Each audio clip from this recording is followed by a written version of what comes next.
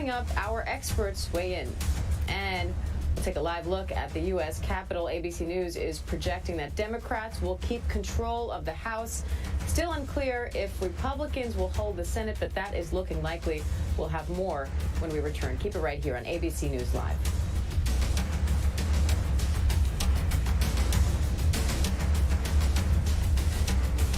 Election 2020 on ABC News Live continues in a moment.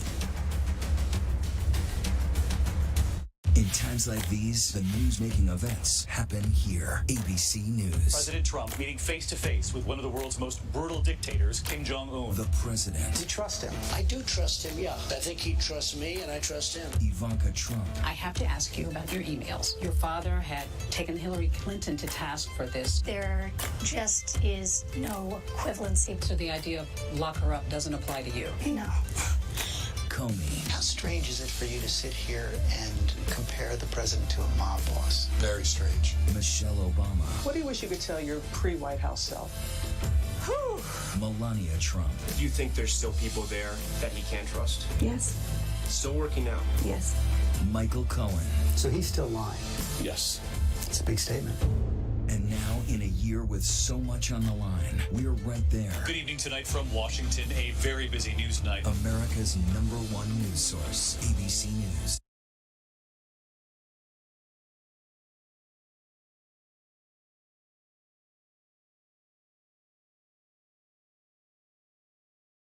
Introducing the Recordish, an okay solution for backup. RuneScape. Download and play now on Steam. RuneScape is a massively multiplayer online role-playing game, played simultaneously with thousands of players around the world. It's a play.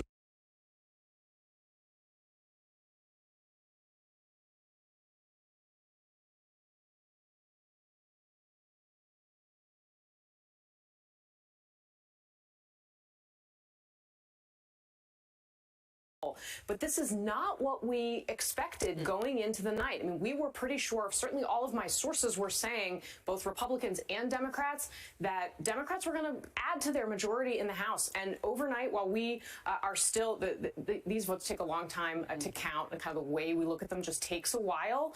So we're not going to know how many seats, but all of my sources are now saying they think Republicans are going to pick up a couple of seats. And very quickly, Savannah, one thing I'm watching, Chuck was going through Pennsylvania. We're going to learn a lot about it. I grew up in Chester County, which is outside. It's a Philadelphia suburb that's really switched from red to blue over the last decade or so. We are expecting potentially to get a big batch of votes. My sources are telling me there, maybe around 7:30, 8 o'clock this morning. That's a place where if you see a very strong Biden margin, he really needs it to be very strong in the suburbs to actually have a hope of ending up winning Pennsylvania. Because there's a wide margin right now. At the moment, the president ahead, but there are a lot of mail-in votes to count in Pennsylvania. Thanks, Casey. Chuck, stick around. We got a lot more ahead. What's the situation in those key swing states that are still up for grabs? We're going to have more on all of that. We're going to speak to, take you to 3 of them live. But first, these messages.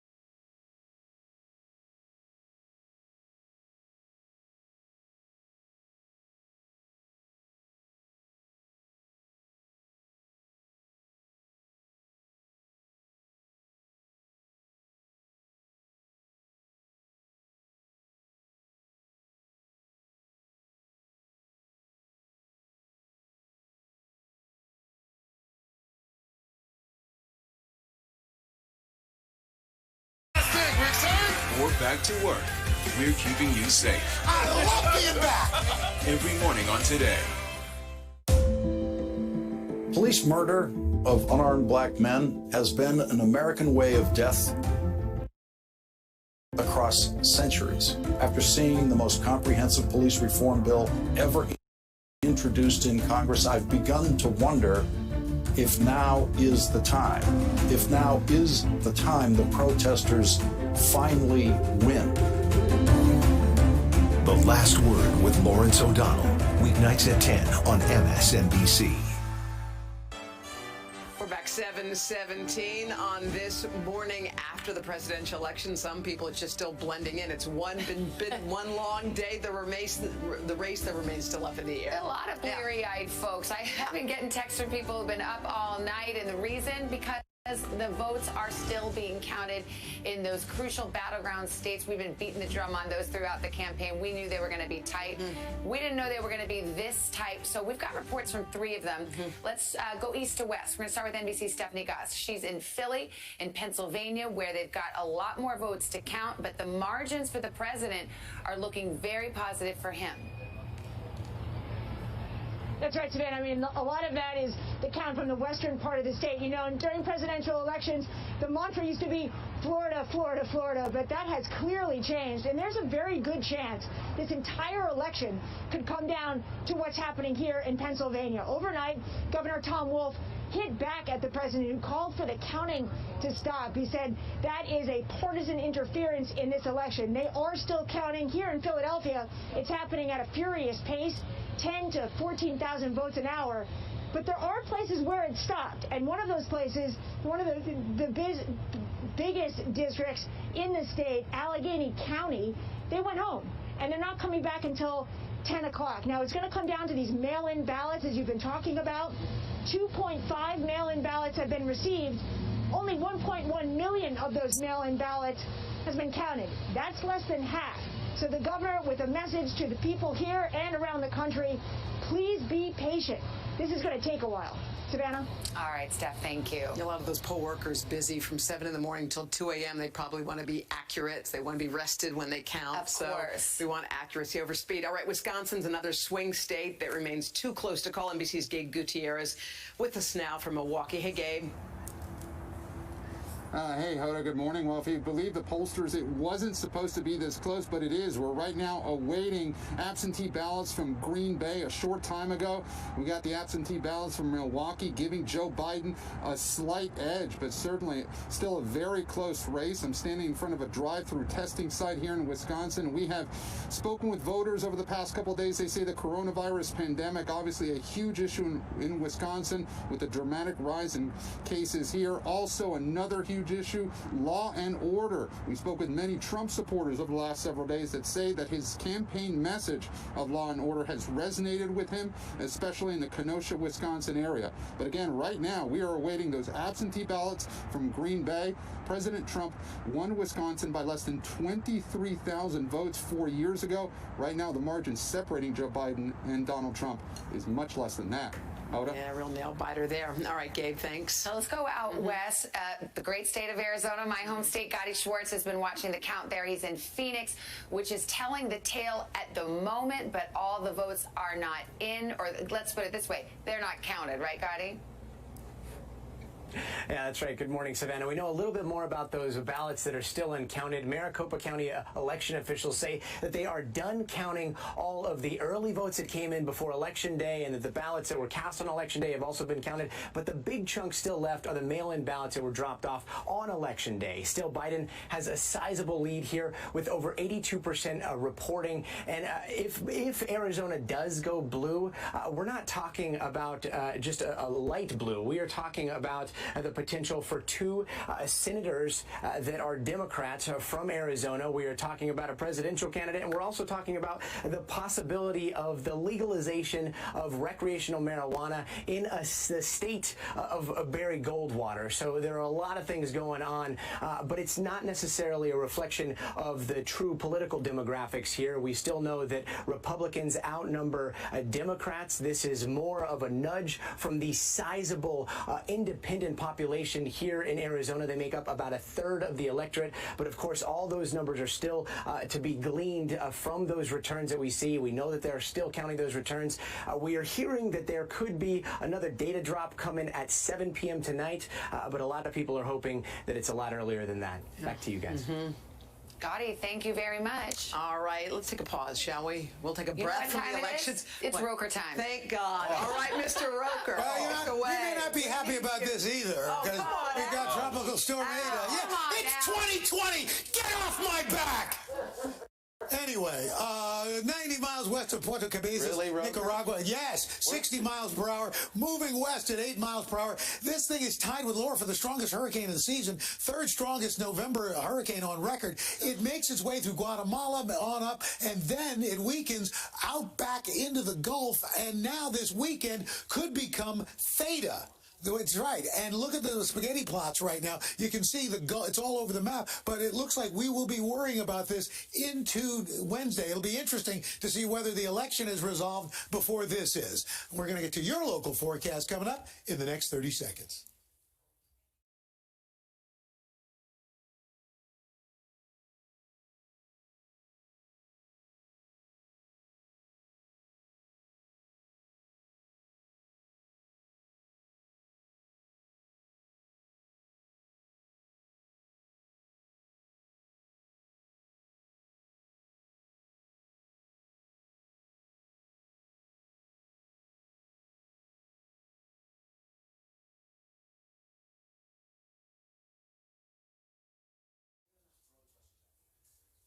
And that is your latest weather. Feeling very good. Got a little love about the pocket watch from Chuck Todd there. Chuck Todd is admiring it's it. stylish. Come on, I mean, I want some of Ellen's energy myself. Yes. I could really use a little Of bit course, of that. you guys were up all night. I got a good night's sleep.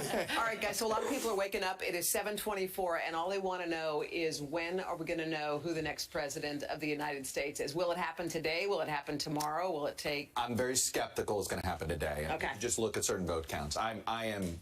I am bullish that we're going to get, that it will have some answers in Arizona. I'm bullish that we'll be able to make a call in Wisconsin and Michigan today. I do. But I'm bearish on Nevada. I'm bearish on Georgia. I just think Georgia is going to be something. I think Georgia is going to be the last state we call. You do?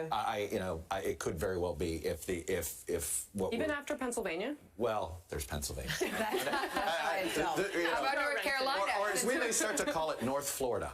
You know, if it was, it's going to Florida on us here a little bit. So, look, what do we have? We have, I think, 8 unresolved states plus Alaska. Alaska is another one we're going to have to wait a while because literally the vote takes days to come in. But I just can't imagine anybody getting to 270 today. Okay.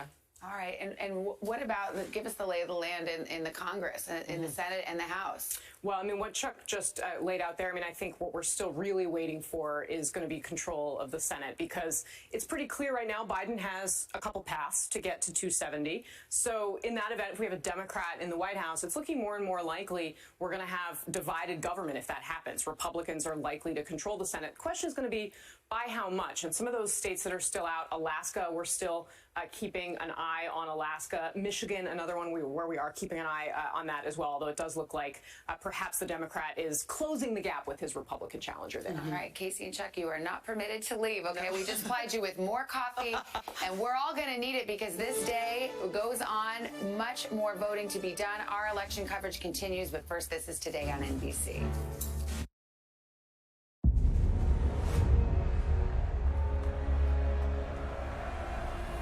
There's nothing on earth quite like this. The UEFA Champions League is back at its new home on CBS All Access. Stream every match of the world's most prestigious tournament live. That's incredible! The UEFA Champions League is back on CBS All Access. There's nothing like it.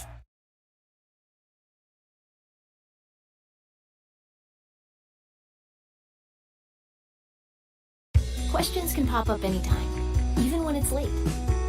When you need solutions to your homework problems, think of Bartleby. Our expert Q&A feature is available anytime you want it, day or night, 24/7. So when others have called it quits for the day, Bartleby is here. Answers to your important questions typically arrive within 1 hour, and you'll find solutions to more homework problems asked by fellow students in our massive Q&A database. Try Bartleby Learn and get 50% off your first month.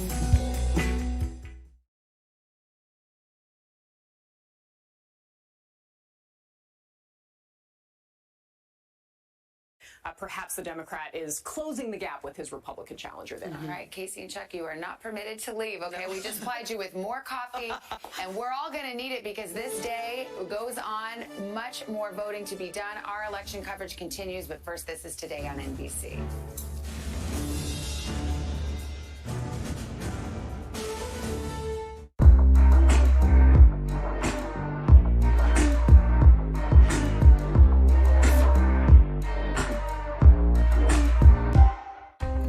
Washington feels more chaotic than ever. It's my job to ask the tough questions, left and right, and help you make sense of it all. You ready to go to work?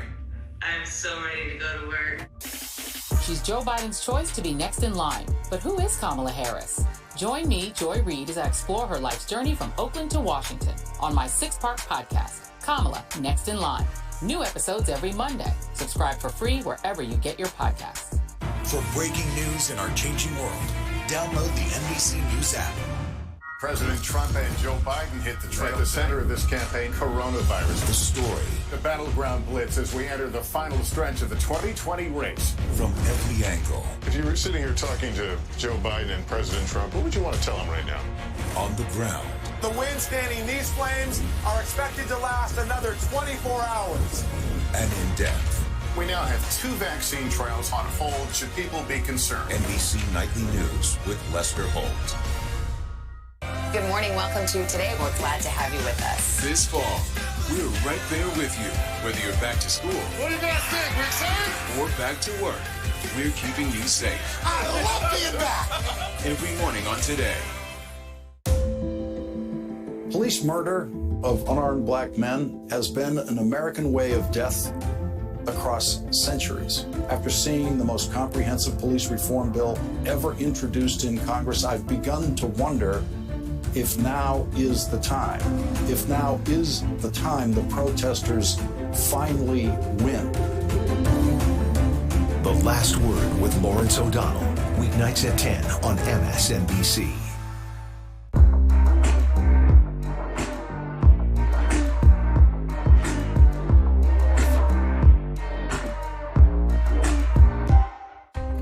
Washington feels more chaotic than ever. It's my job to ask the tough questions, left and right, and help you make sense of it all. You ready to go to work? I'm so ready to go to work. She's Joe Biden's choice to be next in line. But who is Kamala Harris? Join me, Joy Reid, as I explore her life's journey from Oakland to Washington on my 6-part podcast, Kamala, Next in Line. New episodes every Monday. Subscribe for free wherever you get your podcasts. For breaking news in our changing world, download the NBC News app. President Trump and Joe Biden hit the trail. At the center of this campaign, coronavirus. The story. The battleground blitz as we enter the final stretch of the 2020 race. From every angle. If you were sitting here talking to Joe Biden and President Trump, what would you want to tell them right now? On the ground. The wind standing these flames are expected to last another 24 hours. And in depth. We now have 2 vaccine trials on hold. Should people be concerned? NBC Nightly News with Lester Holt. Good morning. Welcome to Today. We're glad to have you with us. This fall, we're right there with you. Whether you're back to school. What do you guys think? We're excited? Or back to work. We're keeping you safe. I love being back. Every morning on Today. Police murder of unarmed black men has been an American way of death across centuries. After seeing the most comprehensive police reform bill ever introduced in Congress, I've begun to wonder if now is the time. If now is the time the protesters finally win. The Last Word with Lawrence O'Donnell. Weeknights at 10 on MSNBC. Good morning. The sun's up. It is 7:30 with a look at the White House on this morning after Election Day. And at this hour, the question remains, who will get to call 1600 Pennsylvania Avenue home for the next 4 years? I'm glad you said the sun's coming up because some things are certain. But as for the election results, not so much this morning. Let us look at where the electoral vote race stands right now. Remember, 270 is the number to get. Right now, Joe Biden has has 224 electoral votes, 213 for President Trump. But those gray states, those are the ones that are either too close to call or too early to call, meaning there's still a significant amount of vote needed to be counted to make a prediction. Seven of those states are the battlegrounds that you've heard so much about: Pennsylvania, Michigan, Wisconsin, North Carolina, Georgia, Nevada, and Arizona. Kind of let everyone know that it wasn't going to be election day. It may be election days or election week, and that's exactly where we are right now. Let's begin this half hour with NBC's Tom Costello. He's keeping his eye on that vote count. Hey, Tom, morning. Yeah, good morning. And, you know, I think it's worth repeating, and we've been saying it for weeks on the Today Show, on NBC Nightly News. The vote will take days and weeks to count, and never in the history of the Republic has a winner been declared on election night. We are looking, by the way, at the highest voter turnout, we believe, in a century, about 157 million votes, and no state declares a winner on election night. They all have their own processes and deadlines to do this. So let's walk through this at the moment. Pennsylvania right now, the governor says they still have about 1 million mailed-in ballots to count. Now, they paused overnight. Absentee ballots postmarked by Election Day, listen to this, can arrive by Friday and be counted. The Secretary of State has insisted, despite what the president has said, that all votes, in fact, will be counted in Pennsylvania. In Georgia, some key counties in Georgia paused counting overnight. There were some problems with some vote tabulation issues in and around the Atlanta area. Also, there was a water pipe that burst in the State Farm Arena where they're tabulating votes. At least 50,000 votes, we believe, right there were paused. So Atlanta will pick up again today. This could take time. We would hasten to add on Georgia. So keep in mind, this is very much still a work in progress. On Arizona, listen to this one. Voters have 5 days to correct their signatures on the ballots. They will not finish voting, or counting the vote, we should say, until November 10th. And so we could still get more data tonight, according to our folks on the ground there. Nevada, mailed-in ballots in Nevada, postmarked by Election Day, can still be counted. Nevada officials say there will be no final tab until Thursday, and specifically they're waiting on Democratic-leaning Clark County for Nevada. We're going to be watching that closely. And then we look at North Carolina. Ballots postmarked by Election Day can be counted.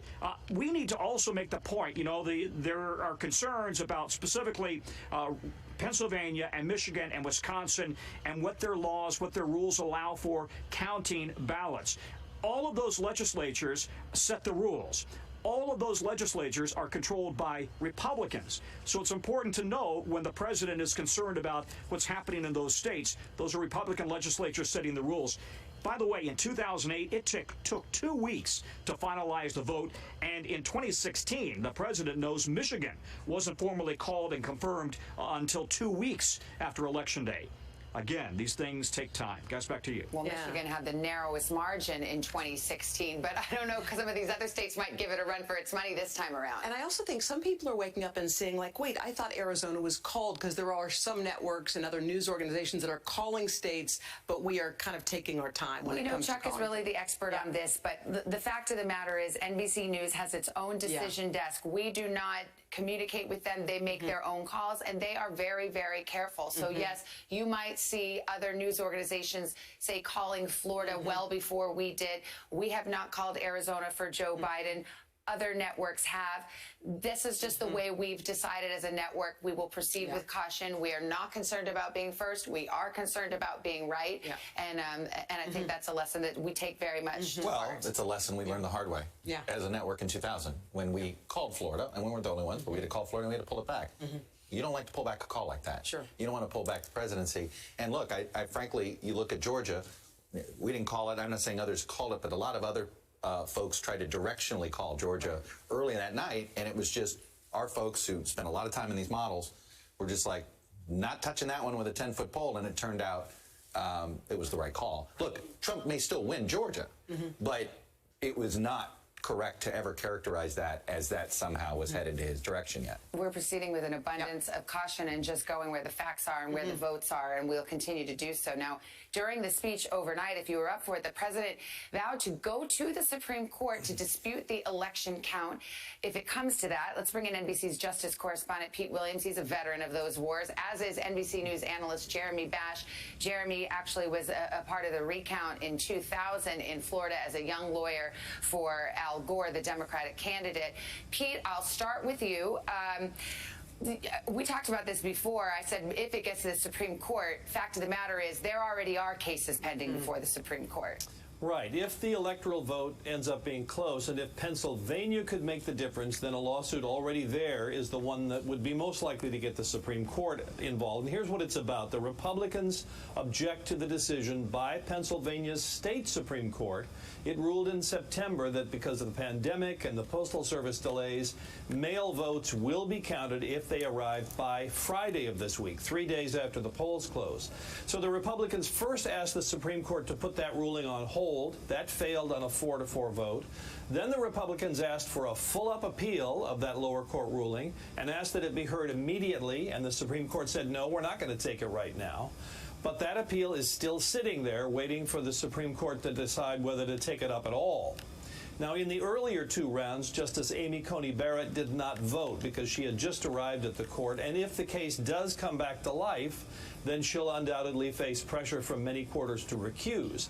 But the justices will no doubt have to ask themselves this question, having turned down the Republicans twice before it was known whether Pennsylvania could be critical, how would it look for the court to then step in and take a grant and grant the Republicans' request to take that case on a fast track, knowing that a ruling could decide the election for President Trump. The Supreme Court felt stung by the criticism that followed Bush v. Gore 20 years ago, and we could find out how much appetite there is on the court to go through that again. Point of clarity as well, that Pennsylvania rule, those ballots have to be postmarked by Election Day so that Actually, they don't. That's that part right? of the problem here. No, they don't have to be postmarked. They either have to be postmarked or there has to be proof that they were mailed after the election, after Election Day. And that's been one of the Republicans' objections. Now, we've talked to the election officials and the Postal Service in Pennsylvania and asked them, do you postmark all the ballots? Because in some places, ballots have prepaid postage, and in that case, they probably don't go through the canceling machine. Wait a minute, Pete. Are you telling me somebody could put a ballot in the mail today as long as it gets there by Friday? Well, that's what the Republicans object to. Now, of course, you have to first ask yourself this question. Could the Postal Service deliver it by Friday if you put it in the mail today? That's a question. But secondly, the way the state Supreme Court ruled, they said that you must count the ballot if it arrives by Friday, if it's postmarked, and unless there is some indication that it was sent after Election Day, then you wouldn't count it.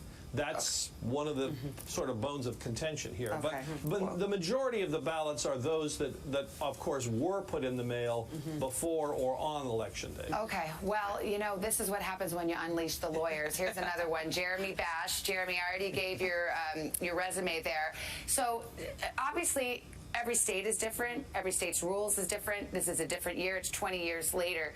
But walk us through what these recount fights really amount to, what it really comes down to. We all remember the hanging Chad in Florida. What are the likely grounds of dispute here in 2020?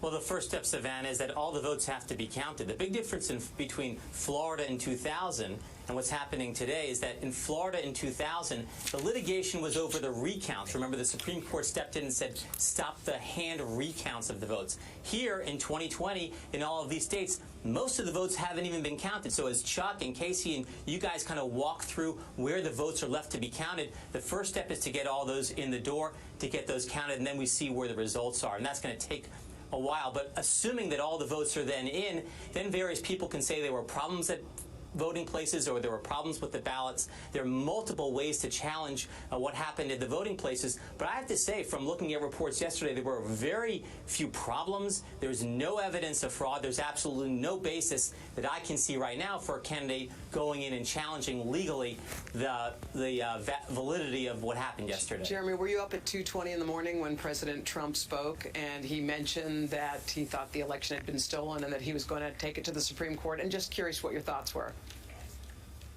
Yeah, I mean, frankly, that's outrageous. I mean, first of all, there's no basis to go to court, let alone the Supreme Court.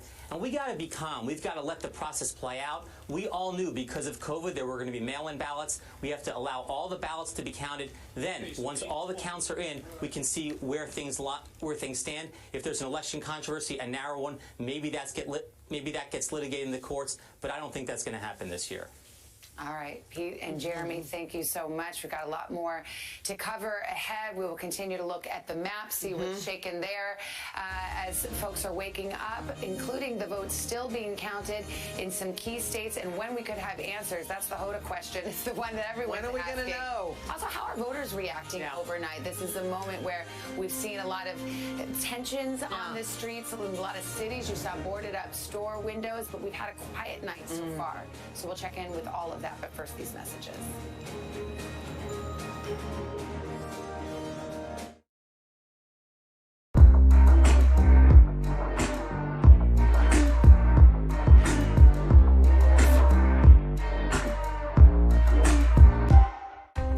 Washington feels more chaotic than ever. It's my job to ask the tough questions, left and right, and help you make sense of it all. You ready to go to work? I'm so ready to go to work. She's Joe Biden's choice to be next in line. But who is Kamala Harris? Join me, Joy Reid, as I explore her life's journey from Oakland to Washington on my 6-part podcast, Kamala, Next in Line. New episodes every Monday. Subscribe for free wherever you get your podcasts. For breaking news in our changing world, download the NBC News app. President Trump and Joe Biden hit the trail. At the center of this campaign, coronavirus. The story. The battleground blitz as we enter the final stretch of the 2020 race. From every angle. If you were sitting here talking to Joe Biden and President Trump, what would you want to tell them right now? On the ground. The wind standing these flames are expected to last another 24 hours. And in depth. We now have 2 vaccine trials on hold. Should people be concerned? NBC Nightly News with Lester Holt. Good morning. Welcome to Today. We're glad to have you with us. This fall, we're right there with you. Whether you're back to school. What do you guys think? We're excited? Or back to work, we're keeping you safe. I love being back. Every morning on Today. Police murder of unarmed black men has been an American way of death across centuries. After seeing the most comprehensive police reform bill ever introduced in Congress, I've begun to wonder if now is the time. If now is the time the protesters finally win. The Last Word with Lawrence O'Donnell. Weeknights at 10 on MSNBC. Morning, you guys. 7:43. It's the morning after the election. The race, as you can tell by our big board right there, still unsettled. President Trump and Joe Biden split. It's 224 for Biden, 213, each trying to get to 270. A whole bunch of gray states there remain up in the air. A lot of votes to be counted. We've got our NBC News political analyst with us, former Democratic Senator Claire McCaskill, and Rich Lowry, editor of the National Review. Both of them joining us and have been up all night as well. So, Rich, let me start with you. You look at the map. There were a lot of surprises for the president, pleasant surprises. Starting with Florida early in the night, he took a commanding lead in Florida, which some people thought was more competitive than it ended up being. Yeah, so Trump overperformed almost everywhere, and certainly in Florida.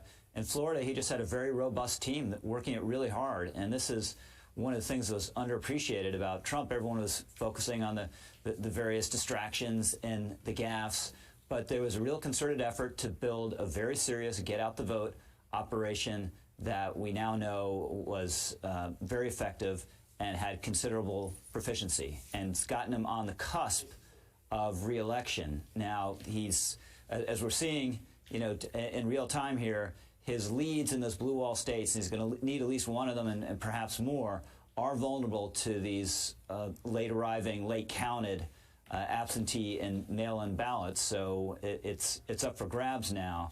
But he wouldn't be here if he and his team hadn't done an incredible job turning out their voters and finding more of them. Claire, there are a lot of unpleasant surprises, I think, that you could say for Biden. I think he was expecting to take some states that ended up going red. Just assess what you see on that big map right there. Well, if you look at that map, there really aren't any states that have been flipped by either candidate yet. Except for, if we want to count Arizona, that would certainly be a flip for Joe Biden. But Nevada was a Democratic state, so if we end up with Nevada, that's not a change. It really still comes down to the states that, credit to the Biden campaign, they focused on. Those 3 states, Wisconsin, Michigan, and Pennsylvania. Let's just assume that the vote tallies turn out the way people are expecting at this point. The irony is that Donald Trump is going to lose the presidency the exact way he won it 4 years ago. And if he takes it to the Supreme Court and the Supreme Court validates it, that will give Joe Biden a lot of credibility, because everybody in the country knows this is a Republican Supreme Court right now.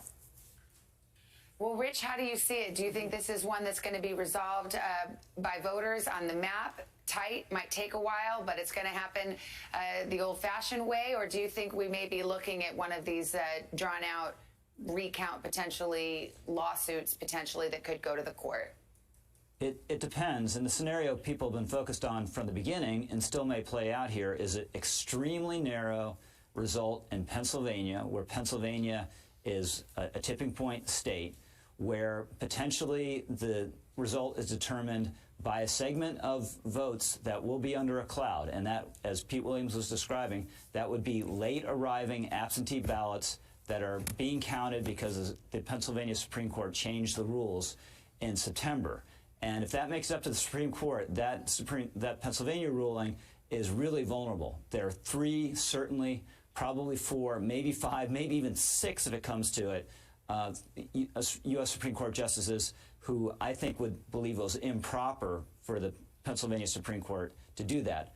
But that's only if it's really close in Pennsylvania, but you can't rule it out. And in fact, I believe the court left it so that those late arriving ballots would be segregated in the event that the court took up that issue. But I know there was a little confusion around the table about that. I think the rule, and Rich, I'm sure you're familiar with it, I think you're a lawyer too, that the ballots have to either be postmarked Election Day and can arrive no later than Friday, or there just has to be no evidence that they were sent after Election Day. So the bottom line is you cannot send a ballot after Election Day under any ruling of the court and expect it to be counted, correct? Right. My understanding, I'm not a lawyer, but my understanding is that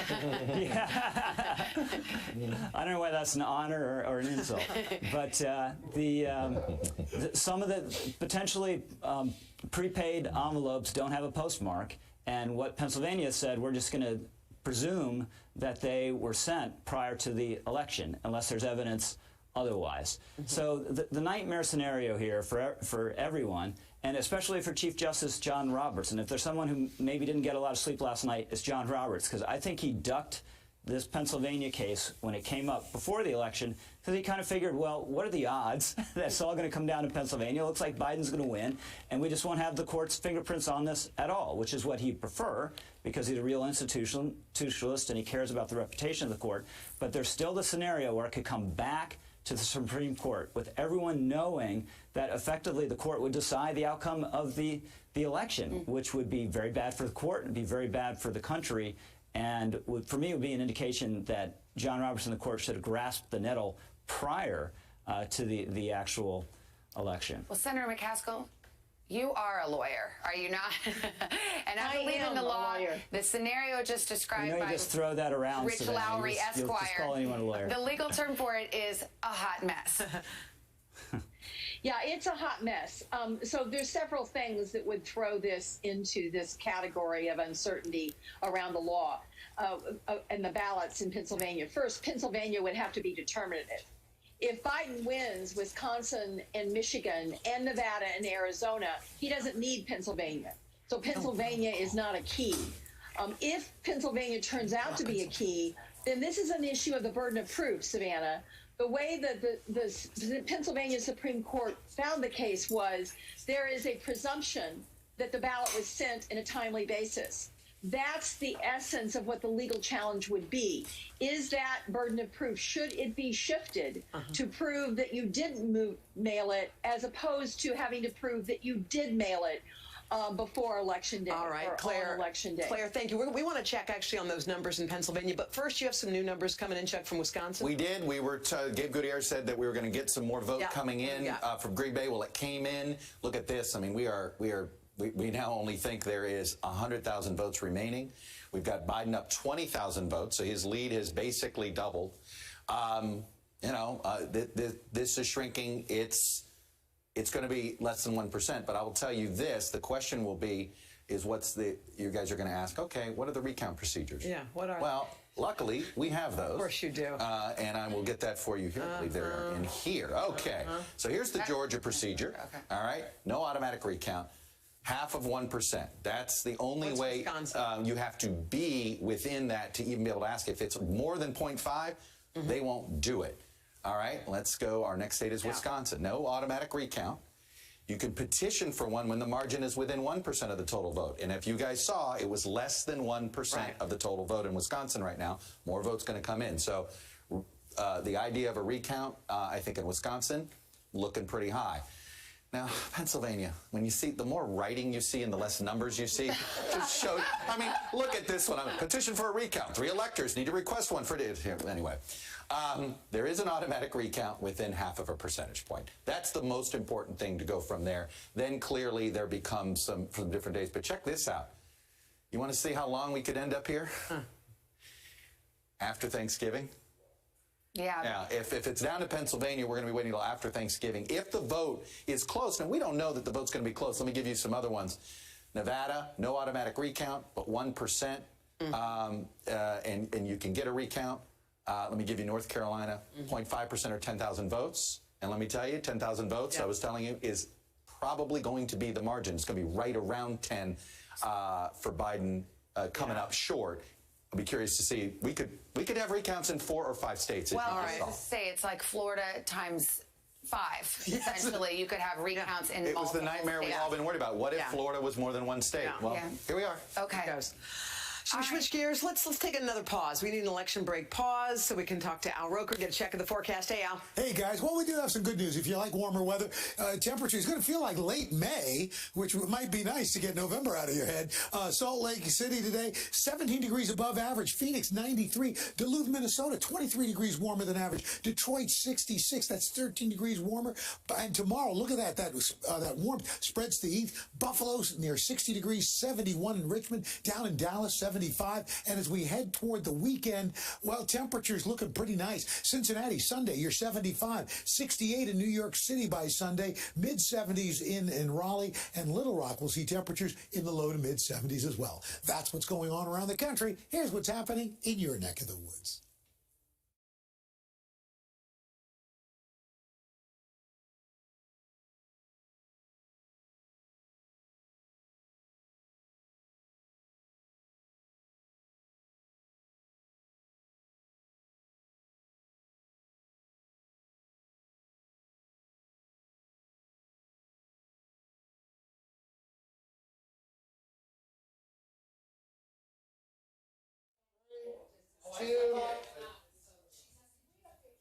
And that's your latest weather. All right, Al, we have a lot of political discussions happening in this moment, don't we?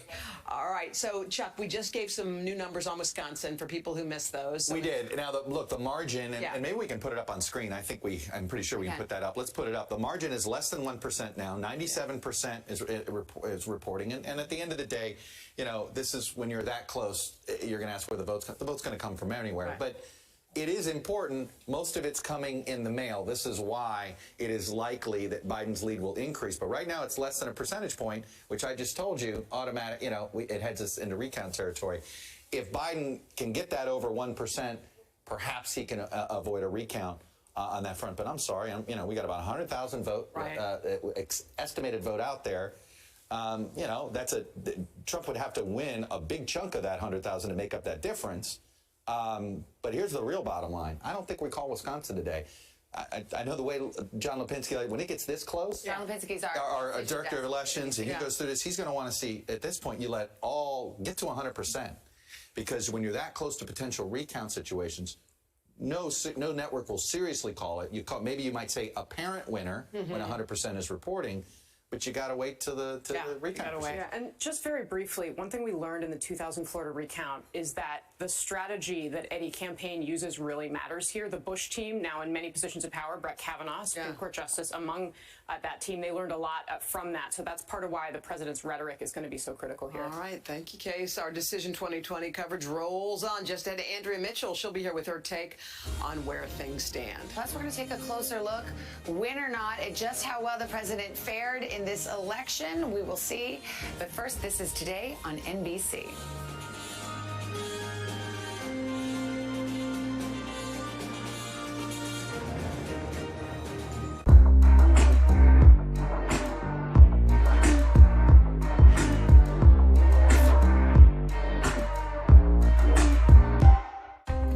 Washington feels more chaotic than ever.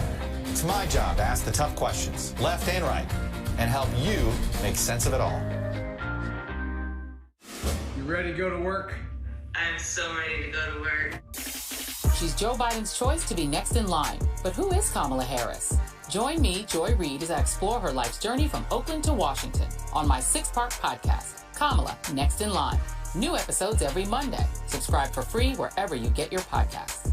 For breaking news in our changing world, download the NBC News app.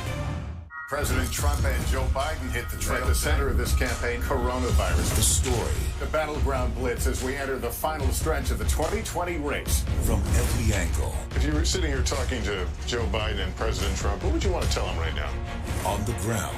The winds fanning these flames are expected to last another 24 hours. And in depth. We now have 2 vaccine trials on hold. Should people be concerned? NBC Nightly News with Lester Holt. Good morning. Welcome to Today. We're glad to have you with us. This fall, we're right there with you.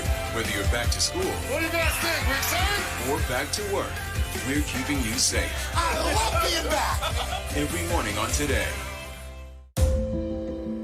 Police murder of unarmed black men has been an American way of death across centuries. After seeing the most comprehensive police reform bill ever introduced in Congress, I've begun to wonder if now is the time. If now is the time the protesters finally win. The Last Word with Lawrence O'Donnell. Weeknights at 10 on MSNBC.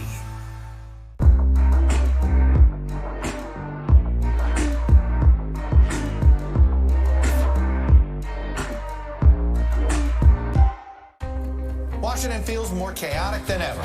It's my job to ask the tough questions, left and right, and help you make sense of it all. You ready to go to work? I'm so ready to go to work. She's Joe Biden's choice to be next in line. But who is Kamala Harris? Join me, Joy Reid, as I explore her life's journey from Oakland to Washington on my 6-part podcast, Kamala Next in Line. New episodes every Monday. Subscribe for free wherever you get your podcasts. For breaking news in our changing world, download the NBC News app. President Trump and Joe Biden hit the trail. At the center of this campaign, coronavirus. The story. The battleground blitz as we enter the final stretch of the 2020 race. From every angle. If you were sitting here talking to Joe Biden and President Trump, what would you want to tell them right now? On the ground. The winds fanning these flames are expected to last another 24 hours. And in depth. We now have 2 vaccine trials on hold. Should people be concerned? NBC Nightly News with Lester Holt. Good morning. Welcome to Today. We're glad to have you with us. This fall, we're right there with you. Whether you're back to school. What do you guys think? We're excited? Or back to work, we're keeping you safe. I love being back. Every morning on Today. Police murder of unarmed black men has been an American way of death across centuries. After seeing the most comprehensive police reform bill ever introduced in Congress, I've begun to wonder if now is the time. If now is the time the protesters finally win. The Last Word with Lawrence O'Donnell. Weeknights at 10 on MSNBC.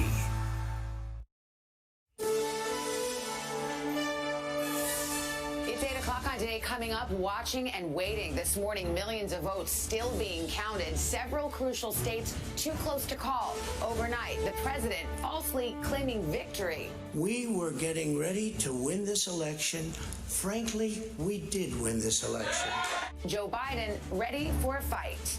I'm here to tell you tonight, we believe we're on track to win this election. We'll have the latest on where everything stands as results are still coming in today, Wednesday, November 4th, 2020. And morning, everybody. Welcome back to Today. It is Wednesday morning. About last night, it's still kind of going on. We don't have an answer in the presidential race. As expected, there are still millions of votes being counted. We had 100 million people vote by mail or vote early in this country, and a lot of those votes are still being counted. Yeah, a lot of people are waking up this morning thinking, who won? Do we have a winner? We do not have a winner yet. If you're just waking up, we want to show you some of the results. What's funny is they're actually rolling in as we speak. We're getting bits and pieces that are coming in right now. They are, and this has been a night of surprises. So let's reset where everything's going right now. In the all-important race to 270 electoral votes, that's what it takes. NBC News has Joe Biden with 224. The president stands at 213, but we've got some tight races. We sure do. There are 9 states, the gray ones you're looking at right there. You know them by heart by now. Pennsylvania, Michigan, Wisconsin, North Carolina, Georgia, Nevada, and Arizona. Along with Maine and Alaska, all too close or too early to call. And also still at stake in this election, control of Congress. At this hour, Republicans are clinging to their majority in the Senate.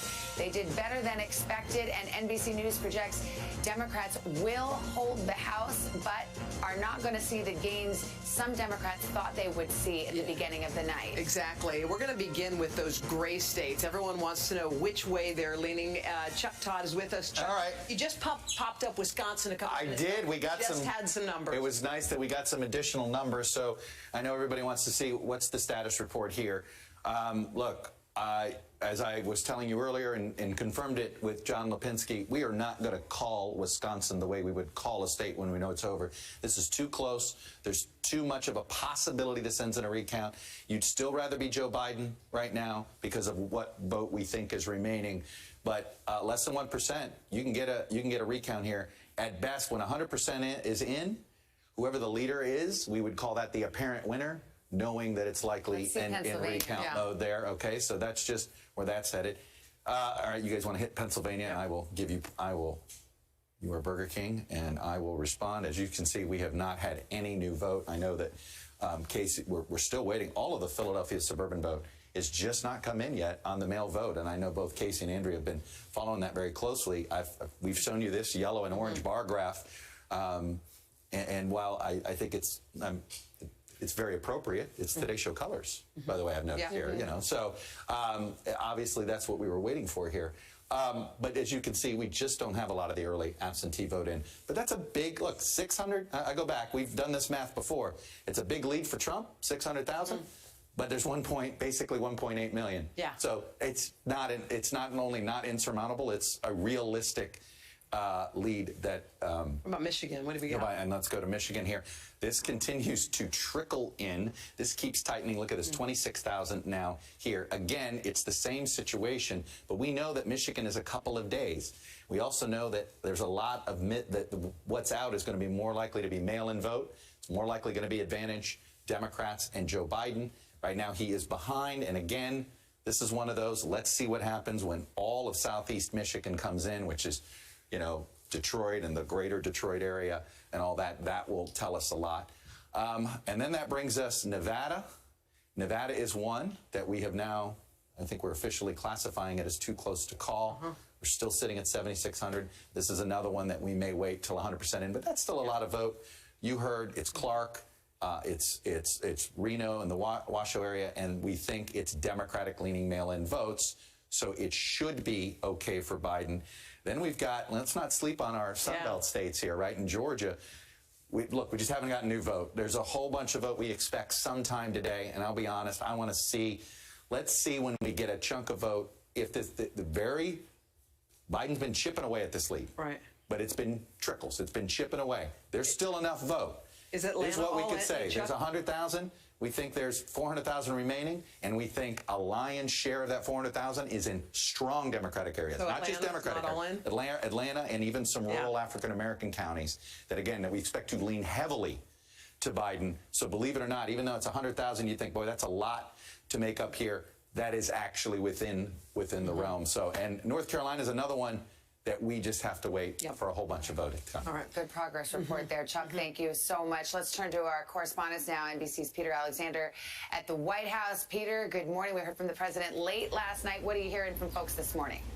Yes, Savannah, no, the folks inside the Trump camp are saying they believe they've won this thing, but the president went even further. He did something he said he would not do. He falsely and prematurely declared victory. The winner of the presidency, of course, has not been determined, as Chuck just showed you, with millions of legitimate votes still to be counted in those states like Michigan, Wisconsin, and Pennsylvania. The president making those remarks in front of supporters here at the White House early this morning.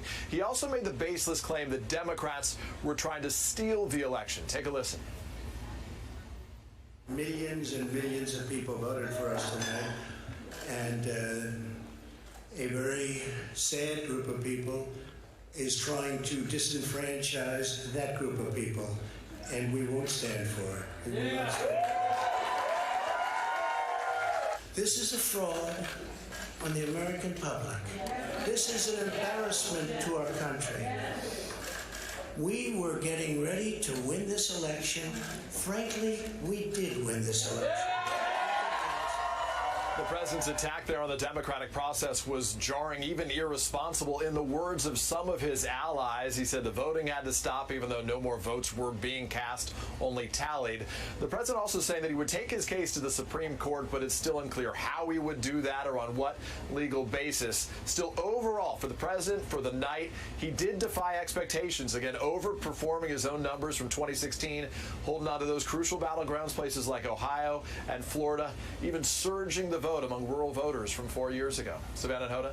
All right, Peter Alexander at the White House. Peter, thank you. Let's check in with the Biden campaign. He has been urging his supporters to be patient as the remaining votes are counting and insisting he is on track to win the White House. NBC's Kristen Welker in Wilmington, Delaware this morning, where Biden spoke overnight. Hi, Kristen. Good morning. Hi, Savannah and Hoda. Good morning to both of you. Well, the Biden campaign this morning expressing confidence and also defiance, blasting President Trump for those statements that Peter just played overnight. The campaign manager calling those statements outrageous and unprecedented. Let me read you a little bit more of what the campaign manager had to say. She says, "We repeat what the vice president said. Donald Trump does not decide the outcome of this election. Joe Biden does not decide the outcome of this election.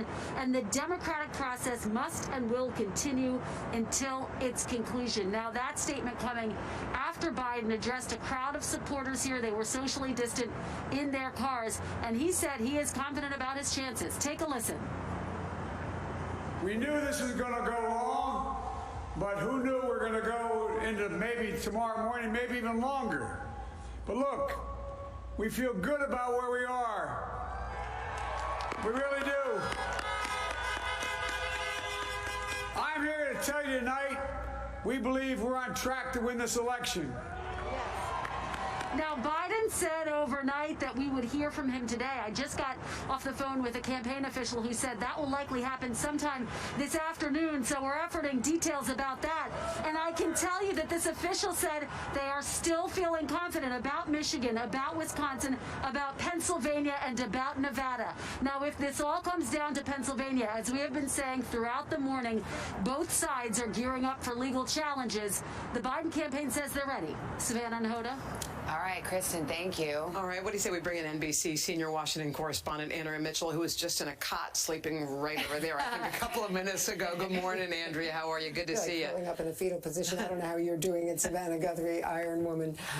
Well, I mean, an incredible outcome or lack of outcome, and Pennsylvania is so critical. We've been talking about it. Chuck's been talking about it in Casey. And what you see when you look at Pennsylvania is, first of all, some of the counties, Allegheny, a big Trump county, is not even going to start counting the mail-ins until 10 o'clock this morning.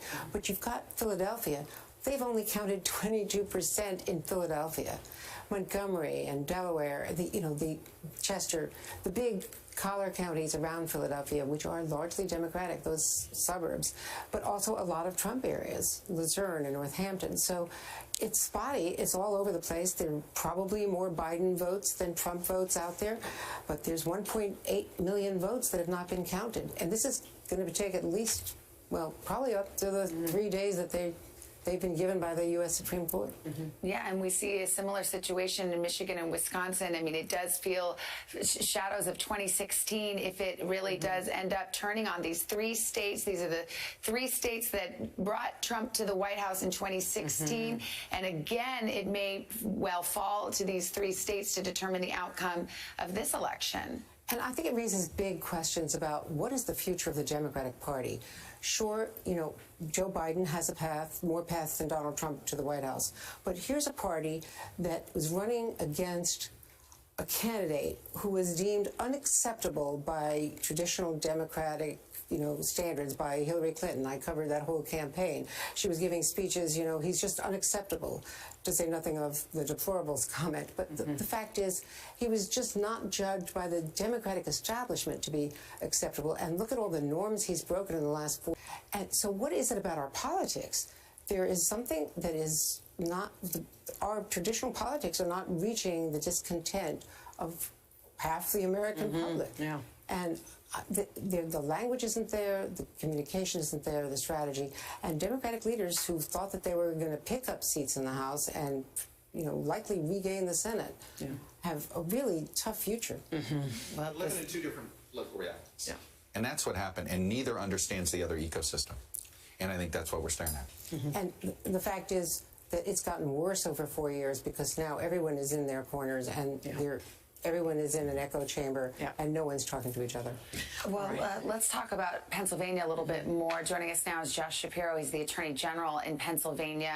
Before we get to your neck of the woods and your line of work, do you have any information or any insight about the process of counting votes in Pennsylvania, when that might start, any issues having to do with the count right now? That's the same question my kids asked me when they jumped on me this morning and want to know what's going on. Here's what I can tell you.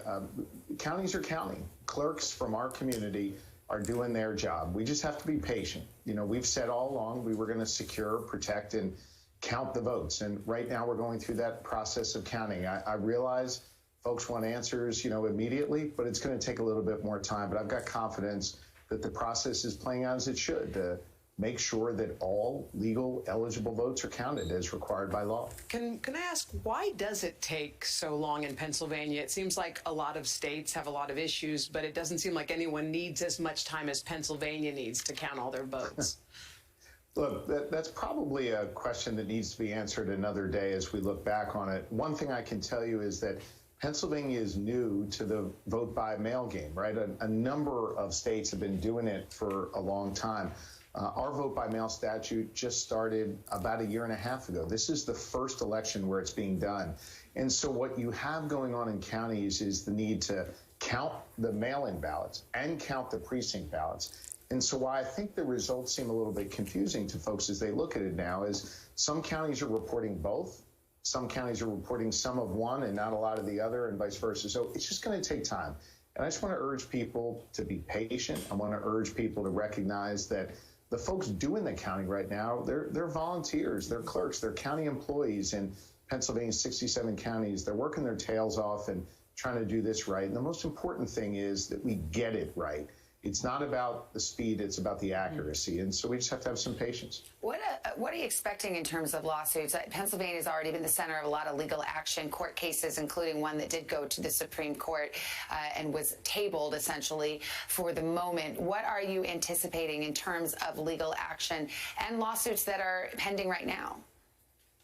Look, my team and I were prepared for the litigation leading up to the election. And we won every single lawsuit to protect people's right to vote. And we were prepared for any lawsuits that came yesterday on Election Day. And there were a few minor things here and there, but it really was a smooth Election Day. And I can assure you and the American people, we're prepared for whatever may come now. The bottom line here is that all legal eligible votes are going to be counted in Pennsylvania. And if need be, we'll go to court to ensure that that is the case. All right, Josh Shapiro, Pennsylvania's Attorney General, thank you for your time. Busy days ahead. We appreciate it. Good to be with you. All right, just ahead, guys, we're going to take a closer look at what the results, the ones that are still coming in as we speak, what they're revealing about the mood of the country. We should comment that it is calm and quiet across the United States this morning. But first, these messages.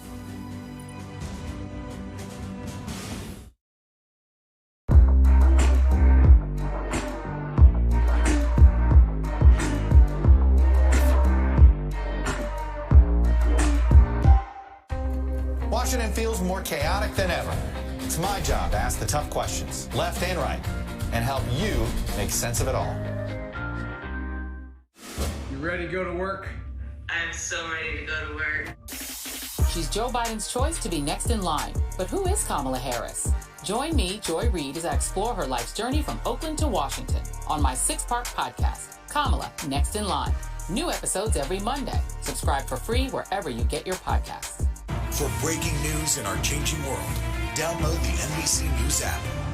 President Trump and Joe Biden hit the trail. At the center of this campaign, coronavirus. The story. The battleground blitz as we enter the final stretch of the 2020 race. From every angle. If you were sitting here talking to Joe Biden and President Trump, what would you want to tell them right now? On the ground. The wind standing these flames are expected to last another 24 hours. And in depth. We now have 2 vaccine trials on hold. Should people be concerned? NBC Nightly News with Lester Holt. Good morning. Welcome to Today. We're glad to have you with us. This fall, we're right there with you. Whether you're back to school. What do you guys think? We're excited? Or back to work. We're keeping you safe. I love being back. Every morning on Today. Police murder of unarmed black men has been an American way of death across centuries. After seeing the most comprehensive police reform bill ever introduced in Congress, I've begun to wonder if now is the time. If now is the time the protesters finally win. The Last Word with Lawrence O'Donnell. Weeknights at 10 on MSNBC. Well, that's how the map looks, and as good a poll as you get. There's no better poll than Election Day, as the cliche goes. But let us check in with 2 of our NBC News pollster, Bill McInturff, Jeff Forward. Bill, as I look at this terrain, I am thinking of those remarks you gave to all of us here at NBC News on a conference call the other day. You said, of course, we pollsters have humility. How could we not? You have 100 million early votes. You have laws about voting that have changed in nearly every single state. You have a pandemic. Well, this has been humbling for pollsters, and a lot of folks are waking up and saying, why were these seeming to be so off? Well, I can understand people's frustration. Let me try to explain it. You read national polls and it says Biden's ahead by 7, 8, 9 points. And by the way, he's going to win this national election comfortably. He's going to win it by more than Hillary Clinton did. But we've got California, Oregon, Washington, New York. We have 30% of our country who are these kind of absolutely core blue states, and Donald Trump's going to lose those states by an average of 25 points. That's not how our country operates. We operate by an electoral college, and as I'm saying today, hey, don't blame the pollsters, blame our founding fathers. They didn't want the elections decided by Virginia. They wanted. But Bill, you're here. Thomas Jefferson is not. You know, it's funny, Savannah, you made a point just a while ago, and Jeff, I'll ask you about this. Is Donald Trump kind of the X factor? Is he the reason that people have difficulty polling? No, I think what Bill is saying is exactly right. This is a 2020 is 2020. It's a unique year, and we are seeing people voting in different ways and counting in different ways. And so I think we do need to be patient. when the voters actually vote and say what they want to say. It's a humbling experience for all of us. And the key right now is there's going to be a lot of time to look at the polls and see what went right and what didn't. But the fact remains that Joe Biden is ahead nationally by 2.6 million votes. That has increased, as Bill has predicted. And I think right now we really need to focus on making sure we're listening to the voters as we did last night, and we'll continue. And look, in 2018, we saw this happen before, where there were candidates who were winning on Election Day, and as the votes came in, as they were counted, there was a different result. And I think, as unsatisfying as that is, we need to be patient and really listen to what the voters are telling us. Well, it's interesting because, Bill and Jeff, I know that pollsters made a lot of changes after 2016. And one thing that Chuck had mentioned to us a couple times is a lesson learned in 2016 is you don't stop polling the Saturday before Election Day. You keep at it because there are late deciders. This is just the back of the envelope on a Wednesday morning, but what are some things that you feel like might be learned in this scenario? Well, again, one of the things we talked about is on our Sunday poll, Trump had closed another point. His job approval is up to 47. And the other thing to remember is we now know that we have the highest percentage of eligible voters voting since 1900. We've kind of shattered that record from 1960 from Kennedy Nixon. And what the Trump people did really well is they said, what we're going to do? We're going to spend a year and we're going to find non-college white voters in core states, and we're going to pick up a little Latino vote, very small African-American vote. But part of what happened last night, and this is your rebuke to the Democratic Party, is that non-college white voting men were in these states voting for the president by 30, 40-point margins. And in our polling, we were getting high numbers like 25 or 30, but not that high. And so those margins by the number of people who came out, this record, unbelievable turnout, and those margins tipped the scale in a way that's, I think, hard to see in a poll. But I do think this is what we outlined as a very realistic possibility, including on Sunday Meet the Press when we talked about the exact 3 states.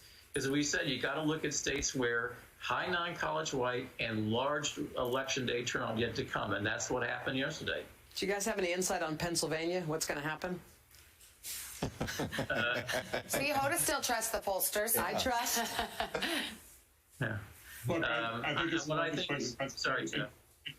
So in particular, as a place we're just going to have to wait and be patient. I know the waiting is very hard to do right now, but because each county is kind of doing things their own way and how they always do things, we need to sit back and let the votes be counted. I will add what Bill was saying is also the number of first-time voters we should be paying attention to, because nationally, first-time voters went to Biden by almost 40 points. But in a number of these battleground states, as Bill alluded to, the Trump campaign really did do a job. It's evident here the margins are much closer with first-time voters who are also more difficult to get into survey samples at times. So that's important to look at as well. Well, Bill and Jeff, we appreciate the work you do and appreciate you coming on and answering questions that a lot of folks have. Bill McIntyre, Jeff Horwitz, our pollsters for NBC News, the Wall Street Journal poll. Thank you. Thanks, guys. Time for another pause. 8:23. Let's go over to Alvaro Garcia. So you're saying it's hard to do a forecast? Oh, wow. Oh, yeah, the meteorologists are all laughing at the pollsters today, aren't they? Yeah. Oh, it's good to be me.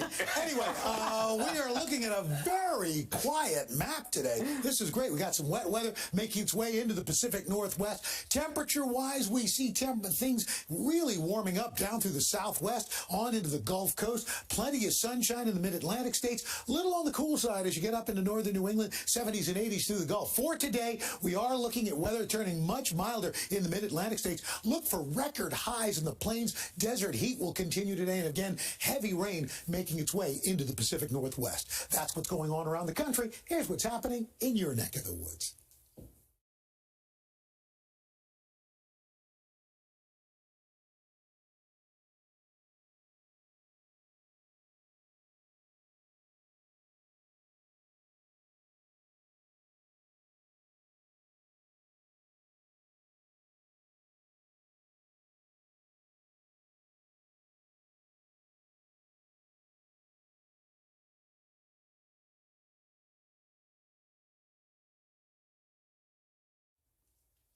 And that is your latest weather. Guys? Well, Al, you made my morning. Yes, we needed you. Yes. We sure did. All right.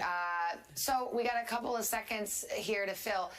Are you expecting any big votes this morning? I mean, well, we are expecting some Southeast Pennsylvania. Okay. I mean, we're in the Philly suburbs. You know, we still have so much vote out there and that will tell us a lot about the direction of Pennsylvania and whether we can get anywhere close. I know you keep asking, are we going to have an answer today? I'm not confident we're going to have a Pennsylvania answer today. Right.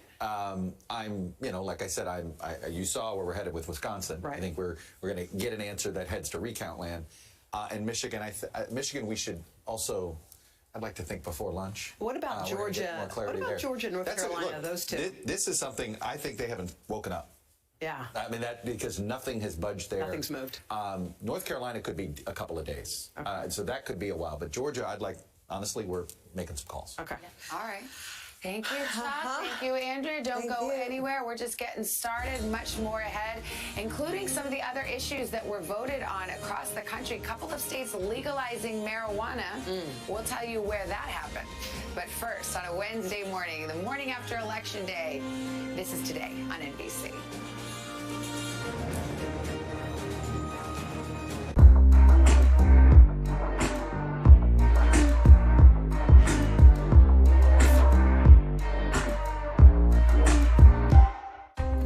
Washington feels more chaotic than ever. It's my job to ask the tough questions, left and right, and help you make sense of it all. You ready to go to work? I'm so ready to go to work. She's Joe Biden's choice to be next in line. But who is Kamala Harris? Join me, Joy Reid, as I explore her life's journey from Oakland to Washington on my 6-part podcast, Kamala, Next in Line. New episodes every Monday. Subscribe for free wherever you get your podcasts. For breaking news in our changing world, download the NBC News app. President Trump and Joe Biden hit the trail. At the center of this campaign, coronavirus. The story. The battleground blitz as we enter the final stretch of the 2020 race. From every angle. If you were sitting here talking to Joe Biden and President Trump, what would you want to tell them right now? On the ground. The wind standing these flames are expected to last another 24 hours. And in depth. We now have 2 vaccine trials on hold. Should people be concerned? NBC Nightly News with Lester Holt. Good morning. Welcome to Today. We're glad to have you with us. This fall, we're right there with you. Whether you're back to school. What do you guys think, Rick? Or back to work, we're keeping you safe. I love being back. Every morning on Today. Police murder of unarmed black men has been an American way of death across centuries. After seeing the most comprehensive police reform bill ever introduced in Congress, I've begun to wonder if now is the time. If now is the time the protesters finally win. The Last Word with Lawrence O'Donnell. Weeknights at 10 on MSNBC.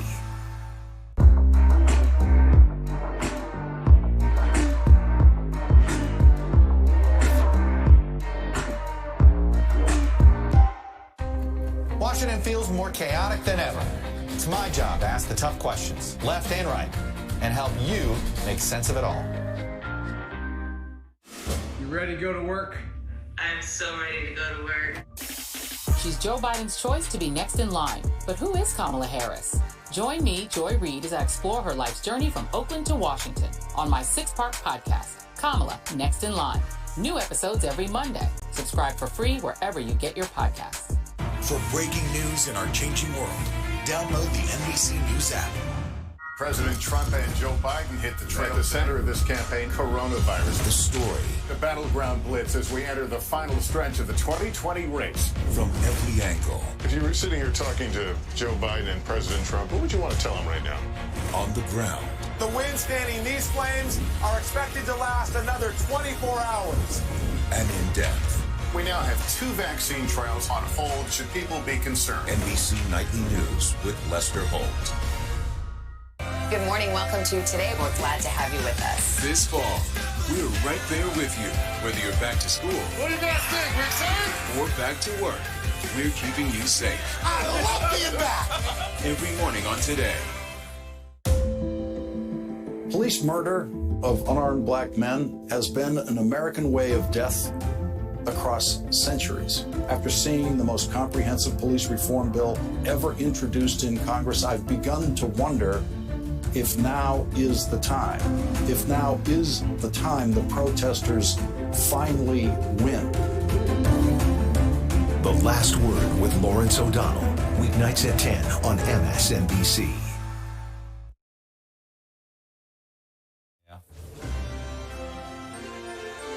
Good morning, guys. 8:30 on this Wednesday morning, the morning after Election Day. And this is what you're looking at. And this is important. This is actually a county-by-county breakdown.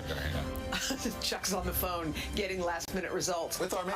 Well, we needed that. That's right. Of where the vote stands this morning. This is when the nation and the world is looking at that map. We're trying to figure out who will call the White House home for the next 4 years. And at this moment in time, we just don't know. We don't. And let's reset things for you. If you're just waking up after a long night, the race to 270 electoral votes, it's on this morning. 224 to 213. That's where it stands at the moment in Joe Biden's favor.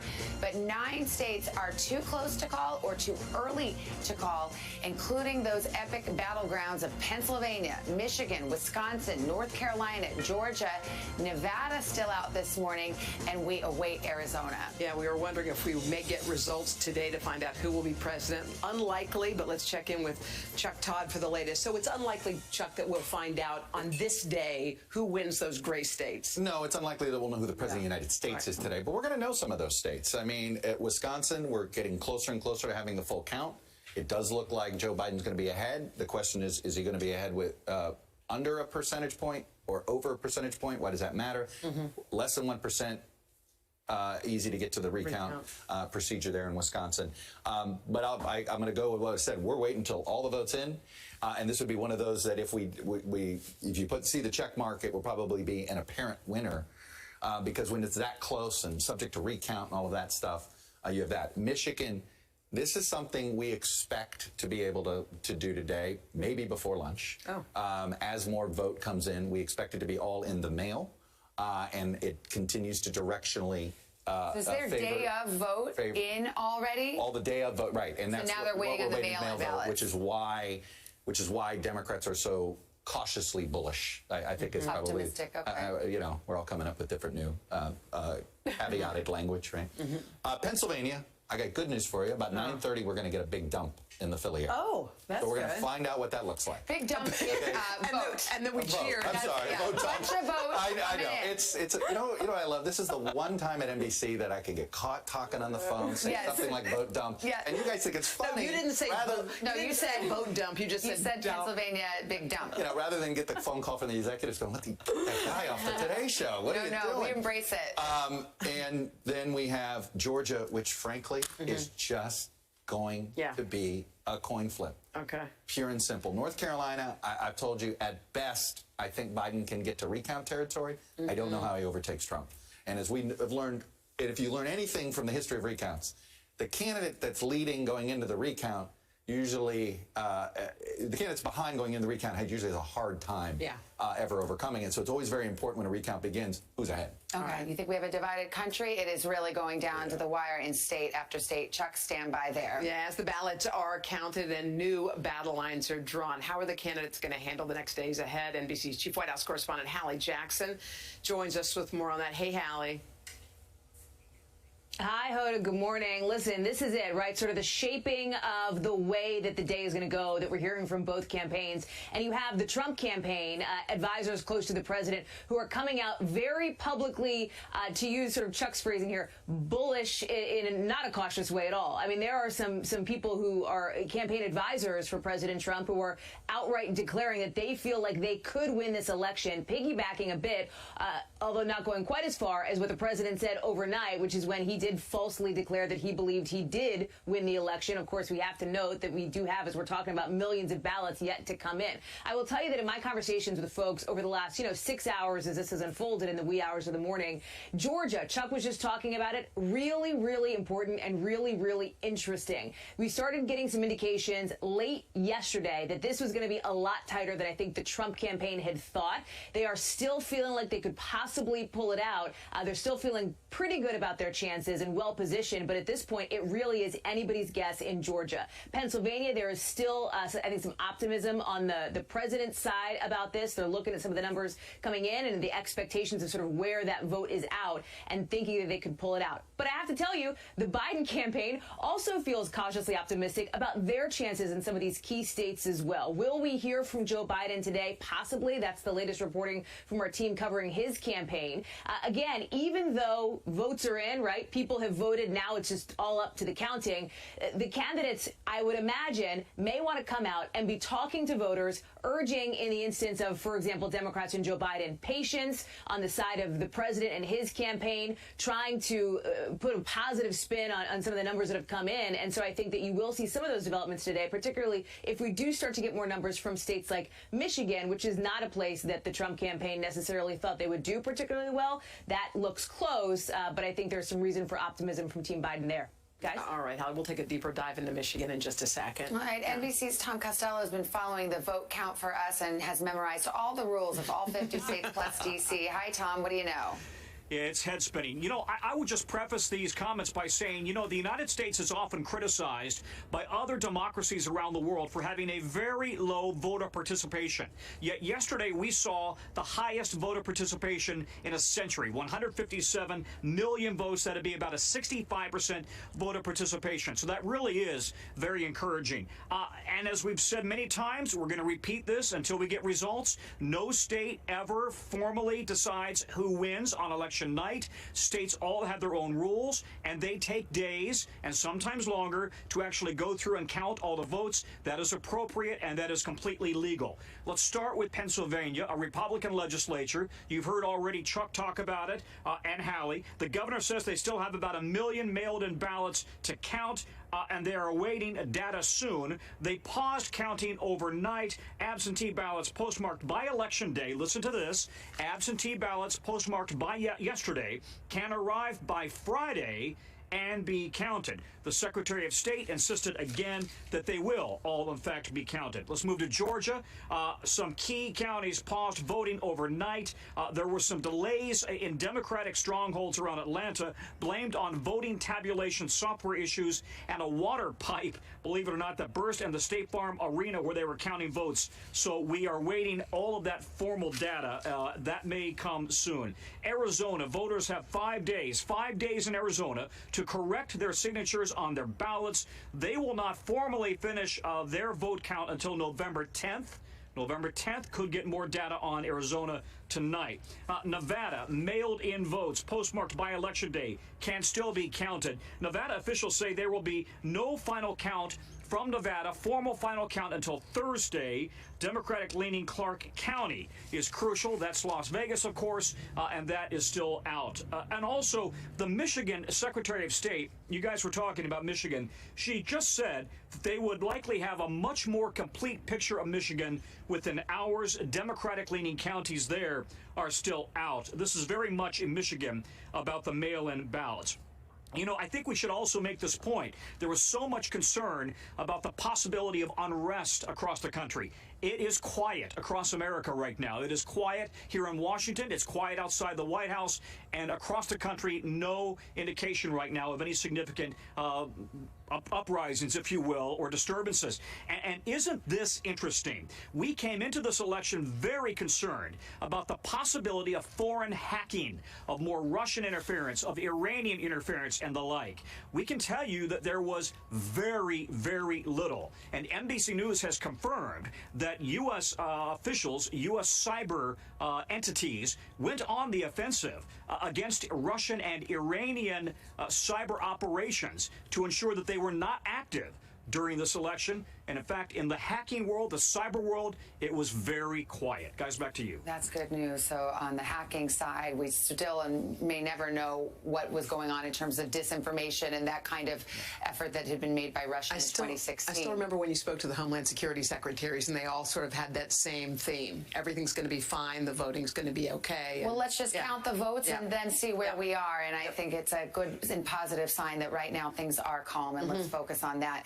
We want to now zoom in on Michigan. We're joined by Democratic Congresswoman Debbie Dingell, who won re-election for a 4th term in the battleground state of Michigan. And Congresswoman, you're also the Michigan whisperer here this morning. We just learned from Tom Costello that the Secretary of State there does expect to, as Chuck would say, dump some votes in the next few hours. How are you feeling about Michigan? You've been one to sound the alarm when you didn't think Democrats were giving it enough love. So I said last week that I thought it was tightening. Some people got mad at me for saying that. I'm not surprised by what we're seeing, but I did not predict the race until Sunday. And Sunday I said that I thought Joe Biden would win, and I say that on Wednesday morning.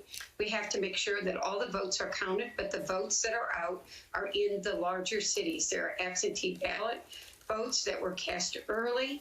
Modeling predicts that there'll be 61% of those will be Democratic votes. And I think when we make sure that all the votes are counted, we got to give people time to do it accurately, respect that, stay calm, that Joe Biden will win Michigan. Right now, 27,000 votes separates the two. How do you account for it being such a tight race? We're actually at 12,000 now. Oh, 12,000. In the actual count, because we're down to 12,000 in Oh, wow. Okay, so even tighter. But how do you account for it being so tight?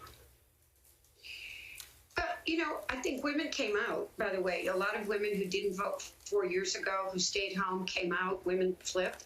I think you want me to be blunt? I think Democrats and Republicans need to do soul searching coming out of this election. We're still divided as a country.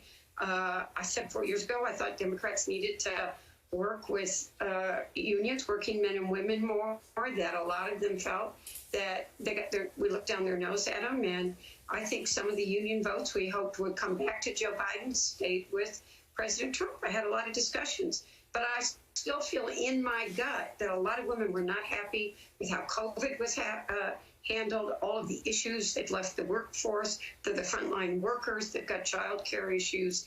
And that's why I think in the end, Joe Biden is going to win Michigan. Congresswoman, as mentioned, you won re-election last night. However, Democrats were hoping to pick up seats in the House. Democrats will retain control of the House, but have not padded their majority, it appears. What do you think? What do you make of that? Well, first of all, you know, I said on Andrea yesterday, I don't trust any of the polls, and I don't trust pollsters. I love my pollster, just so, but I always tell him I don't believe anything he tells me. Having said that, I think what it really is going to force us to do, Senate's going to be closer. It's not looking like the Democrats will take it, but it's still not clear. I think Gary Peters will win in Michigan as well as Joe Biden. It's maybe a little closer. Then we got to work together. You know, if you've been out like I have these last few weeks, probably more than I should, but I'm masked and keep my distance. American people are scared. COVID's their enemy, not red states or blue states. There's a lot of people that are unhappy about all the political partisan bickering. They are worried about their jobs, and they're worried about COVID. I think each of us, has to look at how we're going to come together and actually get some things done for the American people. Or quite frankly, in the next election, they're going to vote everybody out. Well, and all the people said amen. Congresswoman Dingell, thank you very much. It's going to be an incredibly tall order to find that unity she is talking about with the results of this election shaping up the way they are. Well, it's so interesting because when you look at divided government like that, and you look at a Senate and a House that's looking like roughly divided, one argument is that the American people are saying, hey, we want you each to have a role here to play and you should come together.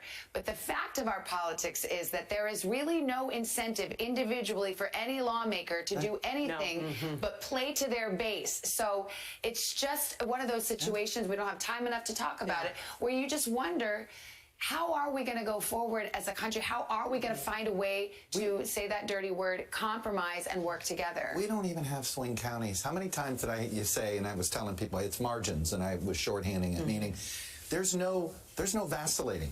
The only swing voter left in America are people that swing between voting and not voting. But when they vote, they have an idea culturally, and I really think it is a cultural realignment. It's been sitting here. It's not the economy. It's not COVID. It is how people, it is the who represents Who is my me. tribe?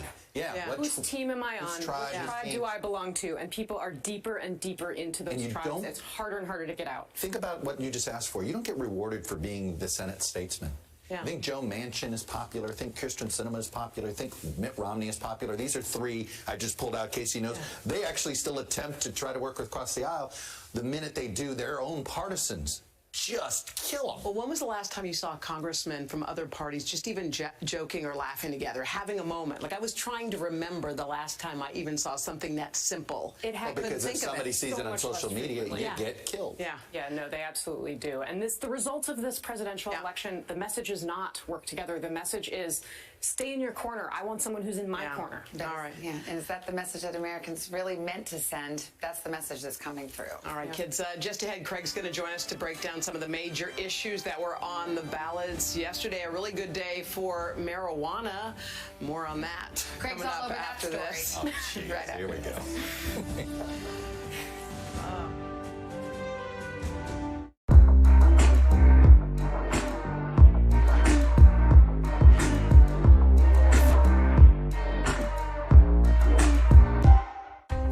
Washington feels more chaotic than ever. It's my job to ask the tough questions, left and right, and help you make sense of it all. You ready to go to work? I'm so ready to go to work. She's Joe Biden's choice to be next in line. But who is Kamala Harris? Join me, Joy Reid, as I explore her life's journey from Oakland to Washington on my 6-part podcast, Kamala, Next in Line. New episodes every Monday. Subscribe for free wherever you get your podcasts. For breaking news in our changing world, download the NBC News app. President Trump and Joe Biden hit the trail. At the center of this campaign, coronavirus. The story. The battleground blitz as we enter the final stretch of the 2020 race. From every angle. If you were sitting here talking to Joe Biden and President Trump, what would you want to tell them right now? On the ground. The wind-standing these flames are expected to last another 24 hours. And in depth. We now have 2 vaccine trials on hold. Should people be concerned? NBC Nightly News with Lester Holt. Good morning. Welcome to Today. We're glad to have you with us. This fall, we're right there with you, whether you're back to school. What do you guys think, Rick, sir? Or back to work. We're keeping you safe. I love being back. Every morning on Today. Police murder of unarmed black men has been an American way of death across centuries. After seeing the most comprehensive police reform bill ever introduced in Congress, I've begun to wonder if now is the time. If now is the time the protesters finally win. The Last Word with Lawrence O'Donnell. Weeknights at 10 on MSNBC. Welcome back. We are obviously focused on those too close to call races, the presidential race. There's some Senate races. Also, by the way, though, some major down ballot issues that were voted on in several states. Yeah, everything from the legalization of marijuana to the rights of the so-called gig workers. Craig joins us now with more on that. Hey, Craig, morning. Hey, good to see you, ladies. As you mentioned before the break, it was a very good night for weed. We'll start with marijuana. 4 states were added to the list of places that allow recreational marijuana use for adults over 21. Here are those states: Arizona, Montana, New Jersey, South Dakota. And if you'll notice there, in most of these states, the margin's pretty substantial. That means that now some 16 million Americans have voted to legalize marijuana in these states, joining another 93 million in 11 other states. So that means that right now, nearly 1 in 3 Americans will soon live in a state where marijuana, recreational marijuana, is legal. Some experts say that this could lead to a call to action for the federal government to pass some wide-ranging legalization, as well as marijuana currently remains illegal under federal law. And in addition to those ballot measures, we should also note here that there were some decriminalization measures passed in a few states as well. Let's go from marijuana now to Mississippi. In Mississippi, voters there voted yes to change the state flag. This is what the state flag looked like. This was the immediate past state flag of Mississippi. It was retired in June after 126 years. One of the state flags that still included a Confederate battle emblem. There were two stipulations for the new flag. The Confederate emblem had to go, and the words "In God We Trust" had to be added.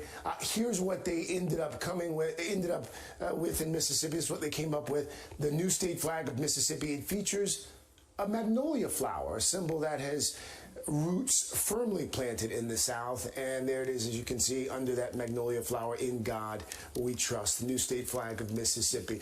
And finally, Proposition 22 was passed in California on Tuesday night. It allows companies like Uber, like Lyft, to continue to treat their drivers as independent contractors instead of employees. That exempts them from state labor laws that would have forced them to pay drivers for health care and other benefits. As a concession to labor advocates, though, the initiative does offer a wage floor. So there's just a look at a few of the down ballot initiatives that were passed around the country last night. All right, Craig, thank you. We're keeping our eye on the presidential race. You can see the numbers there. 224 for Joe Biden. We got 213 for Donald Trump. Everyone trying to reach 270. Yeah, but Chuck Todd says we probably won't have the final answer today, but we could get some answers in some of those key states. Let's go to Al, get a check of the weather. Hold that thought. All right. Hold that thought, Chuck. It's Al's time. I know Friday, it is. sunny and But mild. you know I have stuff. And, nice and warm through the southwest. Pacific Northwest looking kind of wet is into the central parts of the northwest. Mountain snows on Saturday. Springfield out west, and we're in the east, and we're looking at a lot of wet weather through the Gulf. Sunday, another nice day. Heavy snow through the western plains and even into the Rockies. That's what's going on around the country. Here's what's happening in your neck of the woods. Sorry, Don. Couldn't.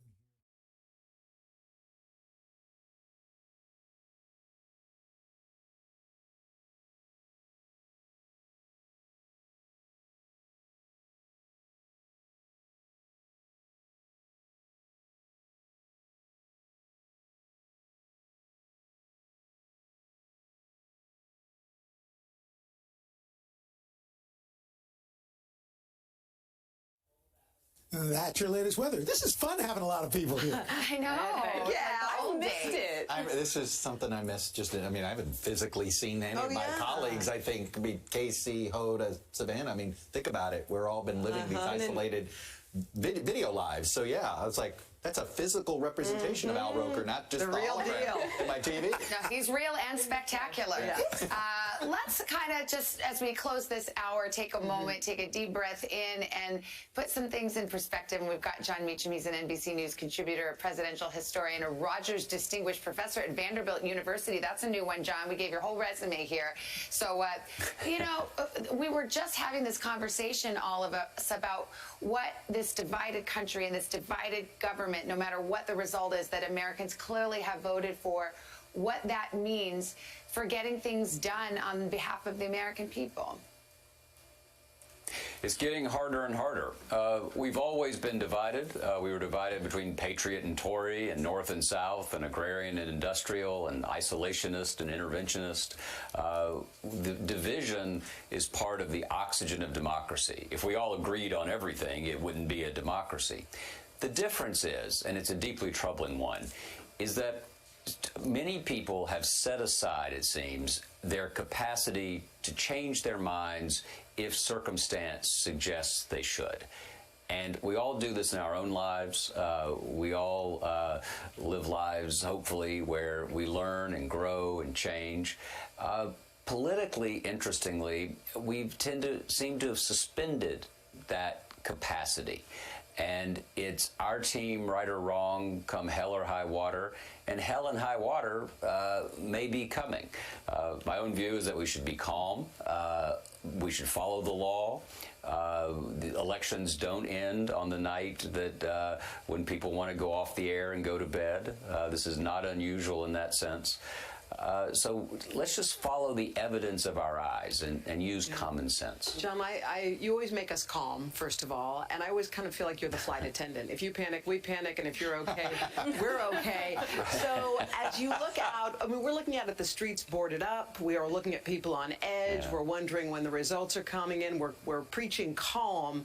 But if you could fast forward a couple of days or a week, what do you see? A lot of this depends on how the president's supporters react to the way the president's going to behave. And there are any number of reasons you could have voted for President Trump, and that's your right. You can't be for democracy for people you agree with and against it if you disagree. But there is a rule of law in the country. There is a process that has served us pretty well for 2.5 centuries. And I think that a lot of folks need to use their own conscience here.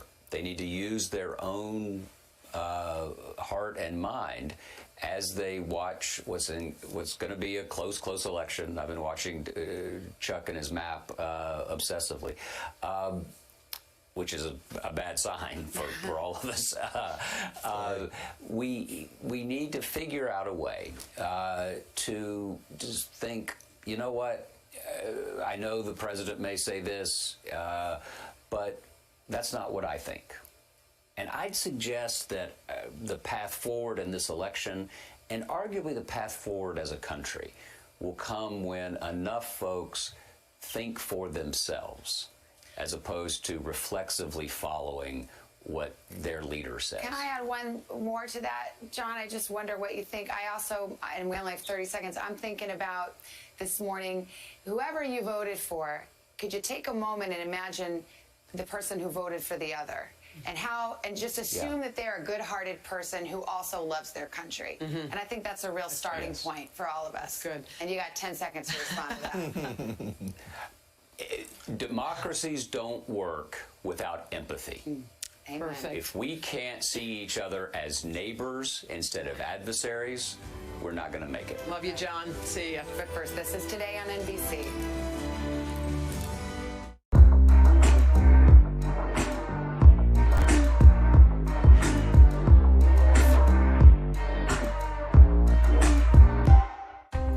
Washington feels more chaotic than ever. It's my job to ask the tough questions, left and right, and help you make sense of it all. You ready to go to work? I'm so ready to go to work. She's Joe Biden's choice to be next in line. But who is Kamala Harris? Join me, Joy Reid, as I explore her life's journey from Oakland to Washington on my 6-part podcast, Kamala, Next in Line. New episodes every Monday. Subscribe for free wherever you get your podcasts. For breaking news in our changing world, download the NBC News app. President Trump and Joe Biden hit the trail. At the center of this campaign, coronavirus. The story. The battleground blitz as we enter the final stretch of the 2020 race. From every angle. If you were sitting here talking to Joe Biden and President Trump, what would you want to tell them right now? On the ground. The wind-standing these flames are expected to last another 24 hours. And in depth. We now have 2 vaccine trials on hold. Should people be concerned? NBC Nightly News with Lester Holt. Good morning. Welcome to Today. We're glad to have you with us. This fall, we're right there with you. Whether you're back to school What do you guys think? We excited? or back to work, we're keeping you safe. I love being back. Every morning on Today. Police murder of unarmed black men has been an American way of death across centuries. After seeing the most comprehensive police reform bill ever introduced in Congress, I've begun to wonder if now is the time. If now is the time the protesters finally win. The Last Word with Lawrence O'Donnell. Weeknights at 10 on MSNBC.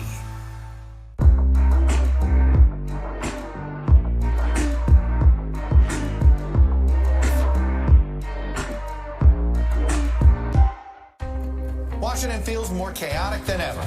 It's my job to ask the tough questions, left and right, and help you make sense of it all. You ready to go to work? I'm so ready to go to work. She's Joe Biden's choice to be next in line. But who is Kamala Harris?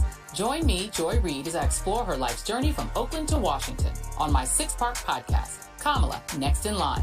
New episodes every Monday. Subscribe for free wherever you get your podcasts. For breaking news in our changing world, download the NBC News app. President Trump and Joe Biden hit the trail. At the center of this campaign, coronavirus. The story. The battleground blitz as we enter the final stretch of the 2020 race. From every angle. If you were sitting here talking to Joe Biden and President Trump, what would you want to tell them right now? On the ground. The wind standing these flames are expected to last another 24 hours. And in depth. We now have 2 vaccine trials on hold. Should people be concerned? NBC Nightly News with Lester Holt. Good morning. Welcome to Today. We're glad to have you with us. This fall, we're right there with you. Whether you're back to school. What do you guys think, Richard? Or back to work, we're keeping you safe. I love being back. Every morning on Today. Police murder of unarmed black men has been an American way of death across centuries. After seeing the most comprehensive police reform bill ever introduced in Congress, I've begun to wonder if now is the time. If now is the time the protesters finally win. The Last Word with Lawrence O'Donnell. Weeknights at 10 on MSNBC.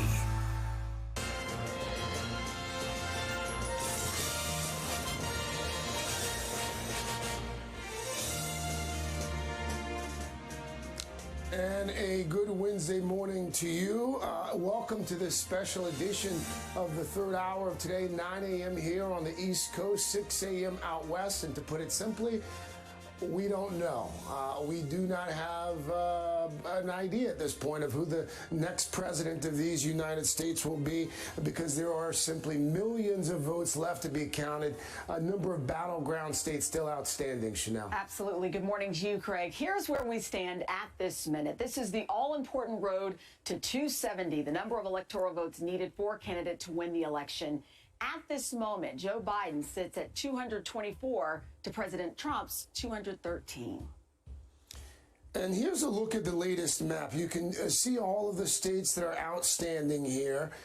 The states that are in gray, either too close to call or too early to call, including crucial battlegrounds, and you know these states by heart by now: Pennsylvania, Wisconsin, Michigan, Georgia. Absolutely. We'll be looking at this map all day, and with so much still unknown, it could be days, possibly longer, until we know who the winner is. So let's all take a breath this morning. We have our team of correspondents standing by to help walk us through everything that's happening today.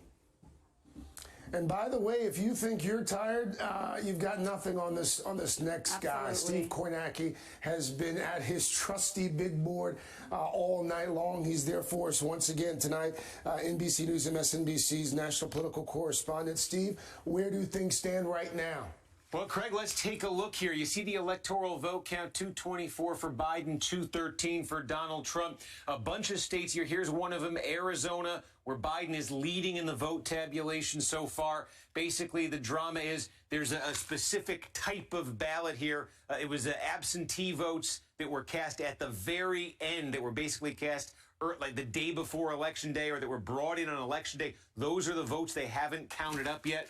I think we just want to get a sense, once they start counting those up, do those look good for Biden, or do they portend some kind of late Trump surge here that would be unforeseen? So Biden, certainly, I think his campaign likes where they're sitting in Arizona right now. That state is uncalled. Nevada, again, slim here, but Biden does lead in the vote, in the tabulation right now. Nevada, not till tomorrow going to release the rest of the vote. The rest of the vote, though, they are telling us it's mail ballots. It's things that are still in the mail right now, mail ballots that arrived today. So, again, I think Democrats probably like that news better than Republicans, because the mail ballots have been good to Democrats. More Democrats voted by mail. Wisconsin, the lead for Biden, 20,000 votes right now. There's a lot of drama there overnight in Milwaukee County with the absentee vote putting Biden ahead. Not a ton of outstanding vote in Wisconsin. So that 20,000 vote lead, again, the Biden campaign feeling good there. Here's an interesting, wow, this just happened, Craig, as we're going through this. Joe Biden has taken the lead in Michigan. And this is one of those states where we were saying it looked like the late counted vote was going to favor Biden, because in a lot of these counties, big counties like Wayne County, where Detroit is, Macomb County, outside Oakland County, they were going to count up their mail ballots late. And we've been seeing Biden all morning make gains there. He's now taken the lead in Michigan. So now Biden has the lead in the tabulation in Arizona, in Nevada, in Wisconsin, and in Michigan. And if you look at the electoral, and by the way, in Maine, which remains uncalled, but statewide Biden leads there. And if you look at the path to 270, if Biden were to get Arizona, hold Nevada, Wisconsin, Michigan, and those 3 electoral votes from Maine, minus a congressional district there, if he were to do that, he'd be at 270. Steve, this is changing minute by minute here. Give us some perspective. We have a little bit of time. In 2016, we know Trump won some states by mere margins, revealing, frankly, we've been talking about it all day, just how split the country was. 4 years later, are we seeing anything different at this point?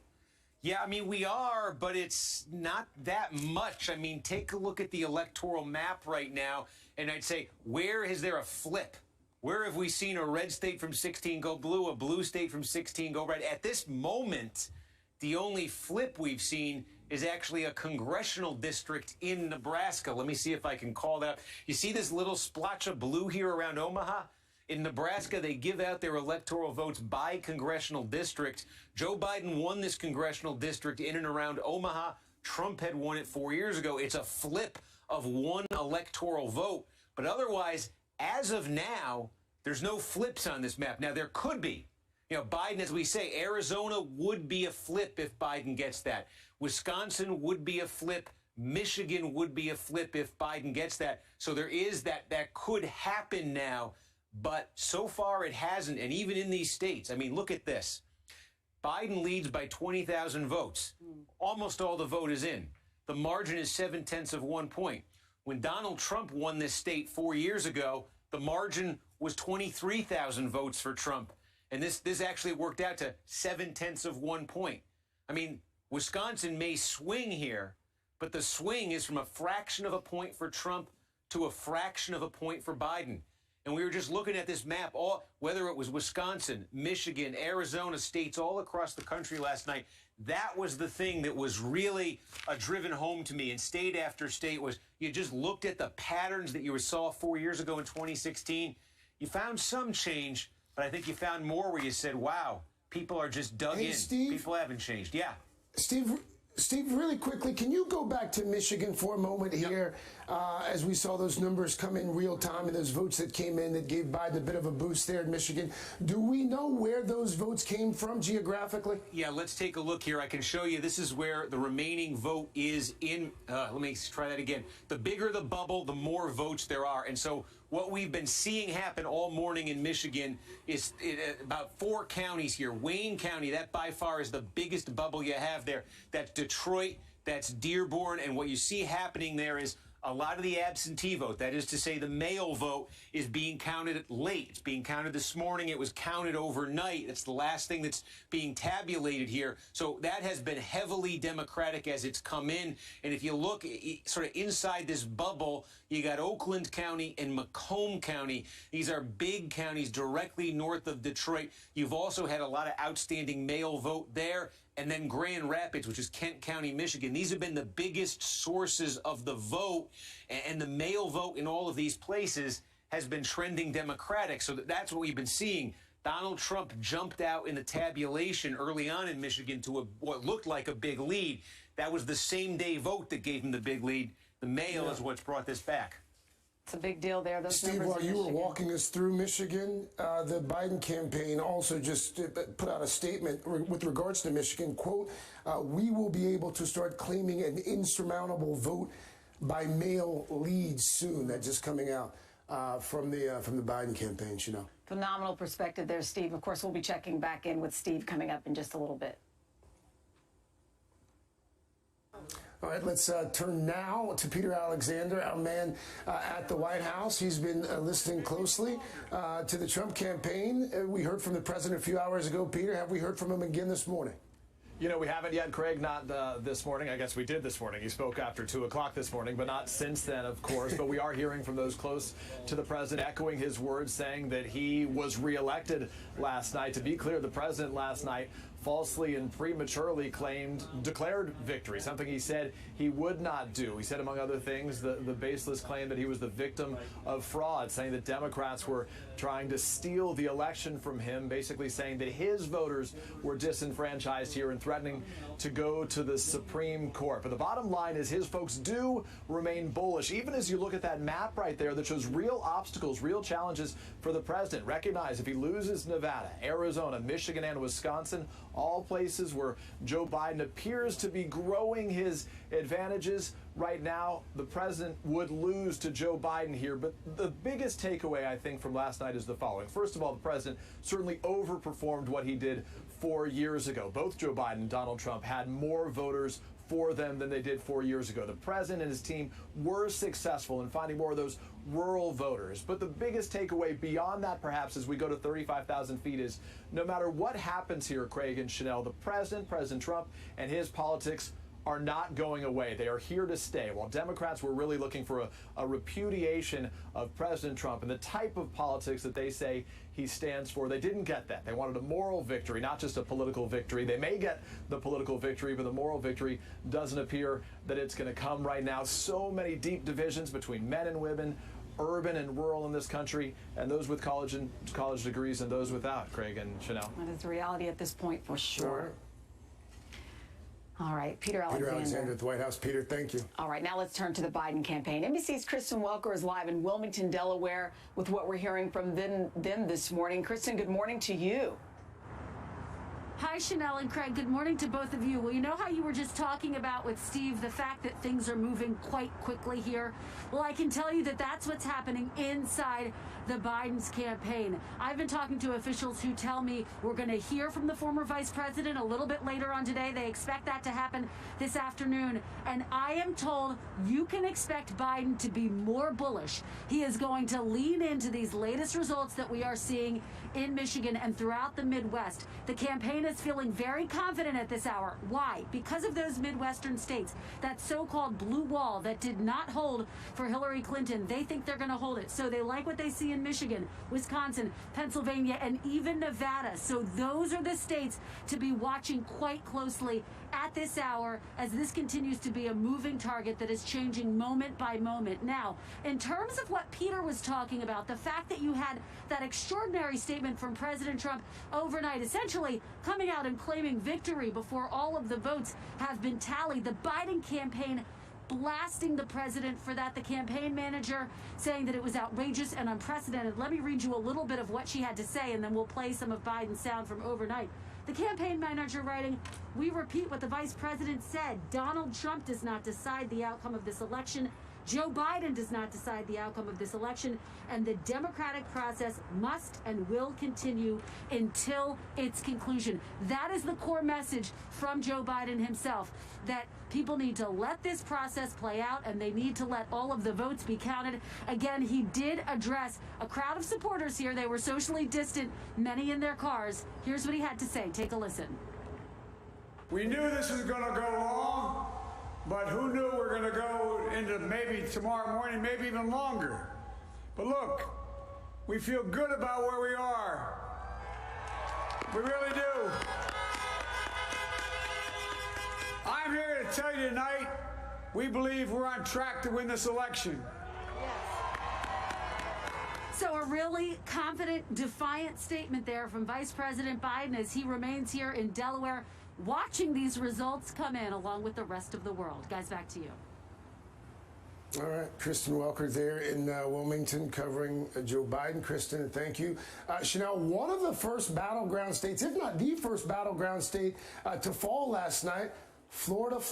Absolutely. NBC's Carrie Sanders is live in St. Petersburg with how the night went in Florida. Carrie, what a night.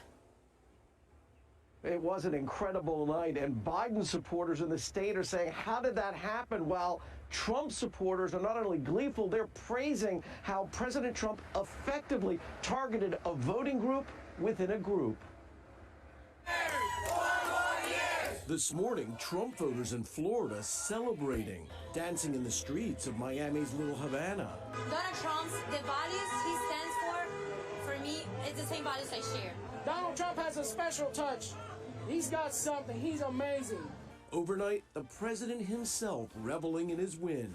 Florida was a tremendous victory. Miami-Dade County key to Trump's Florida victory. It's home to a large number of conservative Latinos, unique in the state and country. You know, Miami is some would say is Hong Kong, right? The rest of Florida is kind of connected. Miami's its own thing. It's its own entity. To go down as one of the most progressive presidents in American history.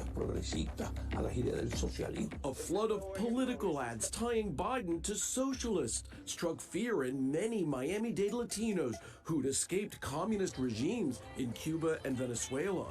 People that like me that was born under a socialist regime, we don't want that happening in the United States. And though the Biden campaign outspent Trump in Spanish-language ads, they came too late, according to one Democratic advisor, helping get out the Latino vote. To Cuban Americans, Venezuelan Americans, socialism is like kryptonite. Did the Biden campaign miss that?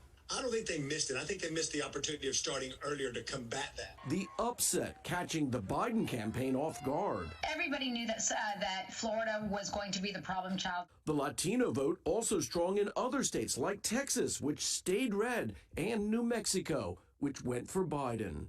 It just shows state by state, population by population, the Latino vote couldn't be more different. Back in Florida, some Biden supporters on social media ready to cut the whole state loose. A lesson for politicians that at your own peril, misunderstanding a group can cost you. Guys? Very good point, Kerry Sanders, as always. We'll be talking a lot about what happened there in Florida. We'll stay with this. Up next, we'll be right back with more of our election coverage.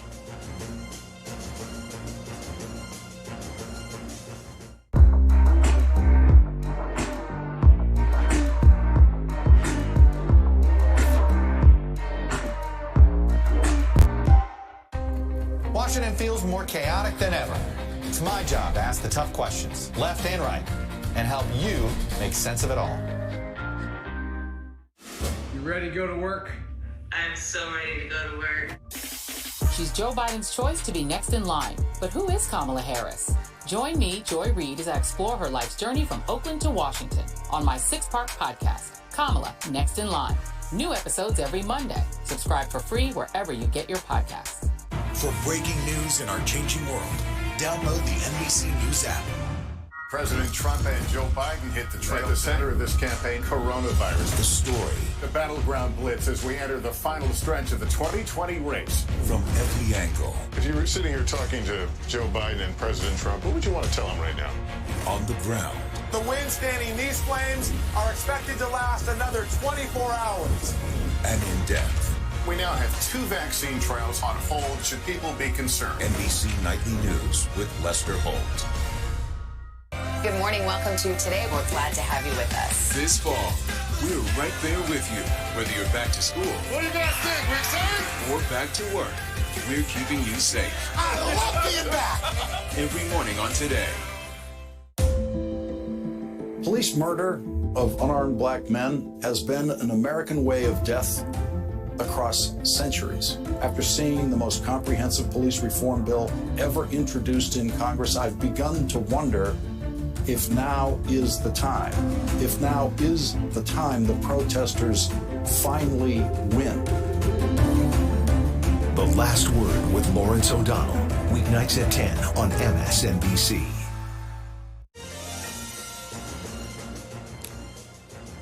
Welcome back to this special edition of the third hour of Today. Up until last night, Chanel, so much of the talk was about the potential for voting irregularities, mail fraud, foreign interference even. But so far, it looks like things, at least from that perspective, went pretty smoothly. That is some good news today. NBC's Tom Costello is monitoring the vote for us. Good morning to you. Where do we start, Tom? Yeah, hi, guys. Well, let me just pick up on the point you just made. You're absolutely right. Homeland Security cyber election officials were very concerned about the possibility of foreign interference. disinformation campaigns, misinformation campaigns. They say it went remarkably well. Really very, very little activity in the cyber world. And part of that is because NBC News has confirmed that U.S. cyber entities, if you will, went on the offensive in the last 24, 48 hours against Russian and Iranian targets that they know would have targeted the U.S. election infrastructure. That may be why it was really a pretty quiet period in the cyber world. Thankfully so. Let's go through where we stand on the various states and when we can expect any sort of a decision. And we should remind the audience that we've talked about the possibility going into the election of a red mirage that turns blue, a blue mirage that turns red. So we have, in fact, seen some of that already. We begin right now with Pennsylvania. And the governor there is saying that they still have about 1 million or so ballots to count. And they are specifically waiting data soon. They paused the counting overnight. Absentee ballots postmarked by Election Day. This is important. Absentee ballots postmarked by yesterday can be counted if they arrive by Friday on 5 o'clock, and all the postmark is correct and accurate. The Secretary of State again insisting that every vote will, in fact, be counted. Let's go to Georgia very quickly there. Some key counties paused voting overnight around the Atlanta area. So we're starting to now get that data in on the Atlanta area vote. The delays there were because of some problems with the voting tabulation software and also a water pipe that burst in the State Farm Arena. So we are waiting for a more complete picture out of Georgia. Arizona. Voters have 5 days. Voters have 5 days to correct their signatures on their ballots. They will not finish voting, or counting the vote, we should say, until November 10th. November 10th. So we expect we may get some more data, though, an updated piece of the pie there today. Nevada, mailed-in votes postmarked by Election Day can still be counted. Nevada officials now say that they will be having no final count announced until Thursday.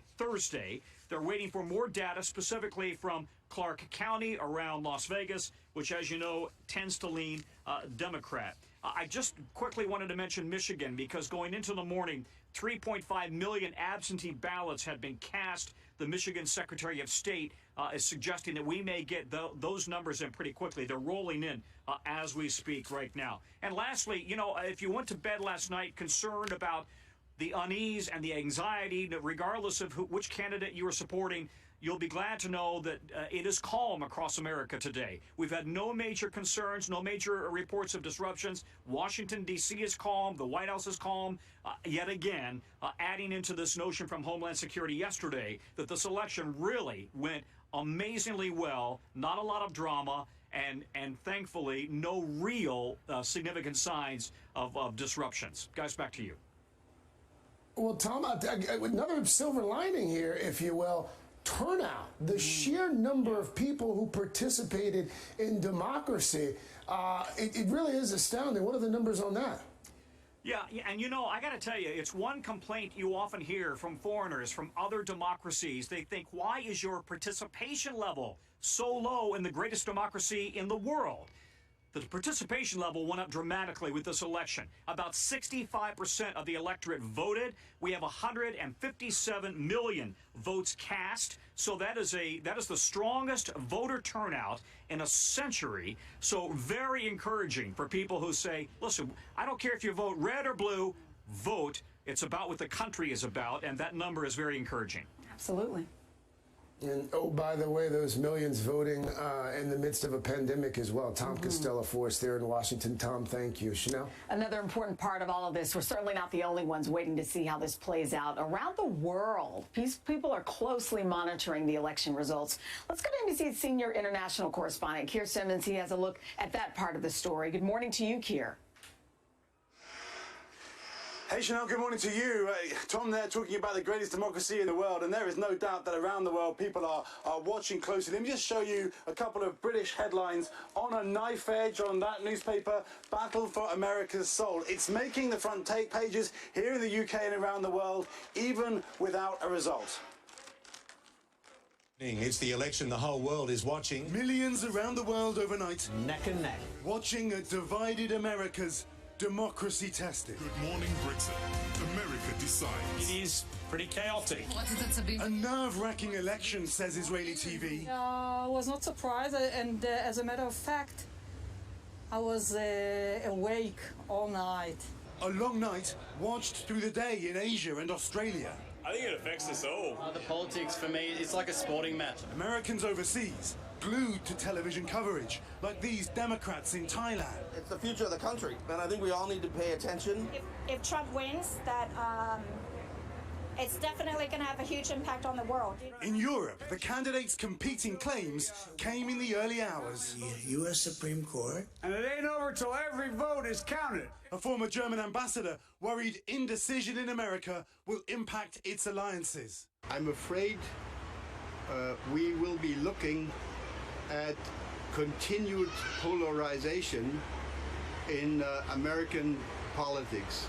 That, for us in Europe, is not exactly good news. Britain, America's closest ally, expressing faith in the US system. We respect the values of democracy and the checks and balances reflected in the US system. America's friends holding their breath. I always thought it was going to be closer than people thought. Very depressed. I mean, I think it's going to be very close. It's going to be drawn out. It's going to be like the 2000 election again. America's foes quick to criticize. In China, the hashtag US election has been viewed 3.4 billion times. America is without hope, says one senior Chinese state media journalist. In Russia, pro-Kremlin media warning of chaos in America. While the Middle East, a region that perhaps more than any other looks to America for leadership. We will not have a good solution from the United States as a Palestinian. I've never seen America that divided, to be honest. Wondering where the world goes now. And while America figures out what it voted for, who it voted for, it's no exaggeration to say, guys, the world is trying to work out what American leadership is going to look like in the years ahead. All right, great report. Thank you, Kier. Now it seems like a good time to take a little breath. Let's get a quick check of your local weather.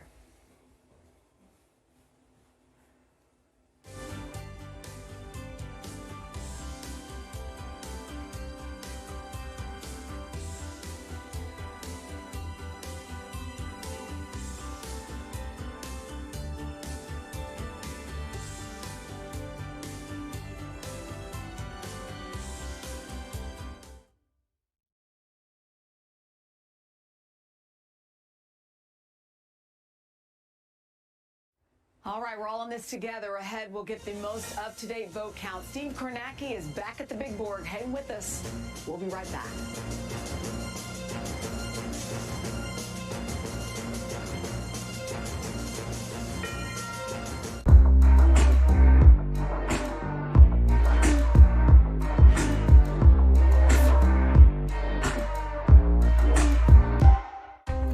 Washington feels more chaotic than ever.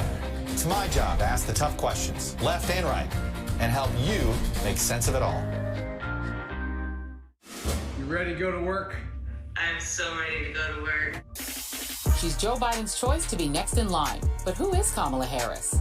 Join me, Joy Reid, as I explore her life's journey from Oakland to Washington on my 6-part podcast, Kamala Next in Line. New episodes every Monday. Subscribe for free wherever you get your podcasts. For breaking news in our changing world, download the NBC News app. President Trump and Joe Biden hit the trail. At the center of this campaign, coronavirus. The story. The battleground blitz as we enter the final stretch of the 2020 race. From every angle. If you were sitting here talking to Joe Biden and President Trump, what would you want to tell them right now? On the ground. The wind-standing these flames are expected to last another 24 hours. And in depth. We now have 2 vaccine trials on hold. Should people be concerned? NBC Nightly News with Lester Holt. Good morning. Welcome to Today. We're glad to have you with us. This fall, we're right there with you, whether you're back to school. What do you guys think? We excited? Or back to work. We're keeping you safe. I love being back. Every morning on Today. Police murder of unarmed black men has been an American way of death across centuries. After seeing the most comprehensive police reform bill ever introduced in Congress, I've begun to wonder if now is the time. If now is the time the protesters finally win. The Last Word with Lawrence O'Donnell. Weeknights at 10 on MSNBC.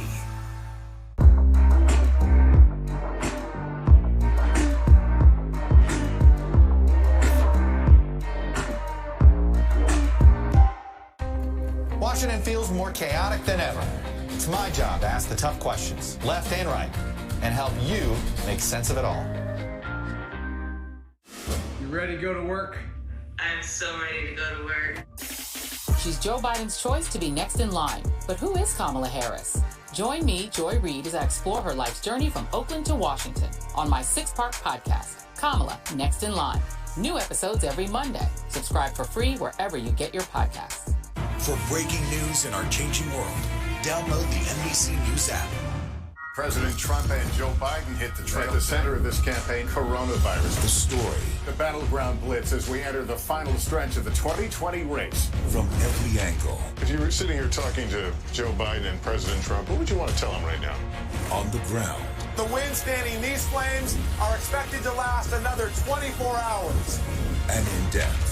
We now have 2 vaccine trials on hold. Should people be concerned? NBC Nightly News with Lester Holt. Good morning. Welcome to Today. We're glad to have you with us. This fall, we're right there with you, whether you're back to school. What do you guys think? We're excited? Or back to work. We're keeping you safe. I love being back. Every morning on Today. Police murder of unarmed black men has been an American way of death across centuries. After seeing the most comprehensive police reform bill ever introduced in Congress, I've begun to wonder if now is the time. If now is the time the protesters finally win. The Last Word with Lawrence O'Donnell. Weeknights at 10 on MSNBC.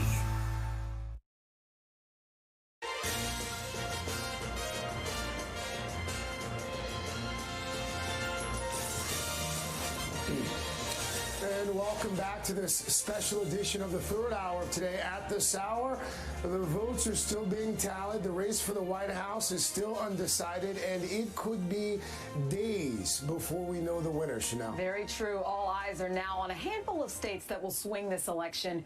Right now, Joe Biden is holding a slight lead in the race to 270, the number of electoral votes needed to win the presidency. Over the past several weeks, both campaigns have focused in on the state of Pennsylvania and its 20 electoral votes. And right now, of course, the Keystone State is certainly too early to call. Here's what the Biden campaign had to say this morning about the vote there specifically. Quote, "We feel confident and we expect Philly vote by mail to drop tonight or tomorrow." And Philadelphia, the city of brotherly love, is where we also find NBC's Stephanie Goss. Stephanie, good morning to you. Why is the Biden campaign so confident about Philadelphia? Well, Philadelphia will be really a stronghold for him. I'm standing in front of the convention center. This has been called the counting factory here. 10 to 14,000 votes an hour are being counted. When you look at the numbers right now, you'll see Trump has a double-digit lead. But you have to put that into context. The outlying and outstanding votes in this state will predominantly go for Biden, but he has to make up a lot of ground. You talk about the counties that have the most votes still to count, includes here Philadelphia. Then it's the Philadelphia suburbs, Montgomery, Chester, which actually is a very conservative suburb and will go for Trump, but we'll have to keep our eye on it to see if Biden can run up some numbers there. And then it's Allegheny County. That's where Pittsburgh is. They went home last night. They're coming back and restarting their count at 10 a.m. It could be days before we know what's happening here in Pennsylvania. And you saw last night Governor Tom Wolf hitting back at the president, who had called on the counting after Election Day to stop. He said that was partisan interference in this election process. Guys, back to you. Hey, Steph, the Attorney General there in Pennsylvania, looks like Steph's putting her earpiece back in, so I think she can hear us now. Can you hear us now, Steph? Steph, can you hear me? I got you, Craig. Okay. The Attorney General there was on our air just a few hours ago and said that they were preparing for lawsuits in Pennsylvania. Any idea whether lawsuits there will affect when we could learn the outcome of the election in Pennsylvania?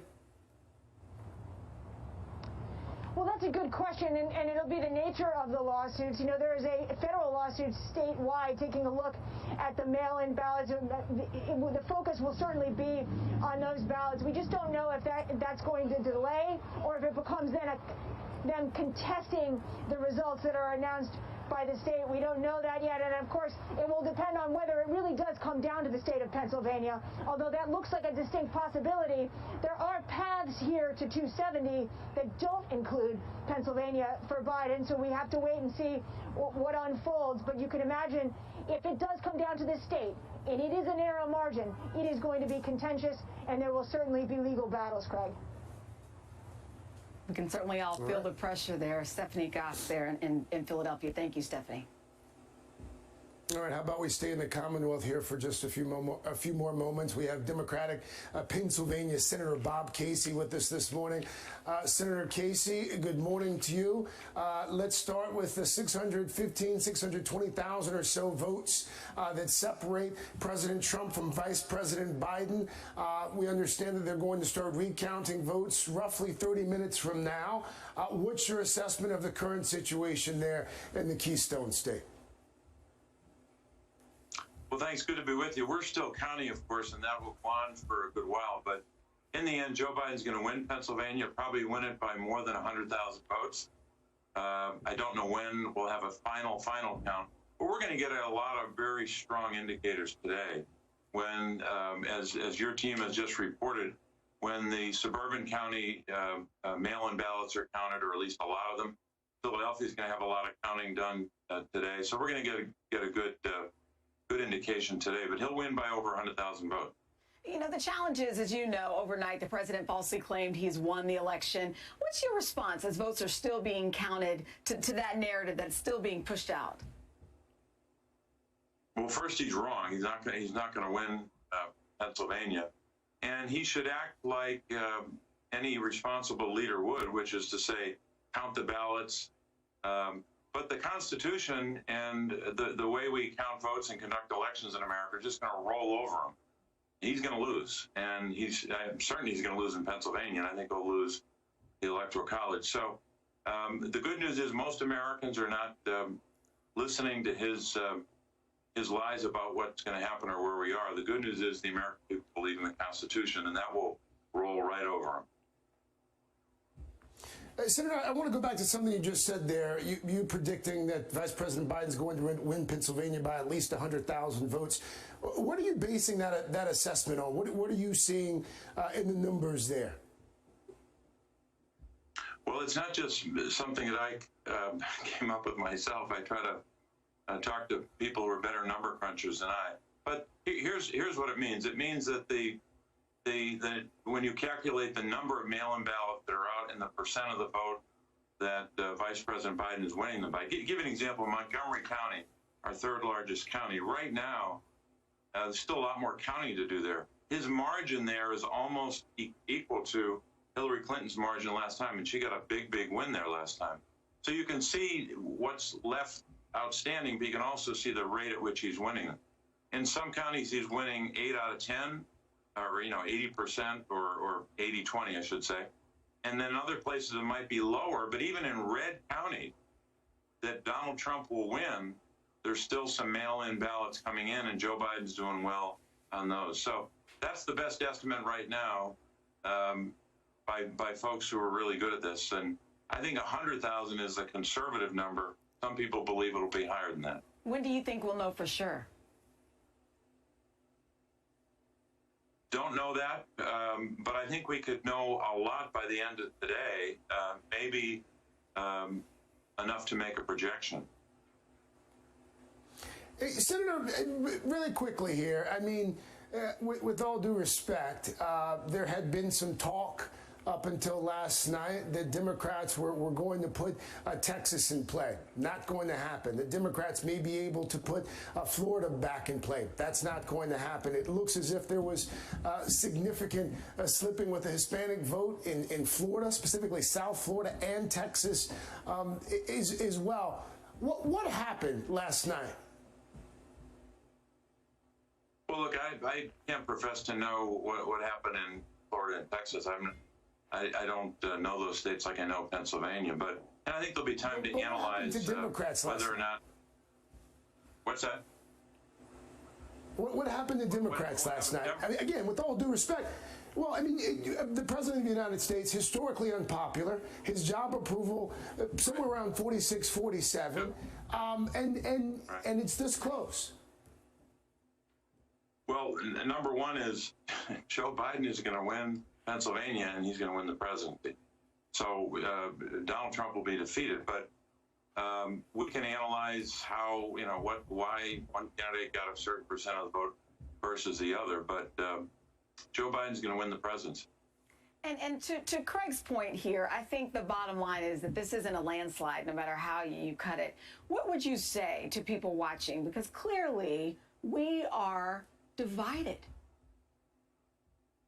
No question about it. We were before the election, and we will be after. But I do think that by electing Joe Biden, we can have someone who will not just talk about unity, but will work on it every day. He has the experience to do it, the character to do it, and unifying people means you have to work hard. We've had 4 years of a president who spent every day fear and smear, demonize and divide. Every day, that's all he said. That's all he did. And he's been pretty effective at smearing people and dividing them. But that day's coming to an end. But we're all going to have to figure out ways to work together, because the problems we face are a set of problems that no group of Americans have faced in maybe 75 years, with a 100-year, once in a 100-year public health crisis, a jobs crisis, climate, so much ahead of us, including healing our racial wounds and bringing about reform. So we're all going to have to work at it, but I think a lot of people are willing to put in that work. All right, Democratic Senator Bob Casey for us. Senator Casey, thank you. Thanks for that. All right, up next, Steve Kornacki is crunching the numbers. We'll have the very latest results just coming in when we come right back.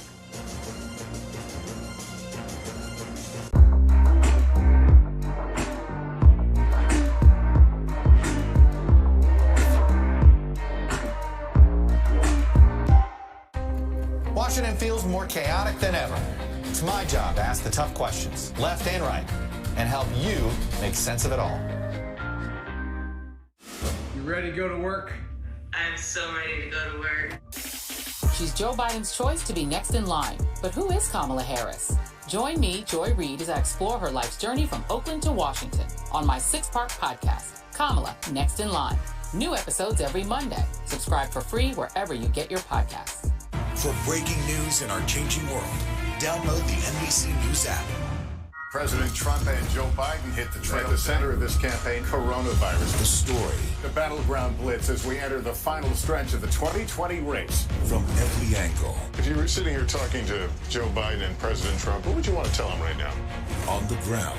The wind standing these flames are expected to last another 24 hours. And in depth. We now have 2 vaccine trials on hold. Should people be concerned? NBC Nightly News with Lester Holt. Good morning. Welcome to Today. We're glad to have you with us. This fall, we're right there with you, whether you're back to school. What do you guys think? We excited? Or back to work. We're keeping you safe. I love being back. Every morning on Today. Police murder of unarmed black men has been an American way of death across centuries. After seeing the most comprehensive police reform bill ever introduced in Congress, I've begun to wonder if now is the time. If now is the time the protesters finally win. The Last Word with Lawrence O'Donnell. Weeknights at 10 on MSNBC.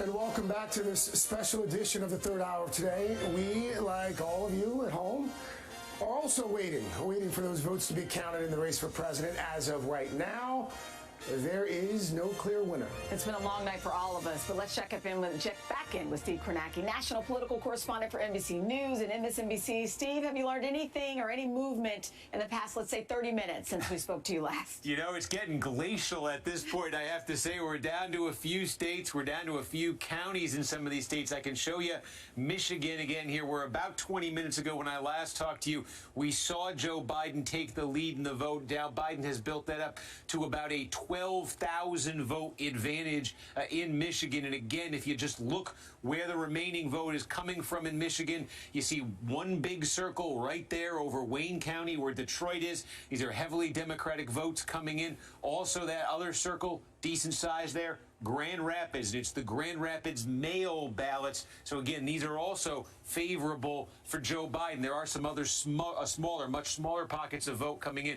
but two areas that are very favorable to Biden are reporting in now, continue to, and you see Biden building that lead. One other we can look at here is Pennsylvania. Again, this is the most confusing puzzle piece on the board because there is just such a wide disparity between how various counties are counting the vote. There are some counties that just as we speak this morning are opening up their first mail ballots and beginning to process and count them for the first time. There are other counties that went through that last night. So what it means is there's a very different mix of votes that are kind of in play in various counties right now. Heavily, though, what's been counted is slanted to the vote that was cast yesterday on Election Day, the folks who went out and voted in person at the polls yesterday. It's what Trump was encouraging his supporters certainly to do. He's got a big advantage with the voters who went out and did that yesterday, and that is heavily what's accounted for in the vote returns in Pennsylvania. What's not accounted for nearly as much, especially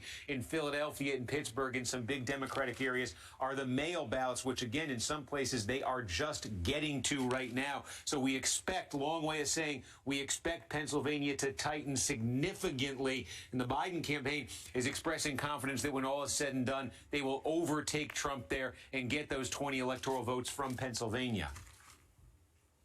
So, Steve, walk us through again what that would mean for the path to 270. Yeah, let's go through it right now. So from where we stand right now, we'll call up our road to 270 map. And if you'd used, what I'm going to do here is start in Arizona. So in Arizona, Biden's leading in the tabulation. I think later this evening, there's going to be an update from Arizona officials on where things stand. If that continues to go in Biden's direction and he gets Arizona, temporarily say, what if, put that in his column. Nevada, as we said, Biden leads in the tabulation. Not till tomorrow morning are they going to report out their next round of votes, but they've told us that that next batch of votes is mail ballots and provisional ballots, both of which are likely, we'll see, but likely to be favorable for Democrats. So for the time being, what if Democrats also then get Nevada? We showed you Biden has opened up a 20,000 vote lead in Wisconsin, running out of places that have not already reported their votes in Wisconsin. If Biden hangs on to that, then Michigan, we just showed you what's going on in Michigan. If Biden can hold on to and build that lead, now there's Pennsylvania.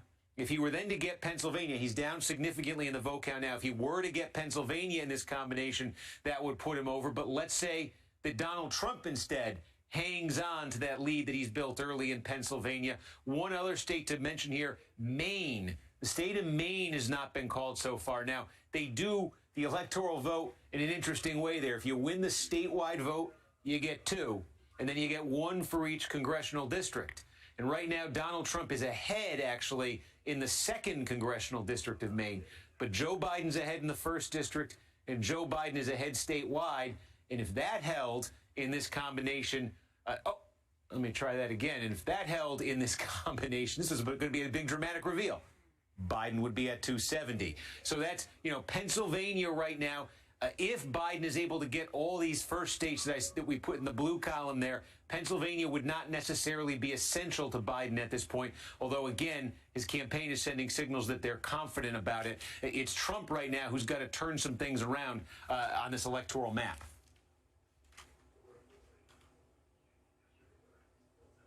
Steve, thank you. Really quickly, Steve, there are so many variables. I think people haven't had a lot of sleep, so we're staring at this map. We're looking at red and blue, and it's a little blurry. What is the next thing we need to be watching for? And is there anything that you're watching specifically that could tip this either way, in your opinion? Yeah, like I said, it's Michigan where there's a very clear trend that's kind of been established here. Let's just watch as the remaining vote comes in. It's mail-in vote. It's the ballots that were, cast in many cases long before Election Day, but they weren't allowed to touch. Election officials weren't allowed to touch those ballots basically until yesterday or the day before yesterday. And that vote, that mail vote, looks so far like it's favoring Biden pretty significantly. So a lot of the vote in Michigan, we just want to look and see, does that trend continue? If it does, that's why the Biden campaign is feeling good right there. Obviously, Pennsylvania took you through the situation there. You also see Georgia here. What we're waiting on today in Georgia, this area right here, the Atlanta metro area, you see Trump is leading by 100,000 votes statewide right now.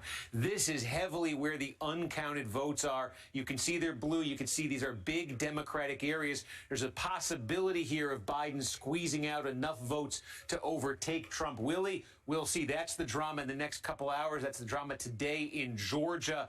I also should mention North Carolina. Donald Trump this morning is leading by 75,000 votes. It's a decent margin for Trump. The one variable left in North Carolina is this is a state that allows ballots that were sent in the mail yesterday. If they were postmarked by Election Day, they can arrive a couple days later and still count. And frankly, we just don't know how many votes exactly, how many ballots are in the mail in North Carolina right now on their way to election officials. It'd be an awful lot for Biden to overtake it, but we got to see what that number is before any decisions made and how to call that. So that's the big variable there in North Carolina right now. So there's different things to look for in different states right now. That's kind of the picture, though. Steve Kornacki, take a nap, please. You've been going by our count at least 16 straight hours. Thank you so much. Thanks to your big board as well. As we wait to find out the election results, one thing we can tell you is that it was and continues to be, by so many different metrics, historic. Let's get some perspective on that part of the story from NBC News presidential historian Michael Beschloss. Mr. Beschloss, it is always good to have your perspective in times like these. Contested elections, consequential elections, you've been around for a lot of them. Where does this rank? Well, elections have been contested and take a long time to count pretty much all the way through American history.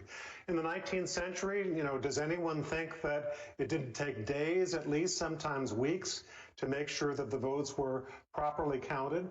And the other thing, Craig, is that here we are, with a contested election that may take a while. Well, it's not taking as long as 2000 when Bush v. Gore was decided by the Supreme Court, took over a month. 1876, there were 3 disputed states, which were Florida, South Carolina, Louisiana. It dragged down for 3 or 4 months. There had to be finally a deal to get Rutherford Hayes elected as president of the United States, one that remains controversial and provocative to this day. Here we are now in the day of early voting. That is probably only going to increase in the future, Craig.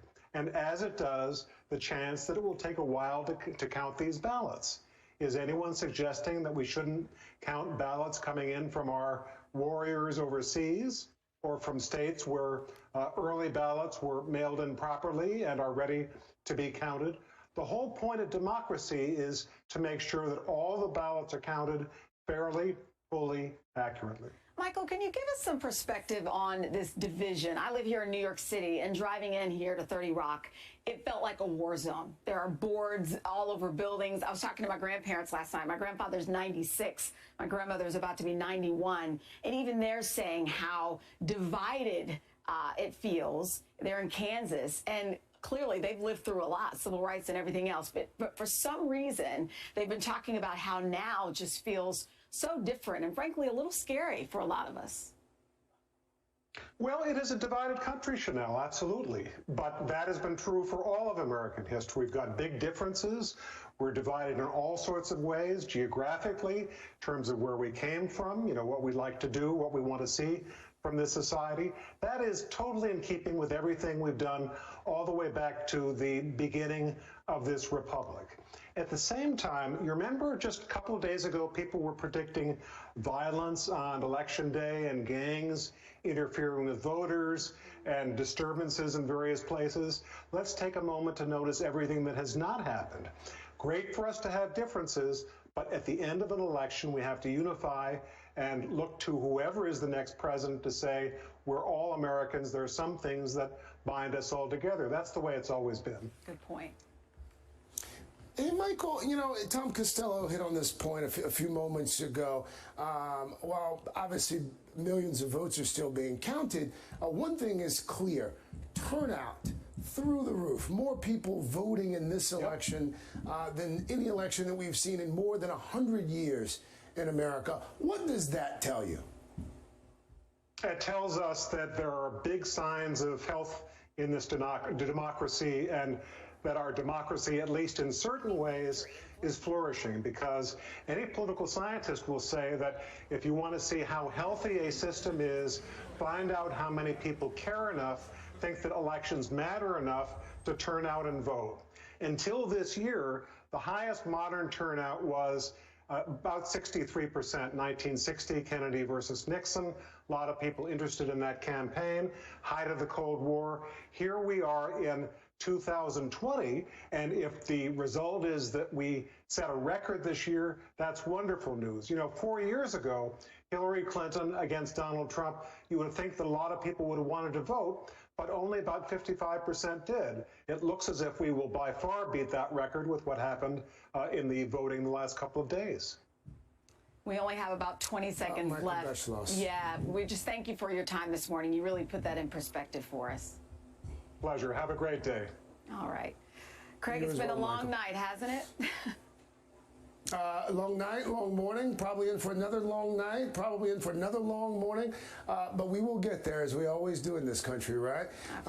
Let us take a moment, my friend, and just for a quick moment here, and get a check of your local weather.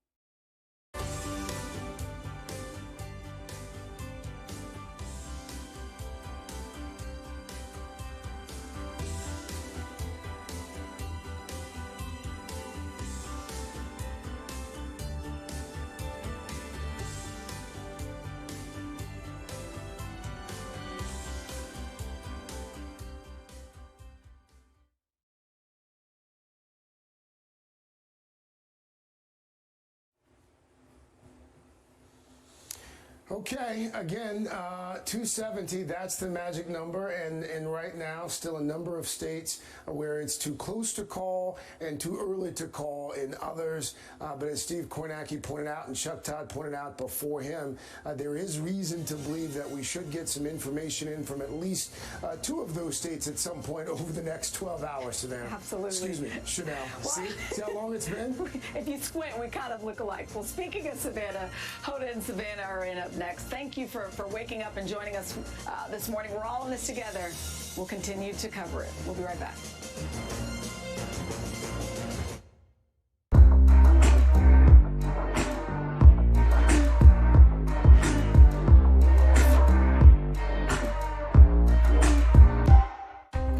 Washington feels more chaotic than ever.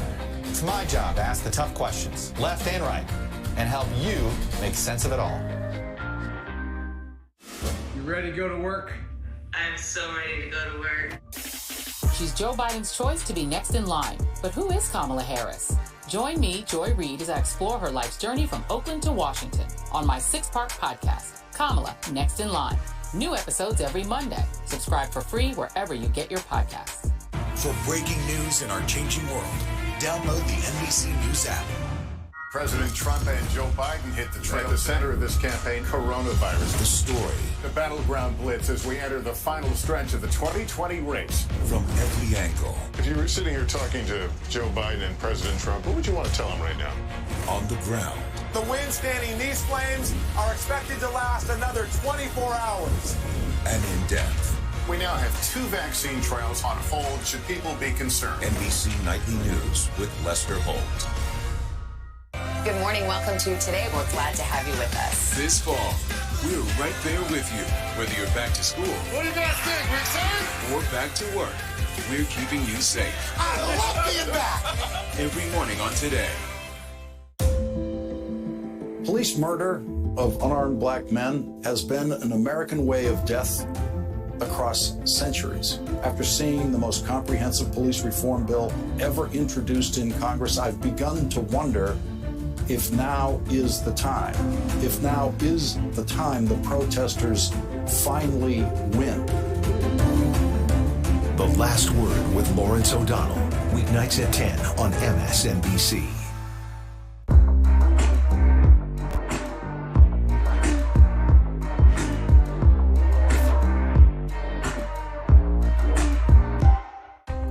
Washington feels more chaotic than ever. It's my job to ask the tough questions, left and right, and help you make sense of it all. You ready to go to work? I'm so ready to go to work. She's Joe Biden's choice to be next in line. But who is Kamala Harris? Join me, Joy Reid, as I explore her life's journey from Oakland to Washington on my 6-part podcast, Kamala, Next in Line. New episodes every Monday. Subscribe for free wherever you get your podcasts. For breaking news in our changing world, download the NBC News app. President Trump and Joe Biden hit the trail. At the center of this campaign, coronavirus. The story. The battleground blitz as we enter the final stretch of the 2020 race. From every angle. If you were sitting here talking to Joe Biden and President Trump, what would you want to tell them right now? On the ground. The wind-standing these flames are expected to last another 24 hours. And in depth. We now have 2 vaccine trials on hold. Should people be concerned? NBC Nightly News with Lester Holt. Good morning. Welcome to Today. We're glad to have you with us. This fall, we're right there with you, whether you're back to school. What do you guys think? We're excited? Or back to work. We're keeping you safe. I love being back. Every morning on Today. Police murder of unarmed black men has been an American way of death across centuries. After seeing the most comprehensive police reform bill ever introduced in Congress, I've begun to wonder if now is the time. If now is the time the protesters finally win. The Last Word with Lawrence O'Donnell. Weeknights at 10 on MSNBC.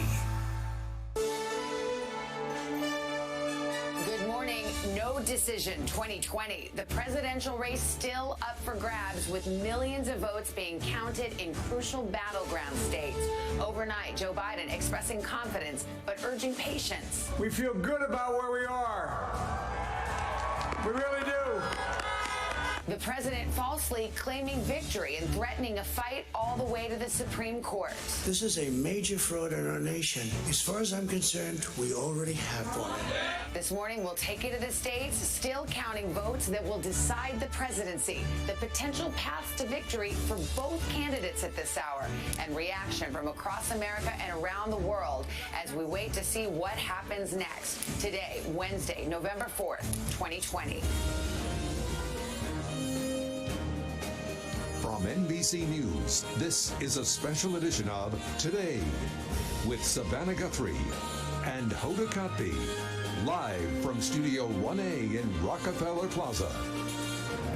Hi, everybody. Good morning. Welcome to this special edition of Today. Thank you for being with us on a Wednesday morning. Oh, yoo-hoo, yes, we are still here. Yeah, it is a marathon. You probably went to sleep last night wondering who won the election when you woke up. Well, here we are, 10 a.m. on the East Coast, 7 in the West, and we still do not know who the next president will be. It's a day filled with uncertainty and a lot of unanswered questions. And votes still to be counted. We're going to guide you best we can through everything there is to know one step at a time, and let's get it started. And here's where it stands at this hour on the electoral map.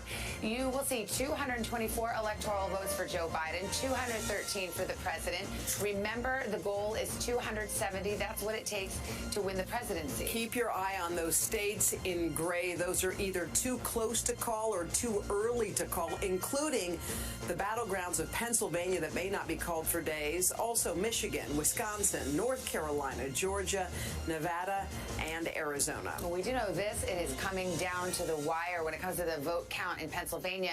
We could get answers on when to expect answers at the bottom of this hour. We'll take it at this point after a long night. The state's governor and Secretary of State have scheduled a news conference for 10:30 Eastern Time, 7:30 Pacific. That's in Pennsylvania. Anxious to see about that. Also this morning, there's also the battle for control of Congress.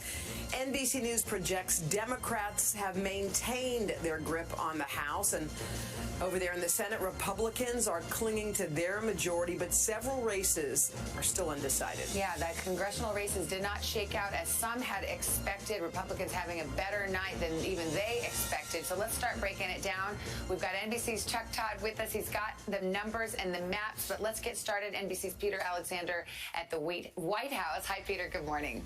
Hey, Savannah, good morning to you. The president's aides speaking to reporters just moments ago saying they still feel confident in their math. They believe the president will win this thing. But the president last night did something that he said he would not do. He falsely and prematurely declared victory. Of course, the winner of the presidency has not been determined. Several states, as you note, still counting votes as we speak.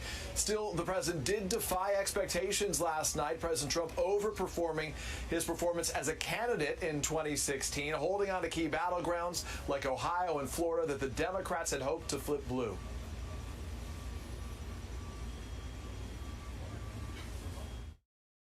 By hundreds of supporters falsely claiming victory. Frankly, we did win this election. With millions of legitimate votes still to be counted, the president making a baseless claim accusing Democrats of trying to steal the election. Millions and millions of people voted for us tonight, and a very sad group of people is trying to disenfranchise that group of people, and we won't stand for it. This is a fraud on the American public. This is an embarrassment to our country. Repeating his earlier claim on Twitter, we are up big, but they are trying to steal the election. We will never let them do it. Votes cannot be cast after the polls are closed. Twitter quickly flagging that as disputed and possibly misleading. While the president correctly tweeted votes cannot be cast after the polls close, it is legal and within voting procedures to keep counting them after the polls close. The president also claiming that his early leads in some battleground states are insurmountable, despite hundreds of thousands of legitimate ballots still outstanding. With 64% of the vote in, it's going to be almost impossible to catch. President Trump is overperforming candidate Trump from 2016, holding on to key swing states like Ohio and Florida that Democrats had hoped to flip. We won states that we weren't expected to win. Florida, we didn't win it. We won it by a lot. The president relying heavily on an influx of election day voters, part of his get out the vote strategy, and drawing new voters sympathetic to his message, many of them from rural counties. Among the president's biggest gains with Latinos, especially Cuban Americans in South Florida. Evidence his attacks on Joe Biden as socialist resonated. Back to the president's false claims declaring victory early this morning. The president's attack on the democratic process really was jarring, even irresponsible, and that's in the words of some of his Republican allies. President Trump saying that he would take his case to the Supreme Court. It's still unclear how he would do that or what the legal basis would be. And notably, Vice President Mike Pence struck a very different tone last night, speaking immediately after the president saying that he wanted all the votes to be counted, but not declaring victory, saying simply that he thinks they are on the path to victory. Savannah and Hoda? All right, it's still anyone's race at this point, Peter. Thank you. NBC's Kristen Welker is covering the Biden camp. She's there in Wilmington, Delaware. Hey, Kristen, good morning. Hey, Hoda and Savannah, good morning to both of you. Well, the Biden campaign is feeling increasingly confident today. They like what they are seeing in Michigan, Wisconsin, Nevada, and Georgia. And at the same time, they are blasting President Trump for those comments overnight for prematurely claiming victory. The Biden campaign manager calling it outrageous and dangerous.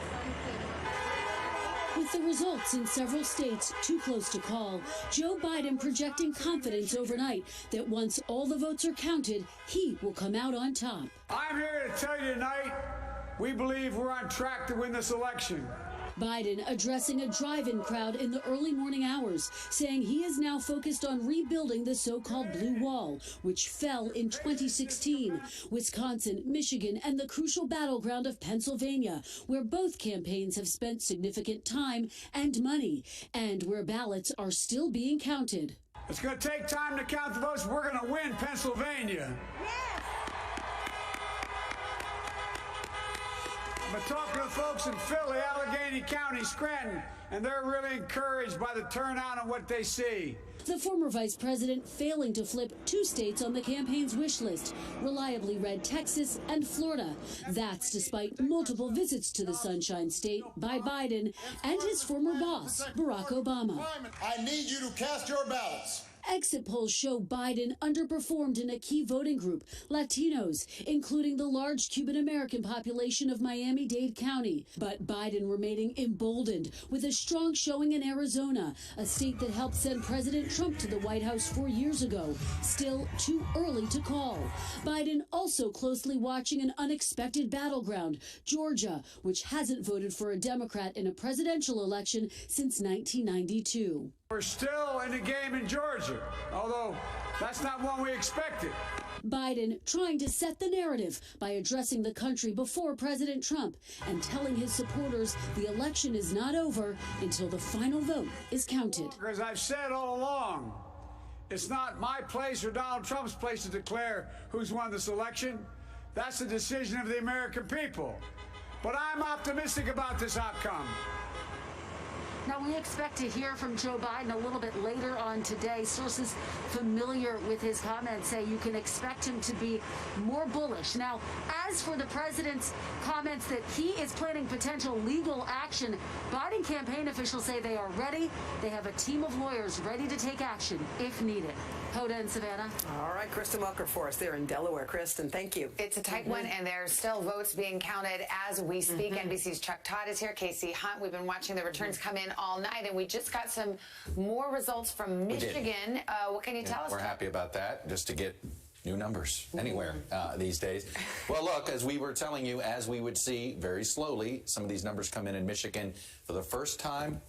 Well, he didn't do it yesterday, so it's the first time Joe Biden now leads in Michigan. He's pulled ahead 9,800 votes. We still got a lot of vote to come in, and again, all of this is the vote that the Secretary of State told us last week was going to take perhaps 2 or 3 days. We'll see. We think we're gonna get Michigan vote all day long.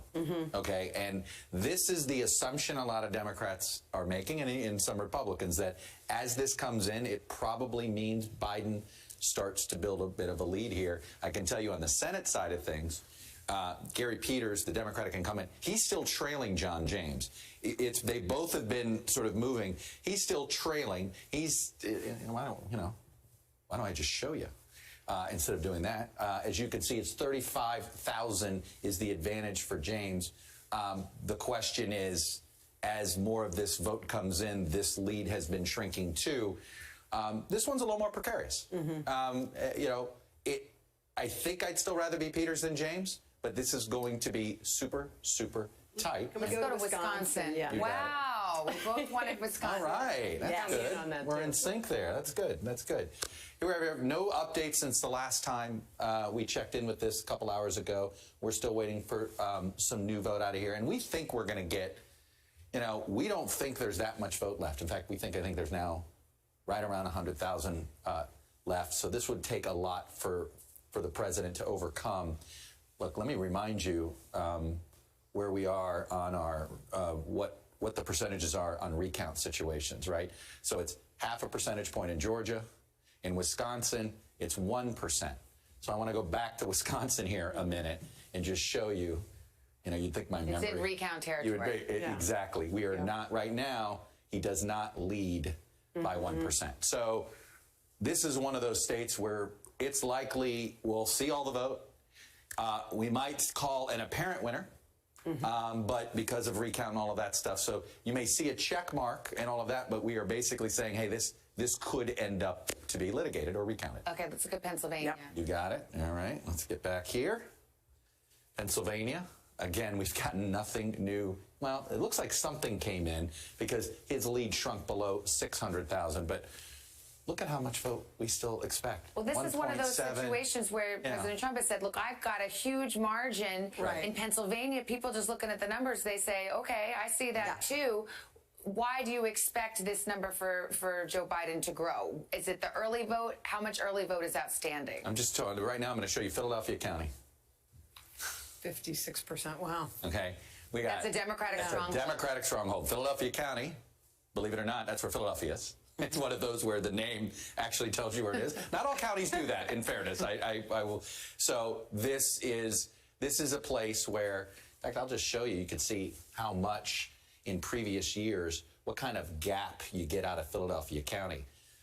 Over 400,000 for Hillary Clinton. Hey, Chuck, what happened? Nearly 500,000 in 2012. Right now, it's 245, right? So we expect that share to double just out of Philadelphia County. So you're going to make up 200,000 votes. You saw that's almost half of the deficit already out of one. What happened in Scranton where Biden's glad you asked. Where are we here? I'm going to get Troy out. Lackawanna County. There it is. How much? Almost all in. Well, this is what we thought he would. So we're waiting. Yeah, I just want to do the big picture here. Can you put through the big map up there? We're waiting on calls in Georgia. It's too close. In North Carolina, it is too close. In Arizona, it's too close, but we do have Biden leading a bit. Nevada, we're still waiting on. And let me bring Casey Hunt in here as we look at this map. And I know you're looking at the congressional races, too. I mean, the big picture is that Republicans in the Trump operation had a better night than even they were expecting.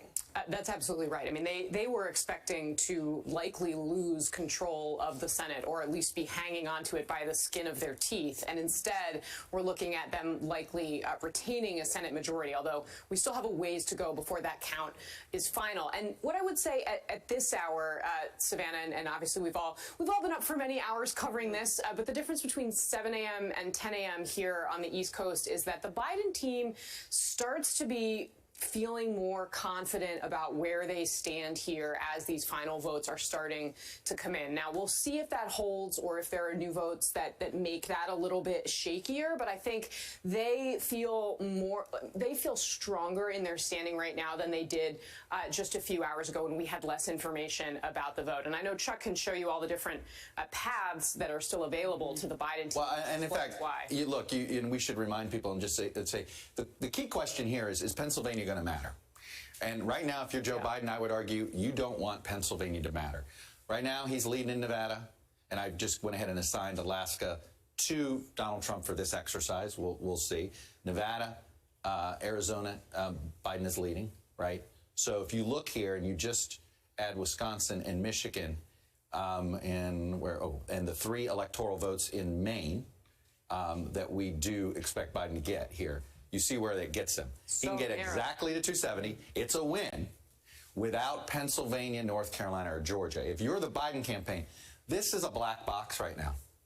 I'm sorry when I say that, meaning we don't know what kind of litigation shows up. We don't know what kind of once you start down that litigation road, you just don't know where it's going to go. That map is probably Biden's best case scenario because to avoid Georgia's so tight, North Carolina's so tight, and Pennsylvania is a morass. And we still could have that recount in Wisconsin, even on this map. Yes, still could be. I'll be honest. I think we're going to have a recount in North Carolina. I think we're going to have a recount in Georgia. And I think we're going to have a recount in Wisconsin. What about Trump's path? Would you pop him up? Well, yeah, I mean, Trump's path is pretty simple. He needs Georgia to stick, as you can see. He needs North Carolina, right? And then he needs Pennsylvania. But here's his problem. He needs one other, right? He needs, we talked about Nevada. It's not going to happen, but Nevada would have done it. We are not calling Arizona because, there is a very remote possibility that if the vote that's remaining out is somehow Trump plus 20, he could still get there. We're going to wait a little bit, but that would do it. He needs to find another state. Yeah. And so, look, if you're the Trump folks, what I have a feeling they're going to do when you look around here, I think you suddenly start to think, Well, let's try a recount there. Yeah. Well, in Pennsylvania, too, I mean, this is part of why, and we already know a little bit about the litigation strategy from the Trump campaign. It's part of why he mentioned the Supreme Court when he spoke overnight last night. It's extremely complicated, but it basically involves how to count the mail-in ballots that perhaps come in to the state after Election Day. So anticipate, that's why it's going to be so messy for the Biden campaign if we end up coming out. Lots to talk about. Good thing we have a 2-hour show. Chuck Casey, hang tight. They're going to be with us all morning long. And just ahead, we're going to take an even closer look at those 3 undecided swing states. Live reports on what we are hearing at this hour from election officials in Pennsylvania, Wisconsin, and Arizona. Our correspondents are on deck right after this.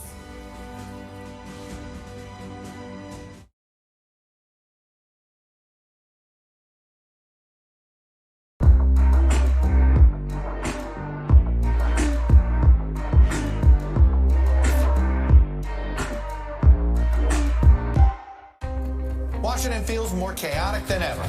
It's my job to ask the tough questions, left and right, and help you make sense of it all. You ready to go to work? I'm so ready to go to work. She's Joe Biden's choice to be next in line. But who is Kamala Harris? Join me, Joy Reid, as I explore her life's journey from Oakland to Washington on my 6-part podcast, Kamala, Next in Line. New episodes every Monday. Subscribe for free wherever you get your podcasts. For breaking news in our changing world, download the NBC News app. President Trump and Joe Biden hit the trail. At the center of this campaign, coronavirus. The story. The battleground blitz as we enter the final stretch of the 2020 race. From every angle. If you were sitting here talking to Joe Biden and President Trump, what would you want to tell them right now? On the ground. The wind standing these flames are expected to last another 24 hours. And in depth. We now have 2 vaccine trials on hold. Should people be concerned? NBC Nightly News with Lester Holt. Good morning. Welcome to Today. We're glad to have you with us. This fall, we're right there with you.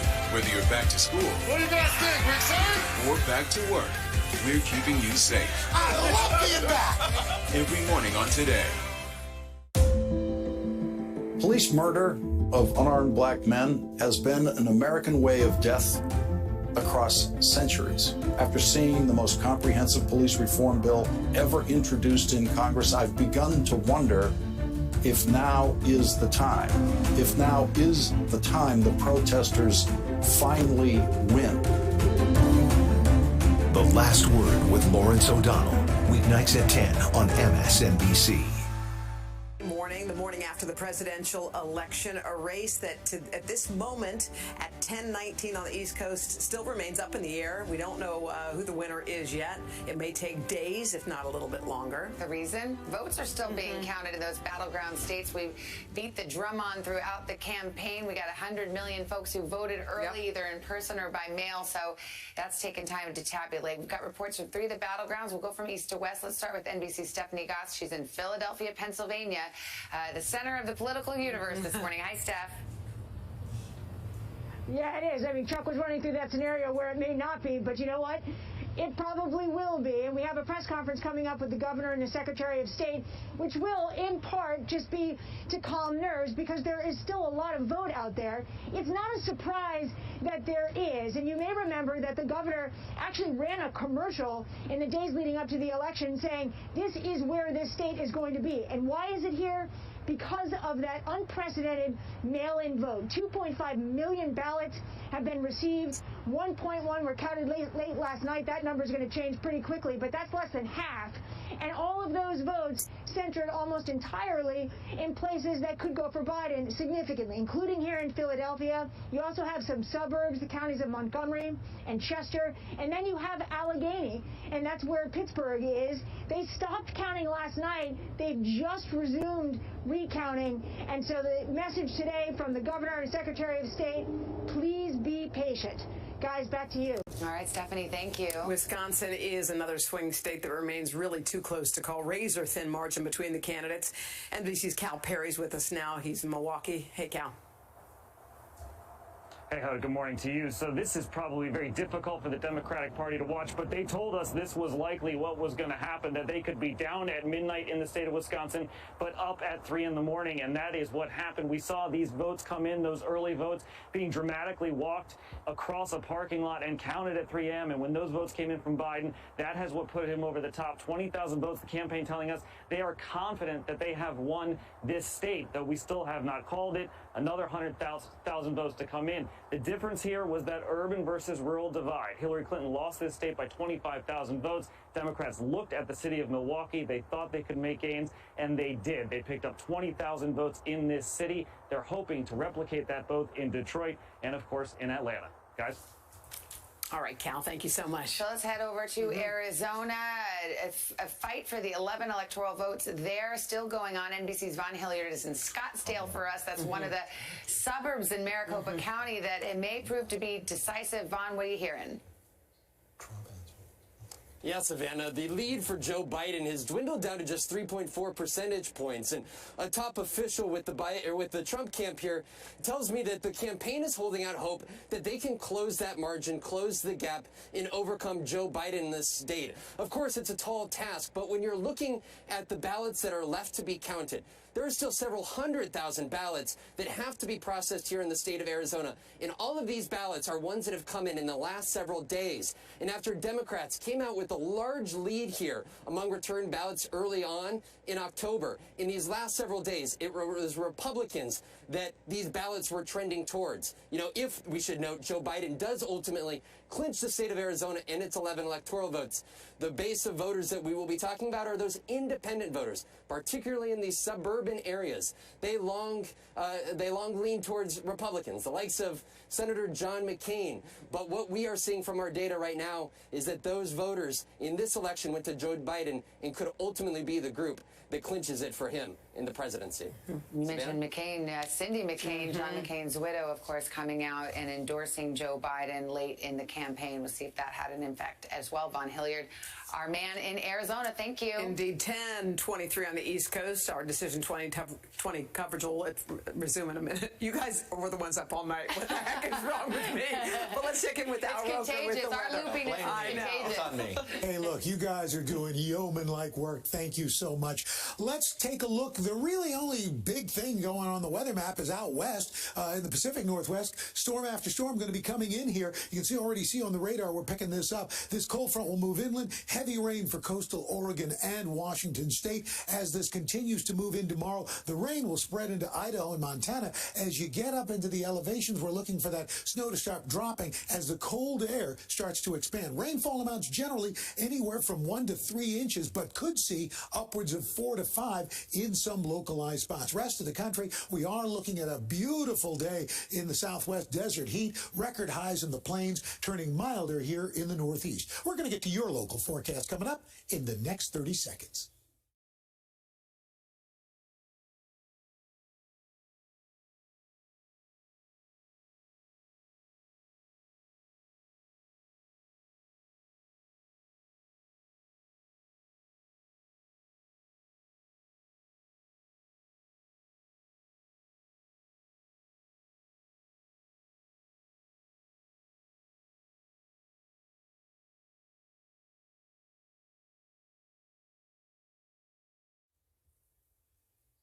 And that is your latest weather. Guys? All right, Al, thank you very much. Coming up, more of our special election coverage just ahead. That's right. We are awaiting more results from Pennsylvania. All eyes on that state. And in just a few moments, we will join live a news conference with the Pennsylvania governor, the Secretary of State, expected to update the vote counting efforts there. Also, a little bit later, Georgia's Secretary of State is going to join us live.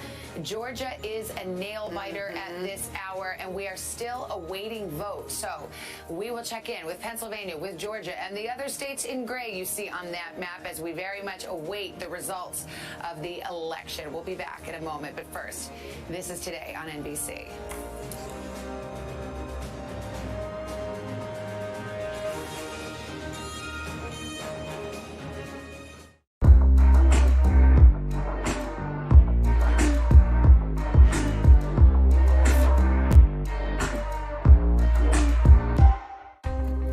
Washington feels more chaotic than ever.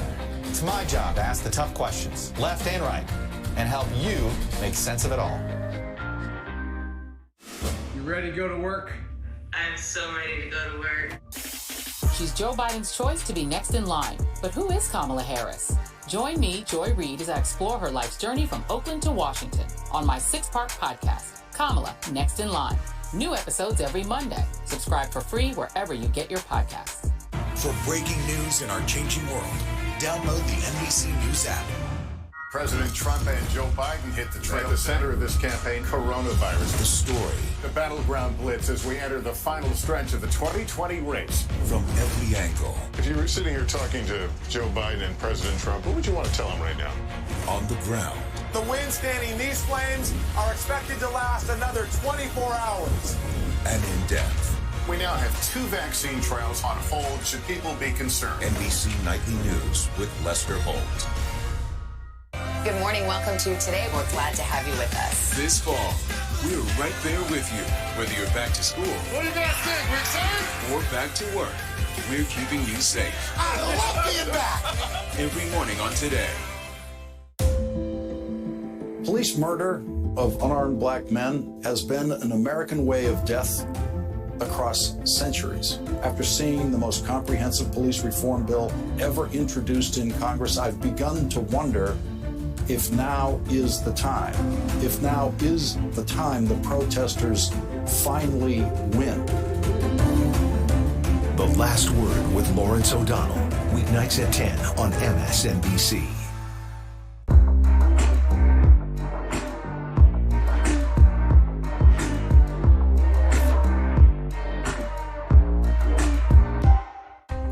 Washington feels more chaotic than ever.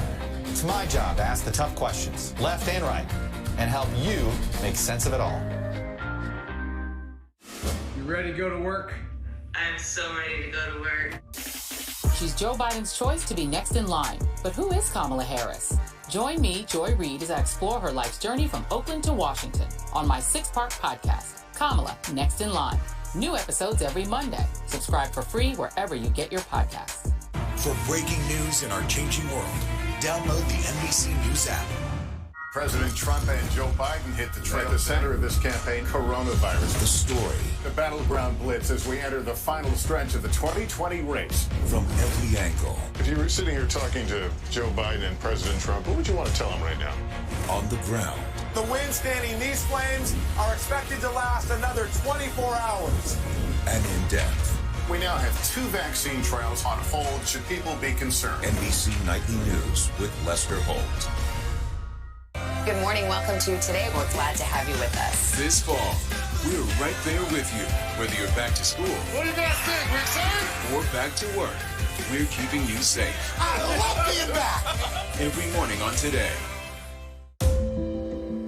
Police murder of unarmed black men has been an American way of death across centuries. After seeing the most comprehensive police reform bill ever introduced in Congress, I've begun to wonder if now is the time. If now is the time the protesters finally win. The Last Word with Lawrence O'Donnell. Weeknights at 10 on MSNBC. Welcome back, guys. 10:30 on the East Coast, 7:30 out west. There's the White House this morning. It is the day after the election. Right now, the question remains, who will be calling it home for the next 4 years? And the answer is truly anyone's guess. It lies in the hands of the voters. It's the electoral vote right now. It's a race to 270. Well, it stands at 224 to 213. Joe Biden leading at the moment. But as you can see, 9 states are in gray. They're the battlegrounds. They're either too close to call right now, or it's too early to call right now, meaning we are waiting for more votes to be counted. That includes the battlegrounds of Pennsylvania, Michigan, Wisconsin, North Carolina, Georgia, Nevada, and Arizona. Our political director, Chuck Todd, is with us. Chuck, the votes are trickling in, and every time the numbers change, we lean in. What do you have? I'm going to be honest with you. We don't have a ton of new updates, but I'm just going to pull the map up and just give you a rundown without getting into here. We're still with Nevada. We think tomorrow, they're counting votes today. That's a more likely at tomorrow where we'll feel better. Arizona, I did get an update from somebody that said this evening, we will have a very clear picture. We'll get enough vote throughout, but looking at dinner hour West Coast, okay, your mom's dinner hour, Savannah, if you want to know. Georgia, we're hoping we're going to have the Georgia Secretary of State, so I'd hope to get we'd like to get some clarity on when these are coming. Our models show that the remaining vote, that this is just going to be super tight, and we just have to count all the votes and see where we stand. North Carolina, there are ballots that the state will receive for another week. So this is not going to be called, and if the margin, right now it's 70+ thousand, if the margin gets down to 10,000 or less, recount. That's the law in North Carolina. A ballot postmarked by Election Day can be received. Can be received to, I think, for another 8 to 10 days. I have it on my if it note comes here in, somewhere. as long as it's got the postmark. So there's going to be, we don't know how many of those ballots are. Pennsylvania, we're hoping to get this update from the governor and the Secretary of State soon. And Maine is just trickling in slowly. And Maine, I want to just show you, because I do want to do a Senate race update. We know these 3 are likely to go to Biden. We know the 1 is likely to go to Trump. But I do want to do the Senate race because Susan Collins has stopped losing ground, and she's been picking up. This has not been it had been sort of moving all in one direction here. Look, this is this instant runoff voting, and I'm not going to get into it. But let me just tell you this number, if it's 48 or 49, Susan Collins is in great shape to win the instant runoff voting. The lower the number gets below 48, the more of, as I've used this phrase before, and I apologize, but the more that the ranked choice voting system becomes a black box, and literally both parties aren't 100% sure who would come out on top there. So watch her raw vote number. But, you know, Maine, some people have woken up, and we've added some vote. But as John Lipinski said to me, he goes, I wish more people in Maine would just get up this morning and let's count. John Lipinski is the sort of the Wizard of Oz here at NBC. Yes, the man behind the curtain. Yeah, he's the person who's truly not slept and is crunching all these numbers. And he's the one. We've all napped, not John. Yeah. And can I just talk about this Maine race briefly that Chuck just had up there? I mean, Republicans that I'm talking to are frankly astonished that Susan Collins is doing so well. I mean, some of them are saying now that, well, we shouldn't have been surprised because she is a unique example of someone who has tried to carve out some independence from Trump while staying kind of with her party on issues like Supreme Court nominations. And she's just gotten hammered by, you know, in the national press for trying to do this. And, you know, most people completely wrote her off. But if she hangs on to that seat, it's a critical component for Republicans to ultimately control the Senate. And as this map is evolving, Chuck showed us just how close it is in Georgia. If we get 2 Senate runoffs in Georgia, which seems to be where we're headed, control of the Senate could be on the line down there. But if Susan Collins holds Maine, it's going to be much, much harder for Democrats. They would need to win both of those seats, most likely. By the way, those runoffs are in January, so imagine you're waiting for the presidential results. You might have to wait, say, a few more days, maybe another week or so for that. If Georgia is going to hinge on who has control of the Senate, you got to wait till January. Let me paint you a picture here, right? Joe Biden, let's say he's president-elect. He's thinking about a cabinet. But in January, you're not sure, is it going to be a Republican Senate or is it going to be a Democratic Senate? Well, who are you going to pick in your cabinet? Who's going to get the votes? I mean, and that will be January. Look, we're getting ahead of ourselves. Yeah. We don't know. But the fact of the matter is, and oh, by the way, Senate control on the line. How much money do you think is going to get spent down there in Georgia when it means that much? When these runoffs, we've never had one where it had the majority on the line. All right, let's move back to this presidential race. We've got Tom Costello with us, keeping an eye on the vote count. Tom, what do you have? Well, I think it's important, you know, as we talk about how it's going to take days to count all of this, this is the way it is supposed to work. If you're waking up on the West Coast and you're thinking, what the heck, they don't have a result yet, no, and this is the way it has gone for the better part of 200 years. Very, very seldom does a network officially, well, networks may project that somebody wins a race, but it's not an official final vote. That has to be certified by each individual state. Let's walk through the timeline right now for the various battleground states that we have already. Let's go with Pennsylvania to begin with. The governor there says they still have about 1 million mailed-in ballots to count. They are awaiting, we are awaiting data on Pennsylvania. They paused the counting overnight. Absentee ballots postmarked, this is important now, absentee ballots in Pennsylvania postmarked by Election Day can arrive by Friday and be counted. And the Secretary of State and the governor insisted that they will be counted despite threats of lawsuits from President Trump. In Georgia, some key counties paused voting overnight. That includes the Atlanta area, some of the counties around Atlanta. The vote is now coming in. We had some delays because of a problem with the software on a voting tabulation machine, also a water main break in an arena where they were counting votes. It could take some time. Mailed-in ballots must have arrived by yesterday. So that's different than Pennsylvania. The mailed-in ballots must have arrived by yesterday.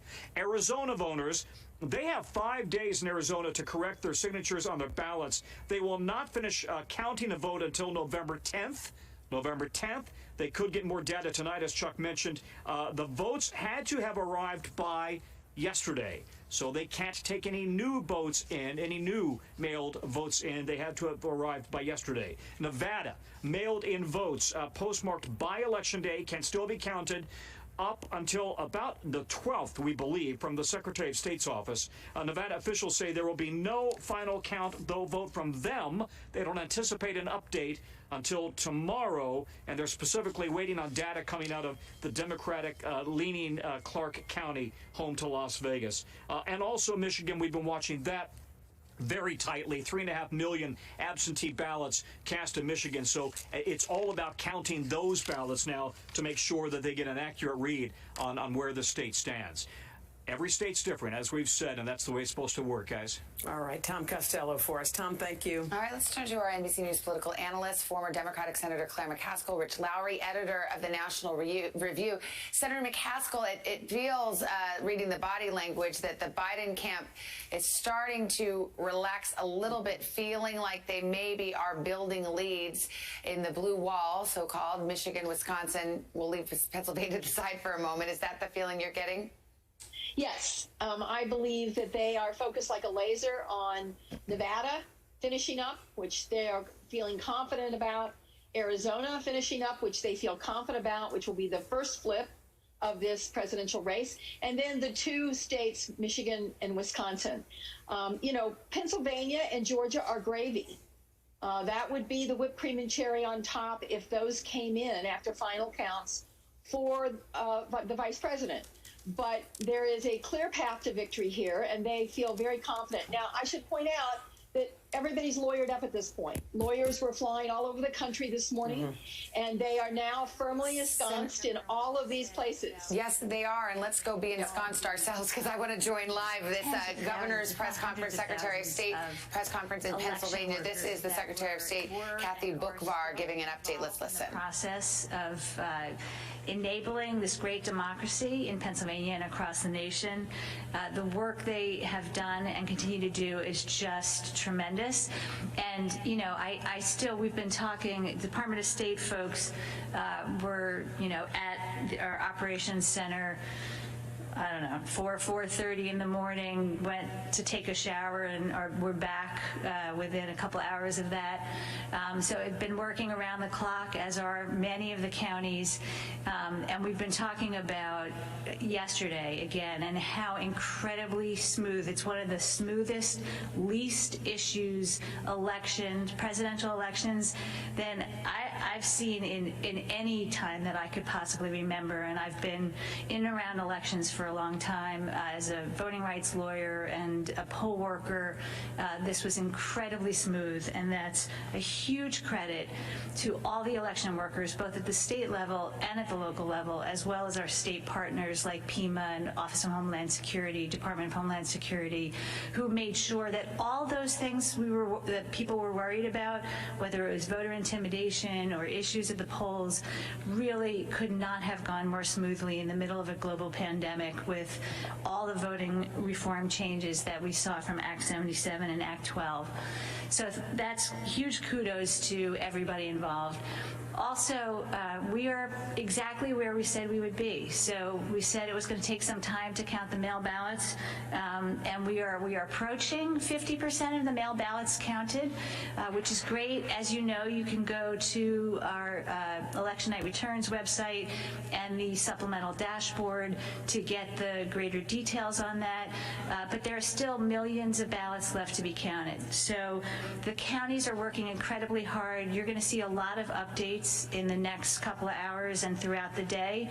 We have been, there were a number of counties that made some major additions in the wee hours in the morning. So if you checked kind of early on this morning, you may want to check again because there's already been more ballots accounted for on our dashboard.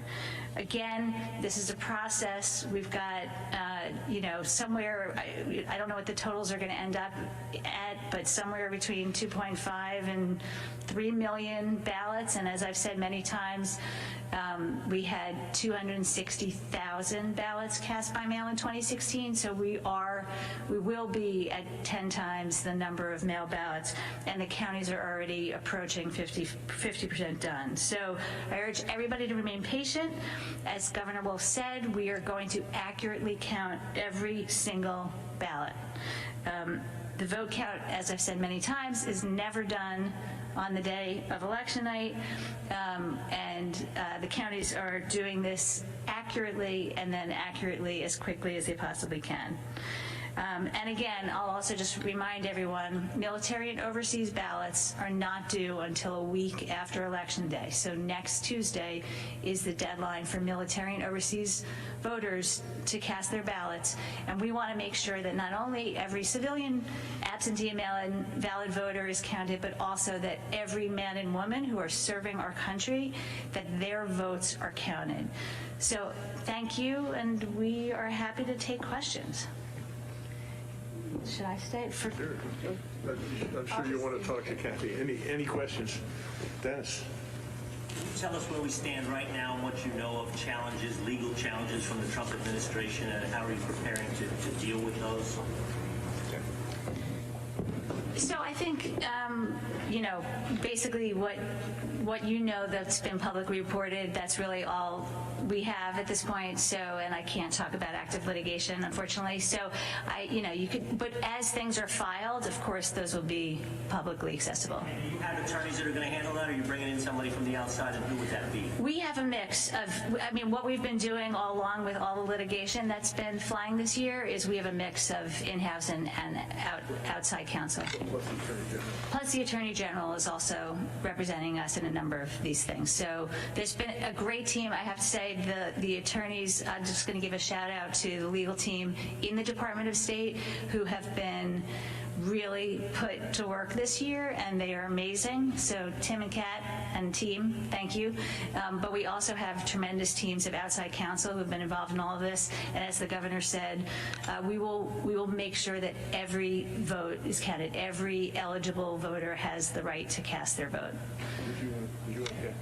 So how many counties are handling ballots that are coming in Tuesday, Thursday, Friday? How are they handling that? And is each county setting them aside? How is each county doing it?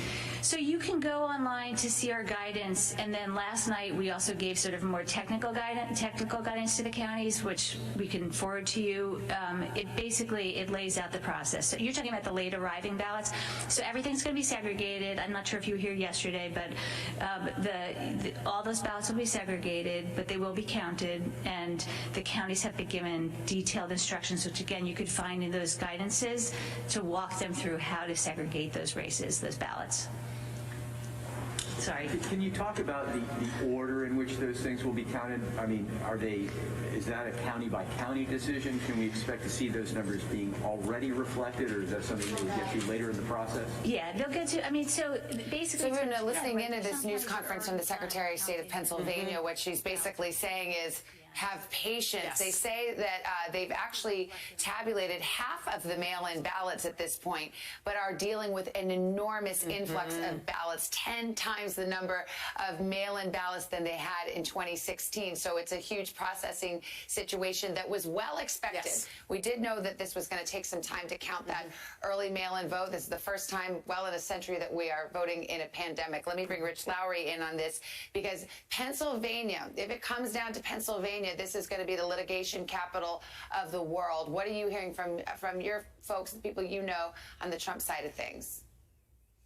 Well, they don't think this is done by any means, but it looks like in the blue wall states, for Trump, it might be live by the squeaker margins in the blue wall states the way he did in 2016 and die by the squeaker margins in blue wall states, which might be happening this time. And it's even possible, again, it's not done yet, but it's conceivable to see Biden get to 290 to 306 even electoral votes. That's conceivable. If I just make a broad point, though, about the contours of this, it seems likely that Republicans are going to hold the Senate. We don't know that yet either. But if they do, and Joe Biden wins the presidency, he will come in as perhaps the weakest newly elected president in memory. He'll have zero chance to do any major legislative initiatives. All the court packing, adding states, all that's totally off, totally impossible. And he'll basically be able to make unifying rhetorical statements and do some executive actions. But otherwise, he'd be legislatively neutered pretty much from the beginning and have no mandate at the outset. Yeah, it'll be divided government for sure. It's not the mandate of the landslide that Democrats are fantasizing about, nor is it at this hour looking like it's going to be a sweep of the Senate where suddenly Democrats have control of both branches of Congress as well. The president's been tweeting, casting aspersions on the mail-in vote, saying, you know, why is it suddenly when the mail-in votes, I'm suddenly down?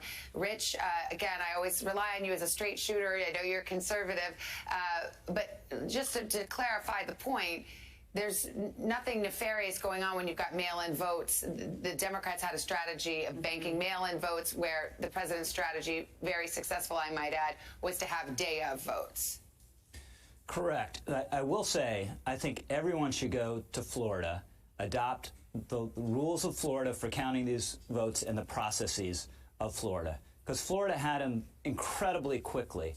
And even if Trump weren't out there throwing hand grenades at the process, the way he has been for a long time, it's just inevitable. The longer vote counts are drawn out, it's just basic political dynamics. They become more contentious, and it drives suspicions of the process. So it would be better if everyone were able next time around to do this with the proficiency of Florida, which in 2000 was a watchword for total incompetence in counting, and I think now is a watchword for a great success. What a difference 2 decades makes, Rich. Yeah, all right. Well, stay with us if you would. Coming up next, when exactly might we have answers from the battleground of Georgia? That state Secretary of State will join us for a live interview right after this.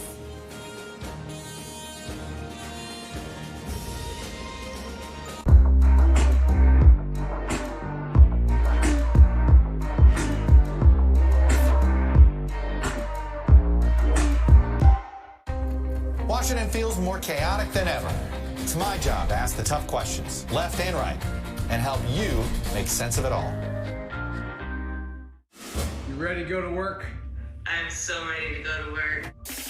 She's Joe Biden's choice to be next in line. But who is Kamala Harris?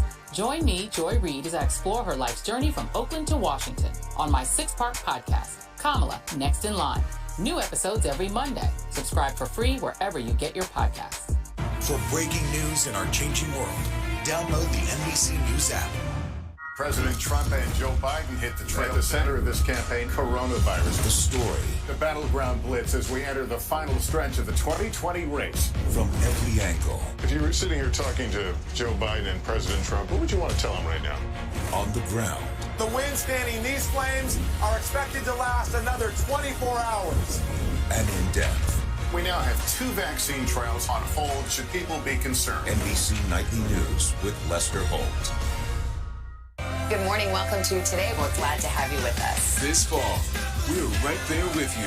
Whether you're back to school What do you guys think, Rick? or back to work, we're keeping you safe. I love being back. Every morning on Today. Police murder of unarmed black men has been an American way of death across centuries. After seeing the most comprehensive police reform bill ever introduced in Congress, I've begun to wonder if now is the time. If now is the time the protesters finally win. The Last Word with Lawrence O'Donnell. Weeknights at 10 on MSNBC. Welcome back.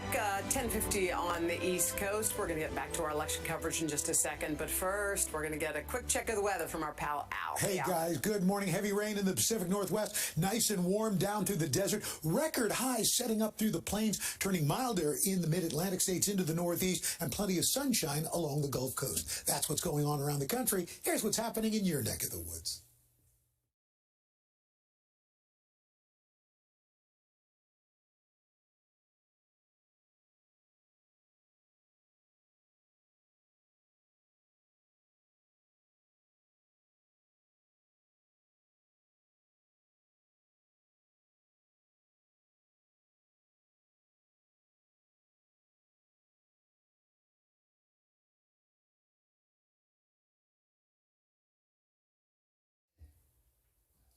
That's your latest weather, guys. All right, Al, thank you. Let's get back to our election coverage and another check of the electoral map. Check those 9 states out in gray. Still at this hour, undecided. The presidential race hanging in the balance.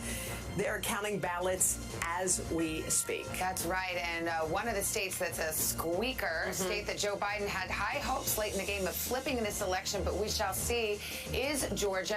And that state's Secretary of State, Brad Raffensperger, is with us now. Mr. Secretary, good morning on a busy morning. I guess the big question is, Hoda? Yeah, we want to know, when are we going to get your votes? When are we going to find out who's won your state?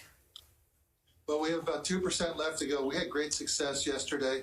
We had 4.7 million voters that voted. Record breaker for us, beats the 4.1 in 2016. We also had average wait time of only 2 minutes, statewide average. We have about 2% left to go.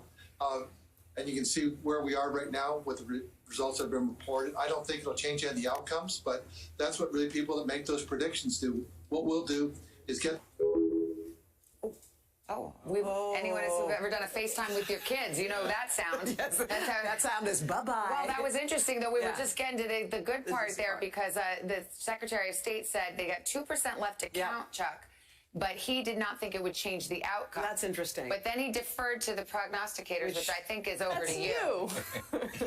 Look, I can just tell you what our models say and where those counties are. They are heavily Democratic counties, and it's the Atlanta numbers. So it is going to shrink.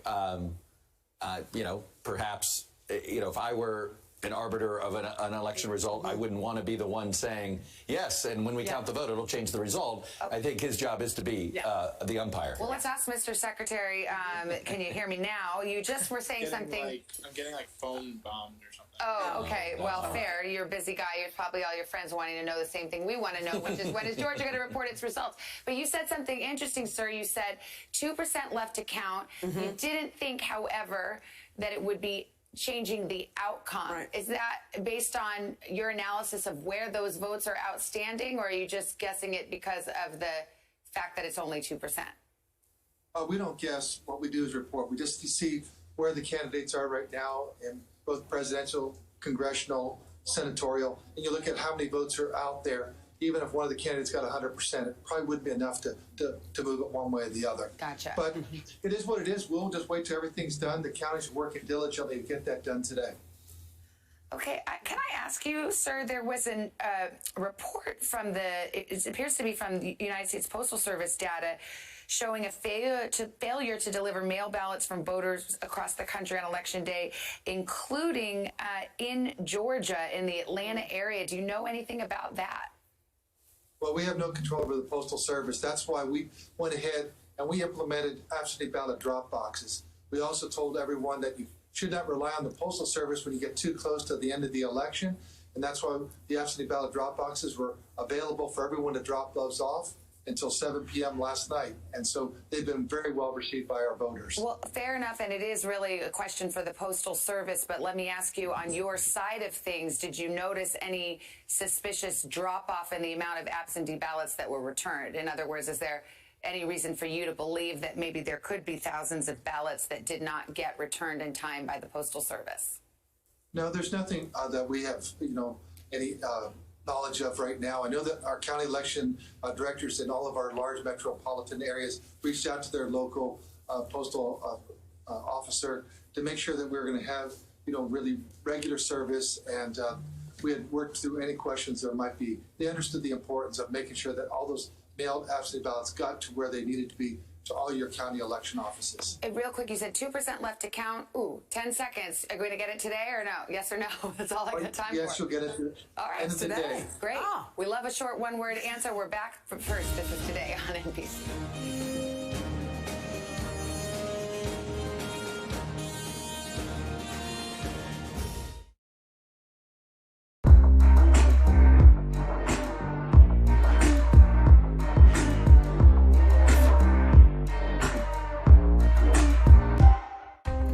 Washington feels more chaotic than ever. It's my job to ask the tough questions, left and right, and help you make sense of it all. You ready to go to work? I'm so ready to go to work. She's Joe Biden's choice to be next in line. But who is Kamala Harris? Join me, Joy Reid, as I explore her life's journey from Oakland to Washington on my 6-part podcast, Kamala, Next in Line. New episodes every Monday. Subscribe for free wherever you get your podcasts. For breaking news in our changing world, download the NBC News app. President Trump and Joe Biden hit the trail. At the center of this campaign, coronavirus. The story. The battleground blitz as we enter the final stretch of the 2020 race. From every angle. If you were sitting here talking to Joe Biden and President Trump, what would you want to tell them right now? On the ground. The winds fanning these flames are expected to last another 24 hours. And in depth. We now have 2 vaccine trials on hold. Should people be concerned? NBC Nightly News with Lester Holt. Good morning. Welcome to Today. We're glad to have you with us. This fall, we're right there with you, whether you're back to school. What do you guys think? We excited? Or back to work. We're keeping you safe. I love being back. Every morning on Today. Police murder of unarmed black men has been an American way of death across centuries. After seeing the most comprehensive police reform bill ever introduced in Congress, I've begun to wonder if now is the time. If now is the time the protesters finally win. The Last Word with Lawrence O'Donnell. Weeknights at 10 on MSNBC.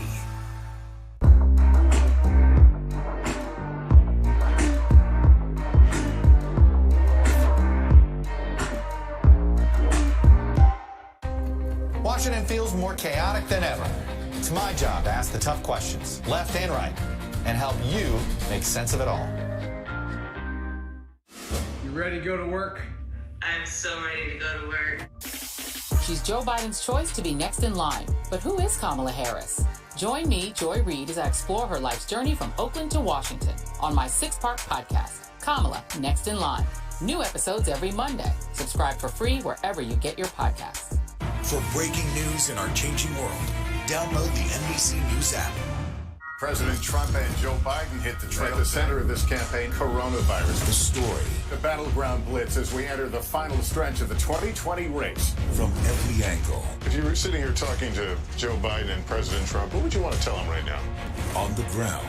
The winds fanning these flames are expected to last another 24 hours. And in depth. We now have 2 vaccine trials on hold. Should people be concerned? NBC Nightly News with Lester Holt. Good morning. Welcome to Today. We're glad to have you with us. This fall, we're right there with you, whether you're back to school. What do you guys think? We excited? Or back to work. We're keeping you safe. I love being back. Every morning on Today. Police murder of unarmed black men has been an American way of death across centuries. After seeing the most comprehensive police reform bill ever introduced in Congress, I've begun to wonder if now is the time. If now is the time the protesters finally win. The Last Word with Lawrence O'Donnell. Weeknights at 10 on MSNBC.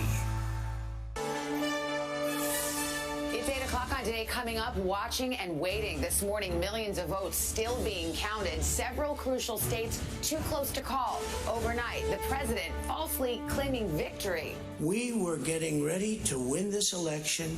Frankly, we did win this election. Joe Biden ready for a fight. I'm here to tell you tonight, we believe we're on track to win this election. We'll have the latest on where everything stands as results are still coming in today, Wednesday, November 4th, 2020.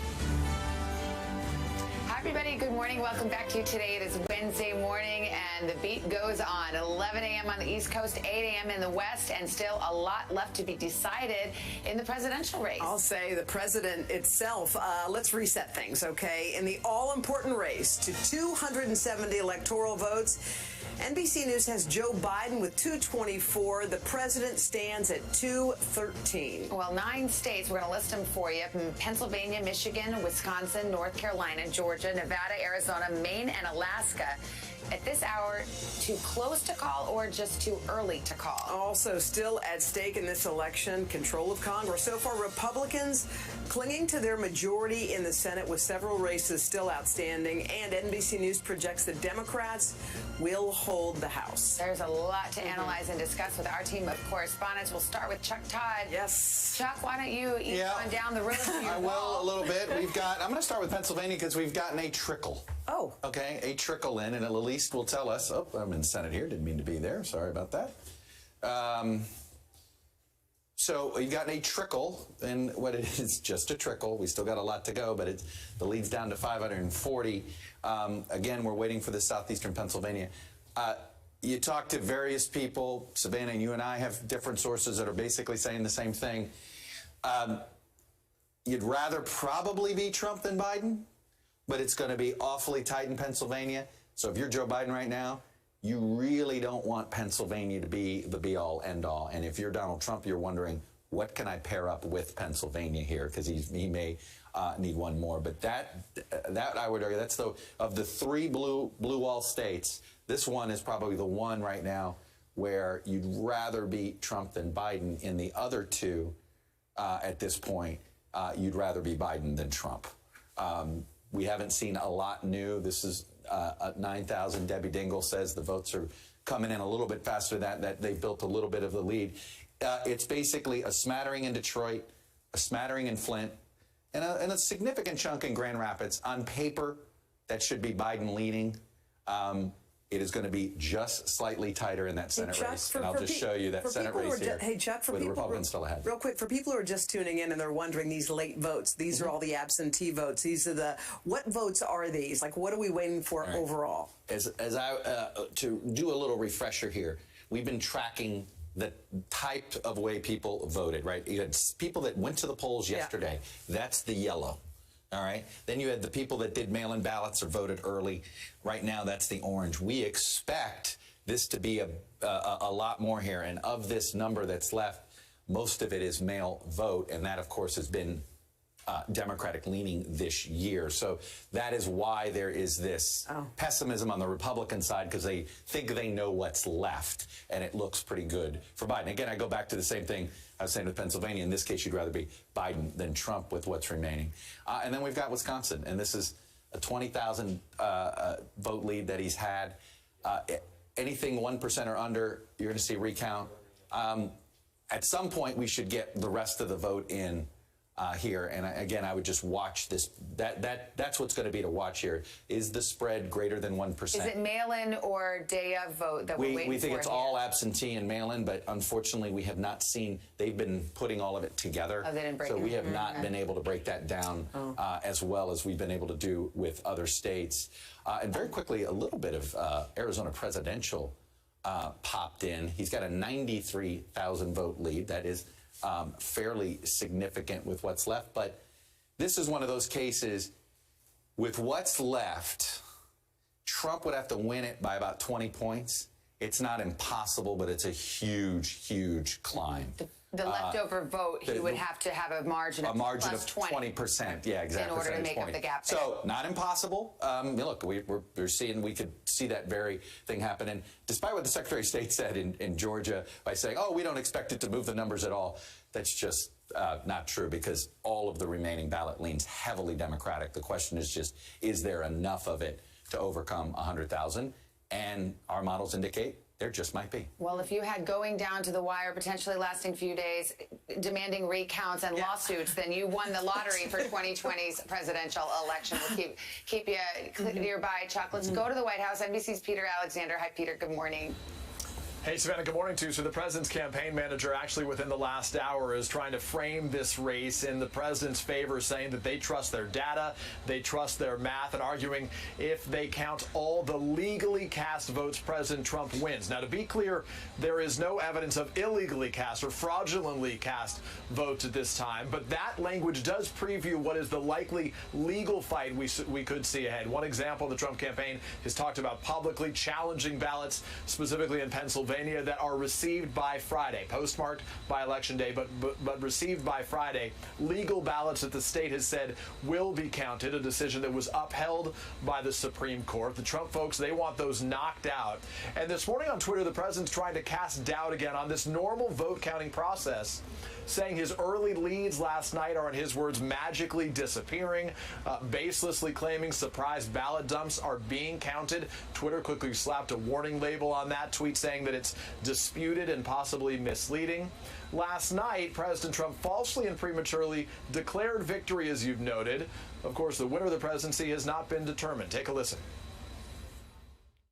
Millions and millions of people voted for us tonight, and a very sad group of people is trying to disenfranchise that group of people, and we won't stand for it. We will not stand.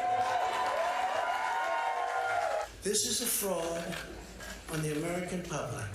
This is an embarrassment to our country.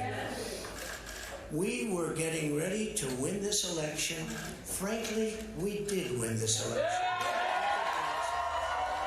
Even Republicans have fiercely criticized the president's comments there overnight, calling them irresponsible, among other things. Notably, the vice president, Mike Pence, he had a very different tone when he spoke last night, speaking immediately after the president, Savannah, saying that he wanted all the votes to be counted, not declaring victory like the president did there, but saying that he thinks they are on a path to victory. Back to you both. All right, Peter, thank you. As for Joe Biden, he has urged his supporters to be patient while insisting he is on track to win the White House. NBC's Kristen Welker in Wilmington, Delaware, where we did hear from Biden overnight. Hey, Kristen, morning.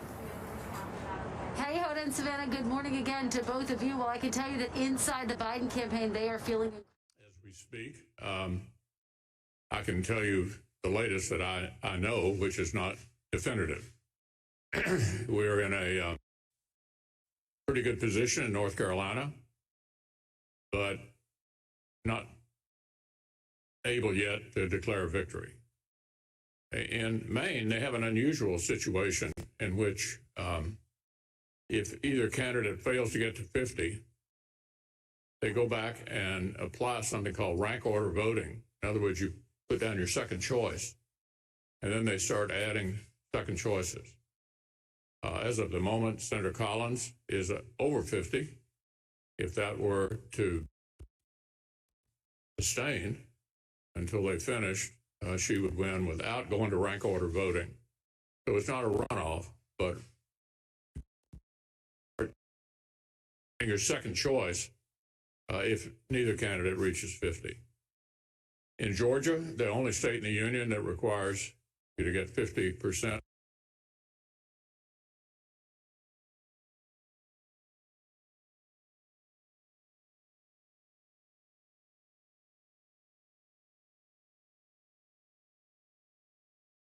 Is an open seat, and under Georgia law, the way open seats are done is like a jungle primary. Everybody runs, and if anybody doesn't get to 50, the top two have a runoff. And so in the other one, we know there will be another race January the 6th in the other Georgia Senate race. So that's the latest on the control of the Senate, and I'm sure you want to ask about other things. So let me, at this point, throw it open and see where you want to go. Yeah.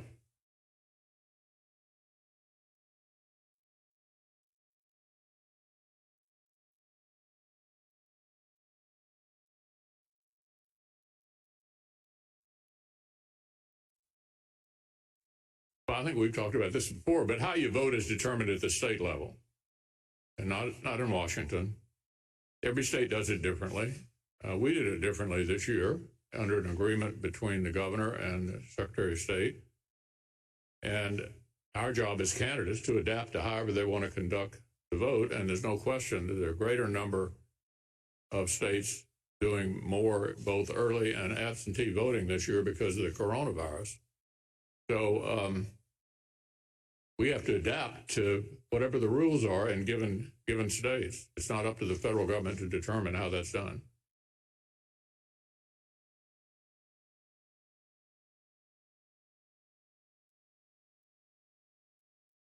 Well, as you know, I don't just sort of engage in random observations about those comments. I can give you my point of view, and I might, if you're talking about the presidential election,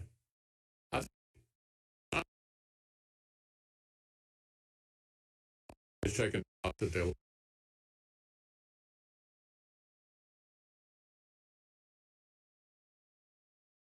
a close election in the popular vote count. When would the litigation ever stop? What the Electoral College guarantees is that you have finality in 50 separate places. 50 separate places you get to a final outcome.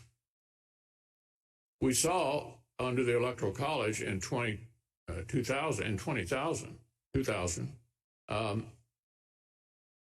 close election in one state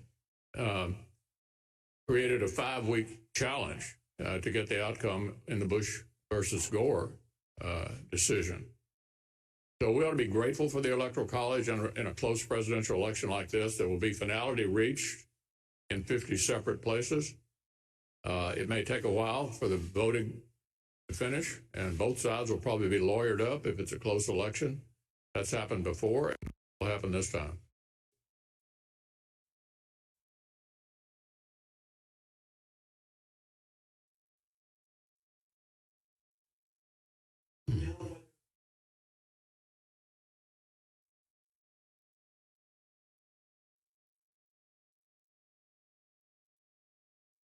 No, I'm not, because the Democrats have got lawyers out there already.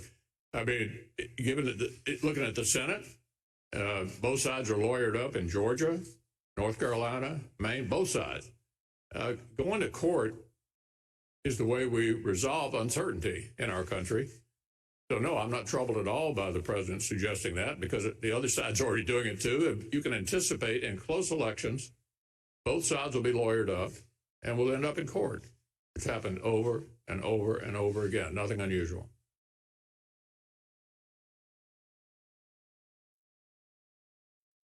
I'm having a hard time understanding you.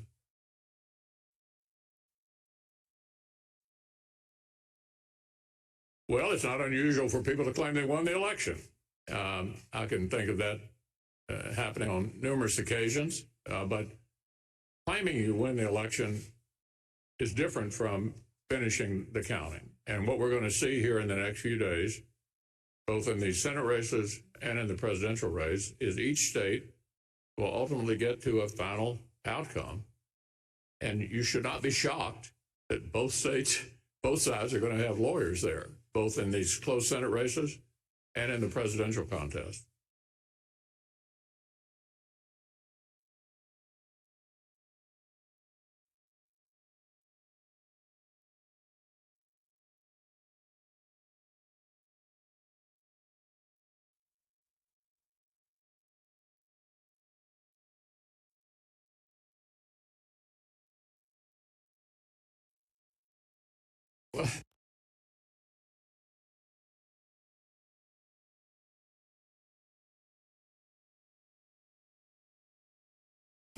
Disputes. That's the way we do it in this country. Having close disputed elections is not unusual. It happens all the time. So I don't think the president should be criticized for suggesting he may have some lawyers, because the other guys are certainly already doing that. And in a close election, you could anticipate in some of these states you're going to end up in court. The American way. Yeah.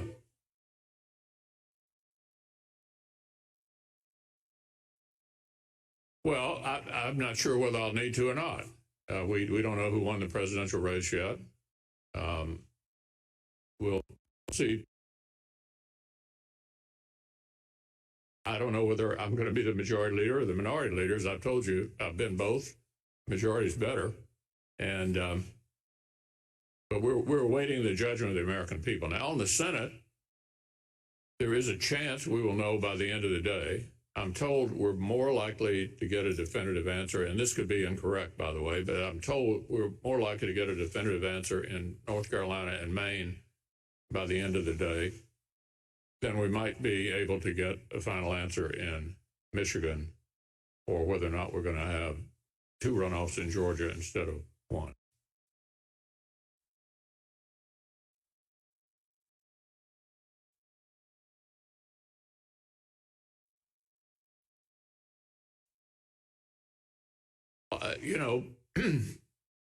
Voter behavior is obviously impacted by the campaigns that you put on. And we tried to make as an aggressive argument as we could that my opponent was pretty much in line with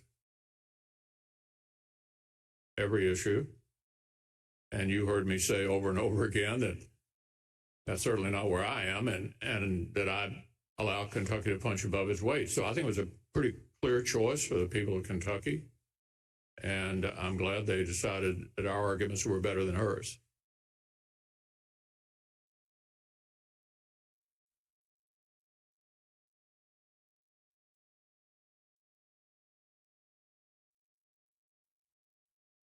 It's been an amazing transformation over my time in the Senate. When I first ran, and by the way, I won by 1 vote a precinct in 1984. If you drew a line from Bowling Green to Owensboro, there wasn't a single Republican state representative or state senator in all of that area of Kentucky, not one. Today, there's not a single Democrat. And after yesterday's election, that could almost be said all over Kentucky, except for our 3 largest counties, Jefferson, Fayette, and Franklin. Eastern Kentucky did a complete transformation. I think that's a legacy of President Obama's war on coal, and then the popularity of the current president added on to that has flipped counties that I used to get 40% if I was lucky in to getting 60 and 70%. So, yeah, I think Kentucky's undergone a political transformation. It was happening, but really speeded up after Obama and Trump. And the last indicator is registration. 2.5 to 1 Democrat 36 years ago, almost even now. Registration is the last thing to change. Change your voting behavior before you change your registration. Yeah.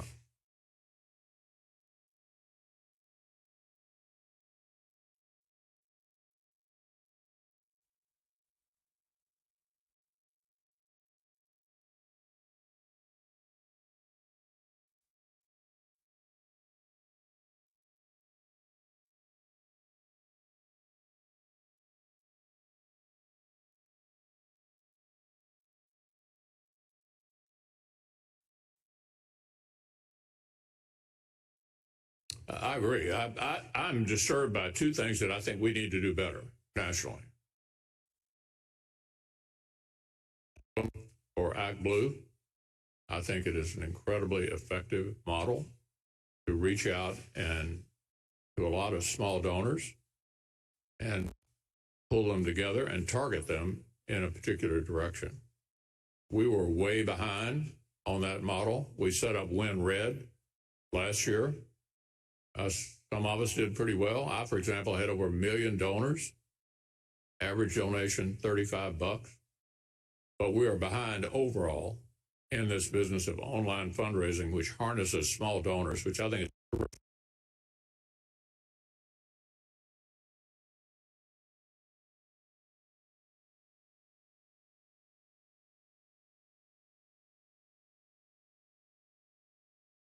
Win 2 seats, 1 back and 1 kept in the suburbs of this county. Whatever slide we witnessed last year in northern Kentucky, I think I reversed that yesterday. So I think that turned out well from my point of view. But yeah, I think if you look at our situation, Republican situation nationally, I think we need to win back the suburbs. We need to do better with college-educated voters than we're doing lately. And we need to do better with women, So nothing's perfect. We had overall, I think, a better election than most people thought we were going to have across the country. But yeah, we have improvement we need to make.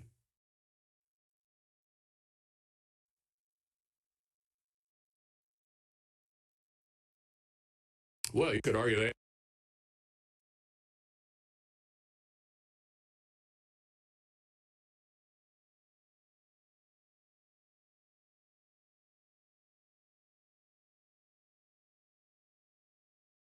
To improve on.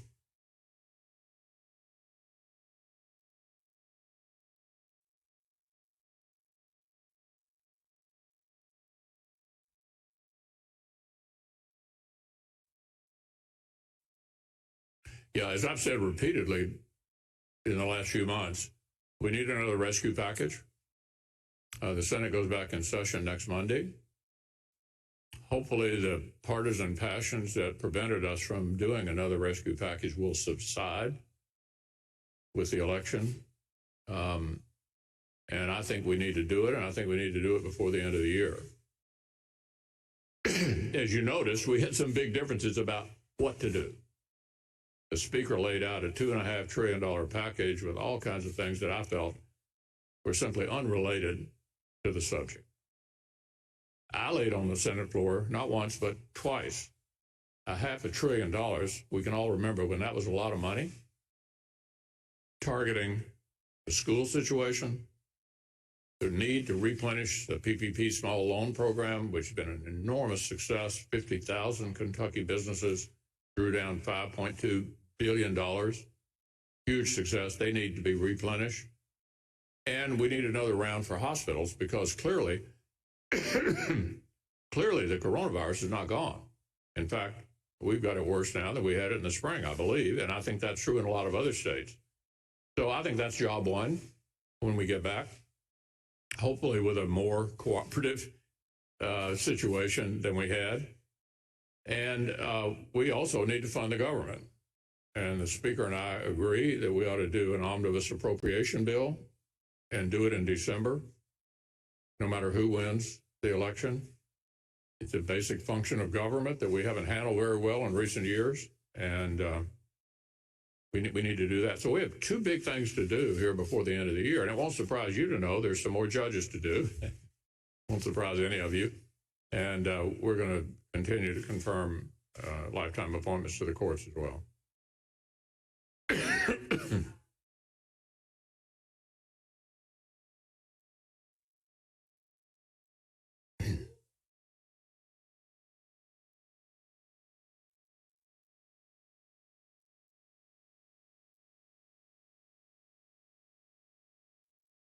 Well, we've already sent Louisville, I believe, I don't know, Terry, you have the figures, 137 million or something like that.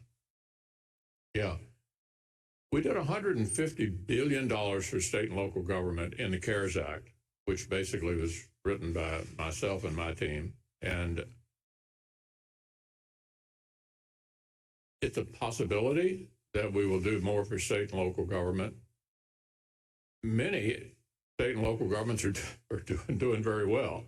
So what happened as a result of that state and local plug that we put in the CARES Act is some states are flush, others aren't. And we need to look at the formula. If we do that again, we need to look at the formula and make sure there's a real need there. And also we need to make sure we're not basically allowing state and local governments to cover up or cover over pre-existing problems like pension problems and other problems that they've created for themselves.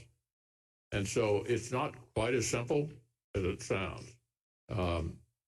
This is a big item for the Democrats, as you can imagine. And they're still going to control the House. And so we'll have to reach some kind of agreement, but it's not something that my side is very, very fond of because it's hard to figure out who really needs it and who doesn't.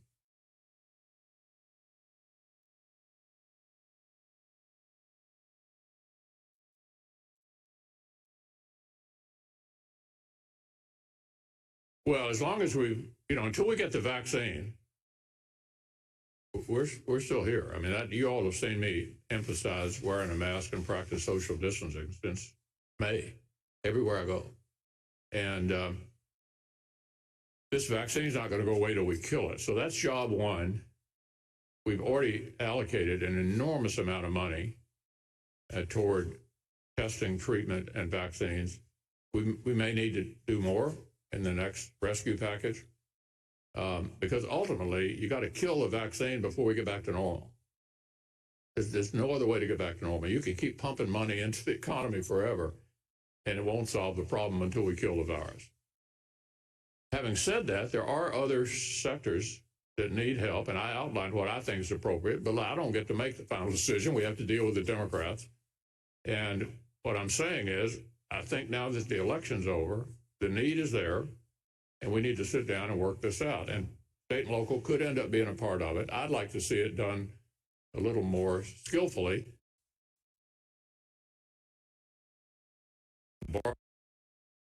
regardless of their need. Yeah.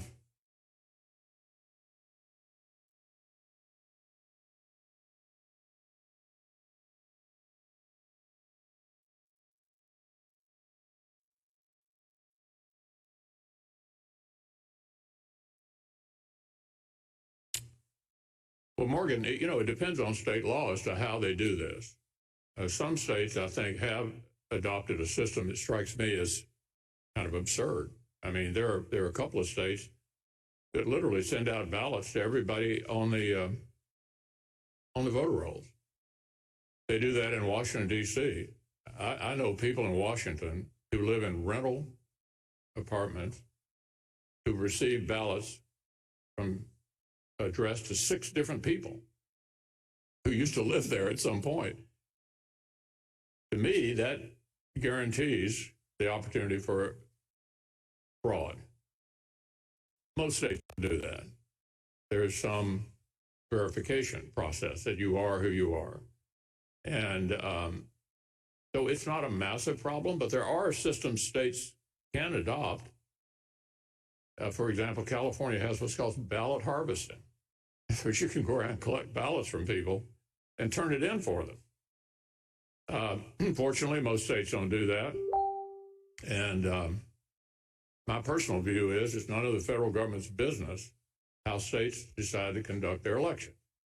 I mean, I think that has been for 230 years a state decision, and we have to adapt to how states choose to do it. Perfectly okay to complain about a particular system if you don't like it, but ultimately, if there's a dispute over it, it's going to be resolved in court.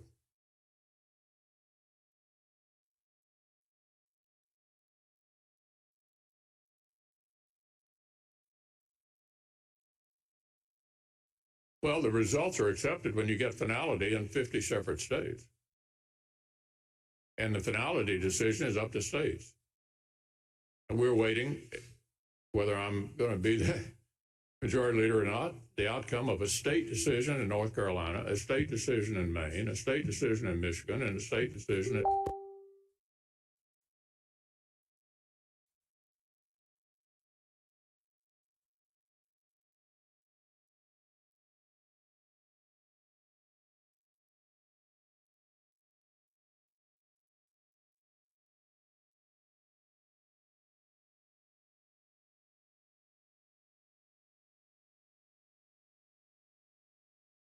Do I feel what?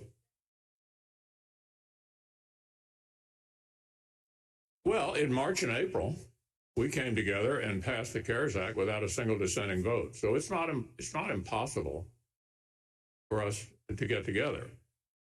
As I've said repeatedly, I think the closer we got to the election, the more that interfered with getting an outcome. The election is over. We don't know for sure all the outcomes, but hopefully we will by next week when we go back in session.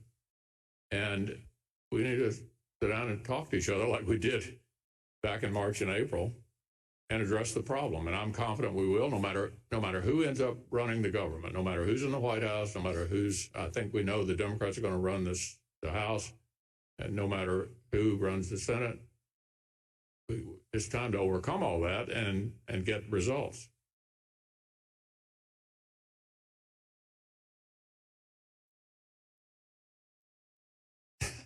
You're trying to get me to answer a question. Well, obviously, I'd a lot rather be the majority leader than the minority leader.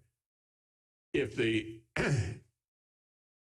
it appears that, as of today, at this moment, that we are in a pretty good position in North Carolina and Maine. We may, as I said earlier, know later in the day how that turns out. If my math is correct, if we win in North Carolina and Maine, I'm still the offensive coordinator. So we may know by the end of the day. And then there are others that are still to play out. 1 or 2 specials in Georgia and the Michigan Senate race. We have a fabulous candidate up there who's got a real shot.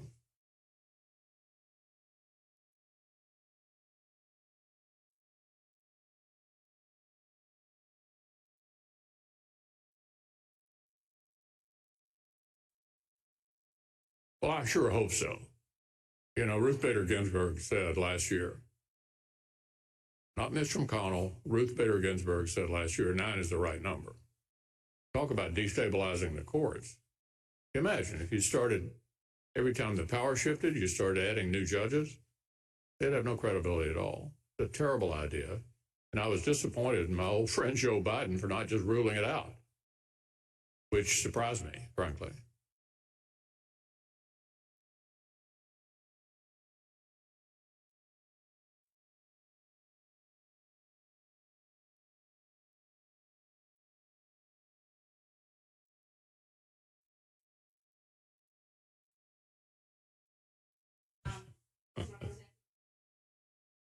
I think the president ran a heck of a race. Everybody was writing him off, said he had no shot.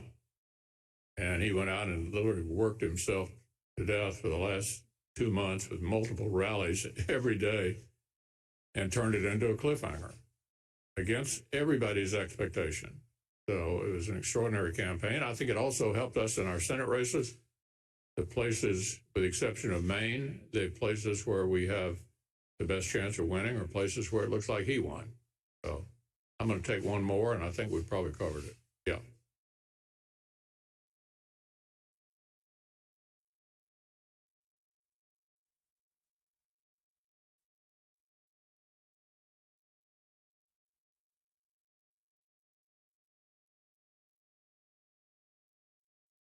Yeah, I never comment about security.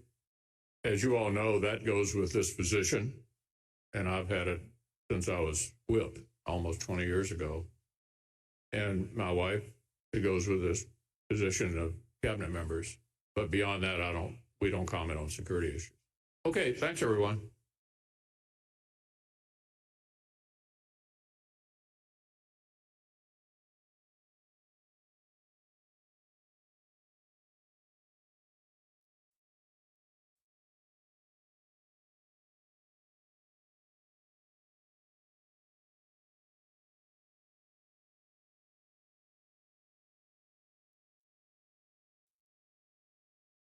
Congressional, I bet you that freaked a whole bunch of people out. Like, oh my God, Trump's winning.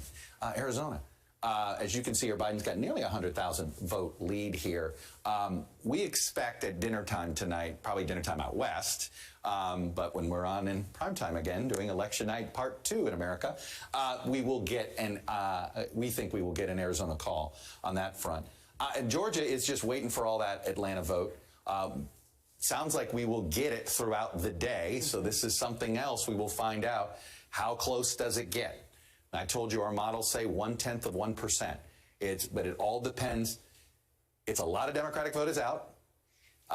Joe Biden's got to win it by a big number. Think 70-30-ish type of thing. Not out of the realm of possibility because of where this vote is.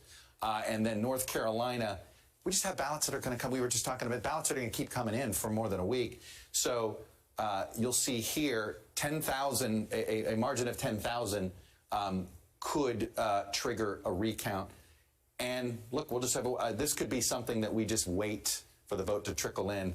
And if the margins keep shrinking, then we'll keep waiting. And if they don't, then this is you'd rather be Trump than Biden in North Carolina. So, hey, Chuck. So there we are. I think what that would mean is Let me take us through the what if map, right? And if we get the calls that we think we're going to get, okay, just to sort of get, right now we're going to give Alaska to the president. We're going to assume those lean this way. Wisconsin, recount land, Michigan. So you see there that would head. Well, I want everyone to know, the sound of my voice, that every legal vote in Georgia will count. And right now we have about 200,000 ballots that are left to be counted. With the absentee ballot process, county worked on scanning those, as many as they could. And then there are also about 40 to 50,000 early votes that need to be counted. Every legal vote will be counted. So is the president correct there? We're saying that every legal ballot will be counted in Georgia because that's our process and we follow state law. I hear you say that you want counting to be done today. Is that realistic in counties with tens of thousands of outstanding absentee ballots, counties run elections? I don't.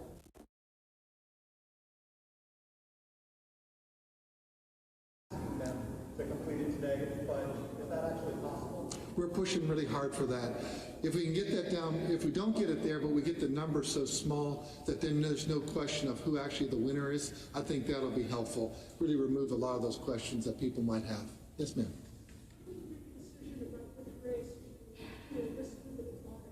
That'll be something I'll get with our election team, and we'll get that out as soon as we have that information. There's word that USPS was supposed to do a sweep of their facilities, make sure all the absentee ballots had been delivered, and in some places that didn't take place. Do you know if that happened in Georgia? Is that any concern? Well, it would always be a concern. We want to make sure everything gets to us. Don't have anything specific on that, but that's why we also instituted the absentee ballot drop boxes. Our concern actually was that voters were way too long and then it'd be too late to mail, and that's why we had the absentee ballot drop boxes, which was very well received by voters in Georgia. So you don't have word that took place? We'll circle back and get that information out to you. Can I get with this man? Well, it's several counties, but we know that DeKalb, Fulton, Forsyth, even has 7,000 voters. So it's really, it's something, when you have such a large number of absentee voters and then you have some early votes, it's really multiple counties, and we're just knocking those down one at a time. Sir, can you speak to the process of absentee ballots? I know that this is the timing probably today. For those of you wondering why the delay and the difficulties of absentee ballots. Yeah. So the state election board gave the counties the authority that they could begin the process of scanning the absentee ballots, which is very helpful. So I know that down in Muskogee County and Richmond County, they were really current with everything they had received, but then all of a sudden, we also had additional ballots come in on Monday and then Tuesday, so they're being dropped in. So so they'll be getting that as soon as they. It is a 2-page ballot. It just takes longer to get those ready for the scanning process. Is there another question back there?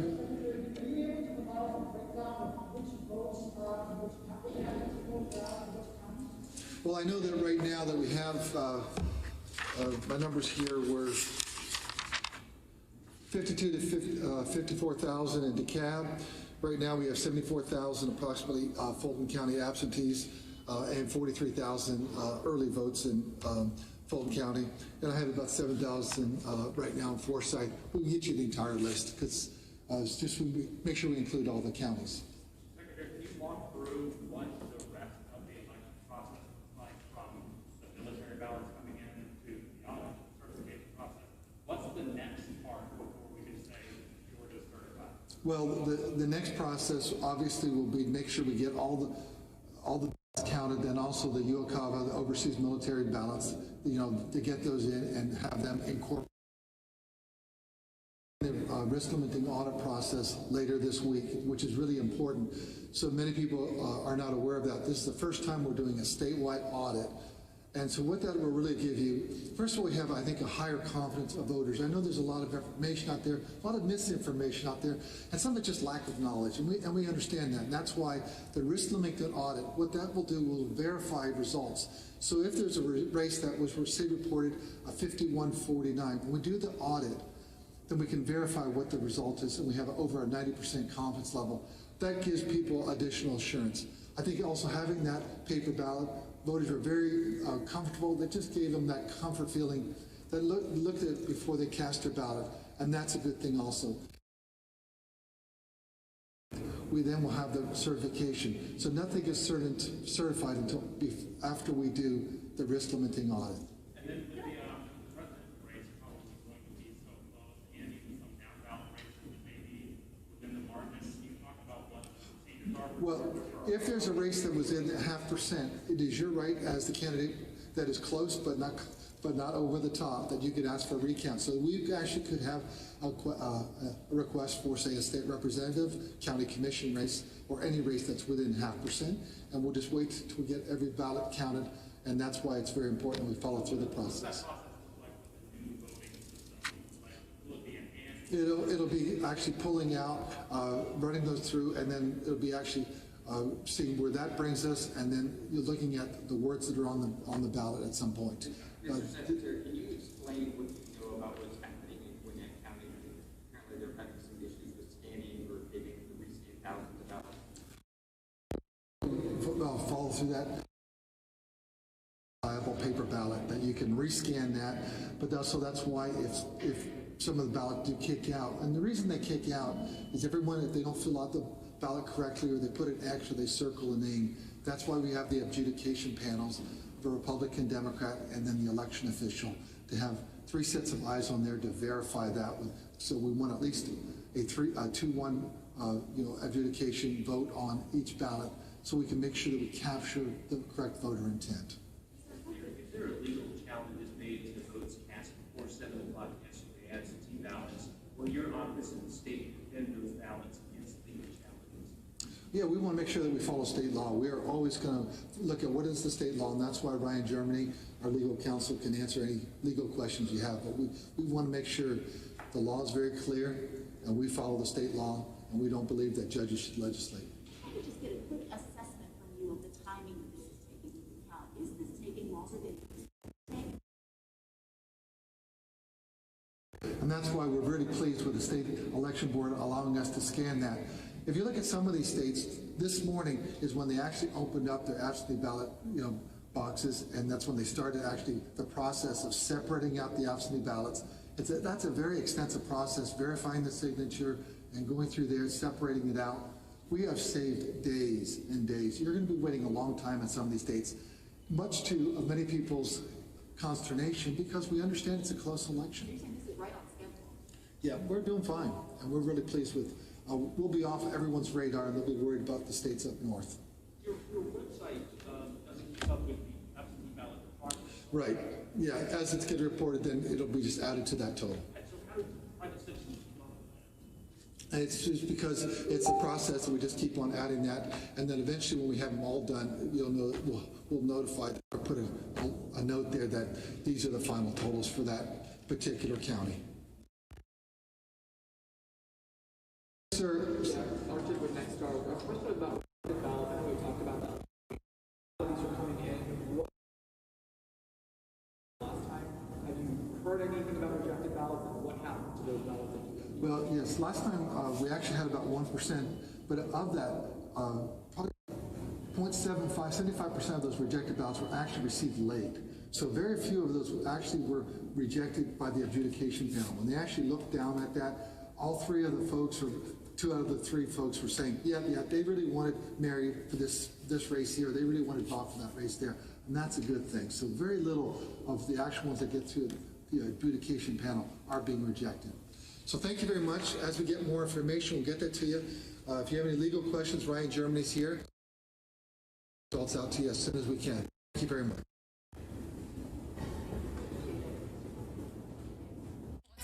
A nerve-wracking election, says Israeli TV. I was not surprised, and as a matter of fact, I was awake all night. A long night watched through the day in Asia and Australia. I think it affects us all. The politics, for me, it's like a sporting match. Americans overseas, glued to television coverage, like these Democrats in Thailand. It's the future of the country, and I think we all need to pay attention.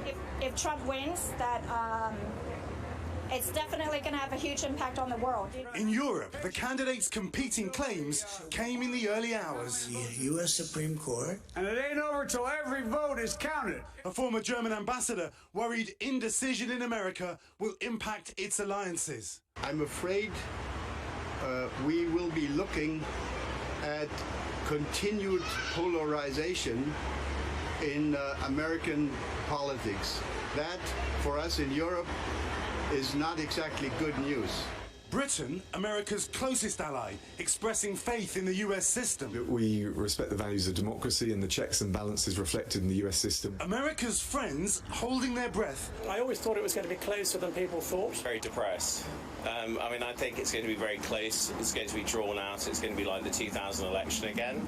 America's foes quick to criticize. In China, the hashtag US election has been viewed 3.4 billion times. America is without hope, says one senior Chinese state media journalist. In Russia, pro-Kremlin media warning of chaos in America. While the Middle East, a region that perhaps more than any other looks to America for leadership. We will not have a good solution from the United States as a Palestinian.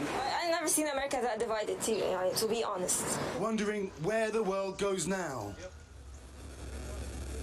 And you know, Hoda and Savannah, I think America's allies at least understand that America needs to be given time to figure out who it voted for. But just think about the list of international issues that lie ahead. Should American troops be withdrawn from Afghanistan, America's longest war, the Iran situation, the environment and climate change, and then that behemoth issue at China. There are a lot of decisions to be made once this decision of who is president gets made, guys. Yeah, all right. We wait a few more days for this decision, though. Keir, thank you. All right, at times any absentee ballot does arrive from that voter, and of course, every ballot is barcoded. Then that ballot arriving, that absentee ballot arriving, would be invalidated and spoiled and not counted.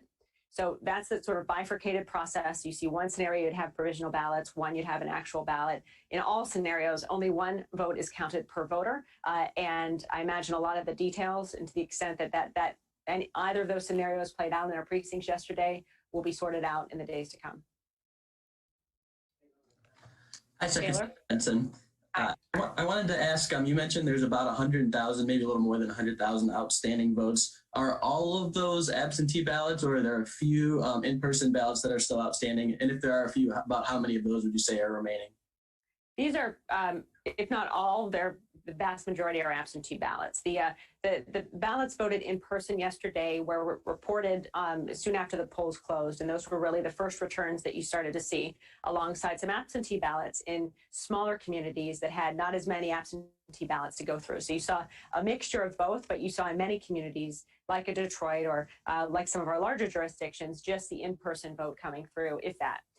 And so now we're at a point where a lot of that in-person vote has been reported, and the remaining ballots are primarily those, if not all, those voted absentee. Again, remember, and particularly for folks nationally, here in Michigan, we have a very decentralized process, particularly when it comes to counting. We have 1,520 local election jurisdictions within 83 counties. And that counting process happens on the local level. So we're also very mindful of that process. It's another reason why it has always taken several hours, if not days, for results to come through our state, because that process is continually effectuated at the local level and then reported up to us at the state. So we're always also mindful of communication that is en route, as I'm speaking to you now, that may have happened at the local level but didn't get to us yet. And that's why, again, patience and vigilance is really key, and just knowing we're really committed to getting this right and to counting every vote. Megan? Secretary Benson, thank you. We are hearing reports that attorneys are coming to the TCF Center to challenge the vote or the count. What can you say about any sort of legal challenges that may or may not be going on with the count right now? Yeah, as I mentioned before, we understand the heightened focus that our state is under and that our processes are under, and so we fully expect that there will be a number of people, watching the process, or perhaps even, as we've already heard, putting out allegations about the process or anything in between. The bottom line for us is that we're just focused on getting this right, and we're focused on getting this right in a way that can withstand any court challenges. I'll also mention, and we've seen this not just in Michigan, but in other states, a lot of times court challenges or allegations are thrown around to further political agendas as opposed to actually legal claims. So we're mindful of that as well. And that's why for us, we're just laser focused on counting every vote. We welcome people to observe the process as they have throughout this entire day and yesterday and since the polls opened and the counting began. And we'll continue to do that as we, again, stay focused on providing everyone with the confidence that we're going to count every vote, every valid vote in Michigan, and we will, work to protect the legality of that process in every way that we're called upon to do so. Riley Pegan with Bridge, and then we'll just take one more question. Hi, Riley. Hey, Secretary, thanks for doing this. Your office had mentioned yesterday that there were some live calls sent to voters in Flint and Grand Rapids related to misinformation about the possibility of being arrested at the polls. Do you have any updates on where those came from, what the scope of those calls were, and if it might have affected the vote there? We know a couple of things. One, when calls came to our voters, they were almost immediately reported out to our Attorney General and to our office. Our Attorney General then swiftly went to work, both debunking the claims and launching an investigation. And we were, of course, supporting that investigation, and we worked and really doubled down our efforts to inform every voter about their rights in any community that was affected. We know that robocalls and text messages and a number of other efforts that were targeting our voters yesterday in an effort to depress turnout and deter people from voting. What I saw yesterday, however, is that they didn't work. Numerous people voted, record-breaking turnout in communities all across the state, and particularly in the communities that you mentioned, we saw a large number of people vote, both during the day and absentee. So that's a good thing. It's an encouraging thing, and it shows to me, the goal of misinformation is to cause citizens to lose confidence in the results of their election and believe that their votes don't count and their voices don't matter. But we really have been working in Michigan to make sure if and when misinformation hit our state and hit our citizens, as it did yesterday in certain areas, that they knew not to believe it and they knew what to do with it, which was reported to us. And that's exactly what happened. So it was really gratifying. It was actually a great thing to see. And again, we all worked together as a team to make sure that we educated our voters. We continued to encourage people to know with confidence that if they showed up to vote, their vote would count, that they would be safe and secure. And indeed, that's exactly what did happen for everyone who voted in person yesterday.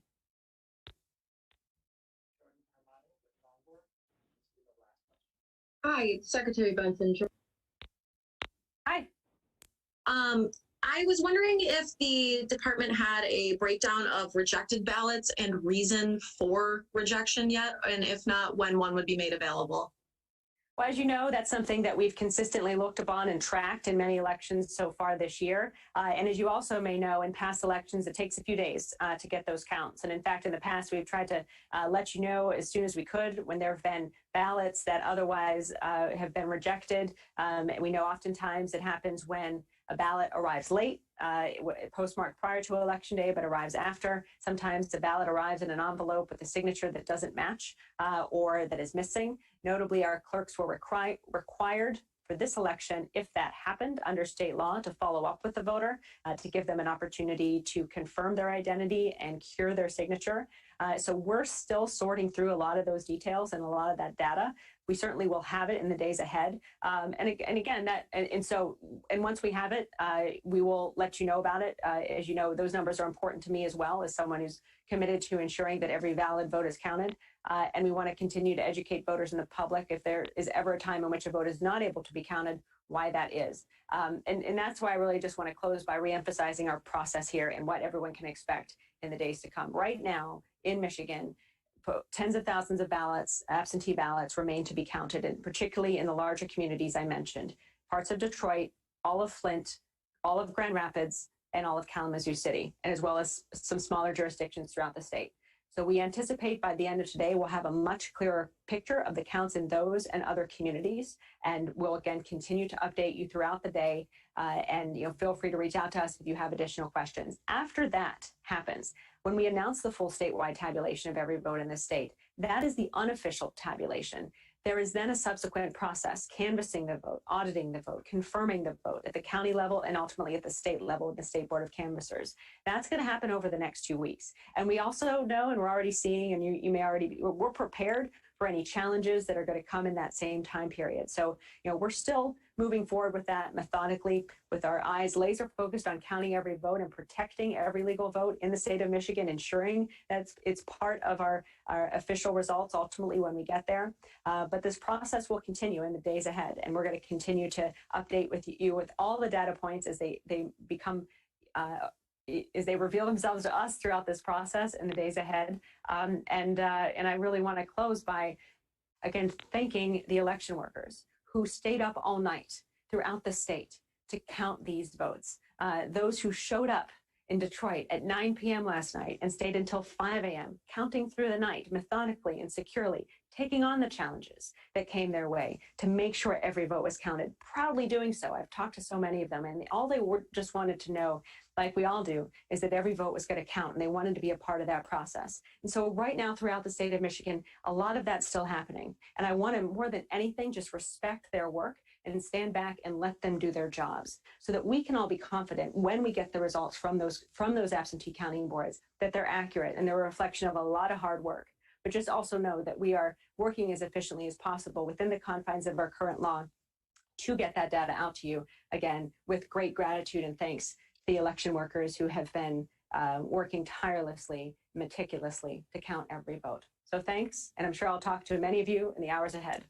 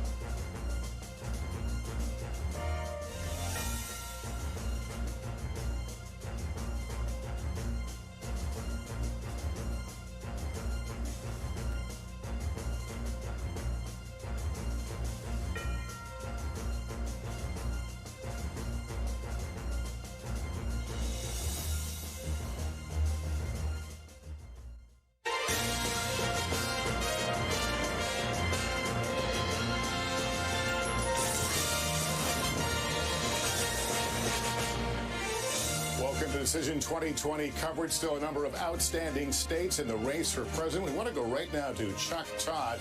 Chuck, set the stage. Where are we right now? Sure. Let's go through. Look, the next few hours, we expect a little bit of action, and where I want to look, the big one is, I believe we just called a state that we've been waiting on calling, and that is the state of Maine.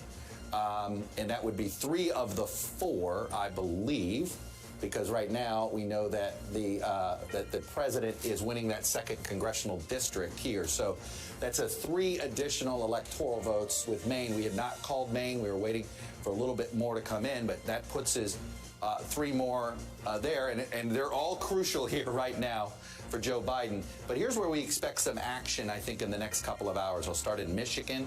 Vote is trickling in. It looks like vote that favors Biden. You'd rather be Biden than Trump now.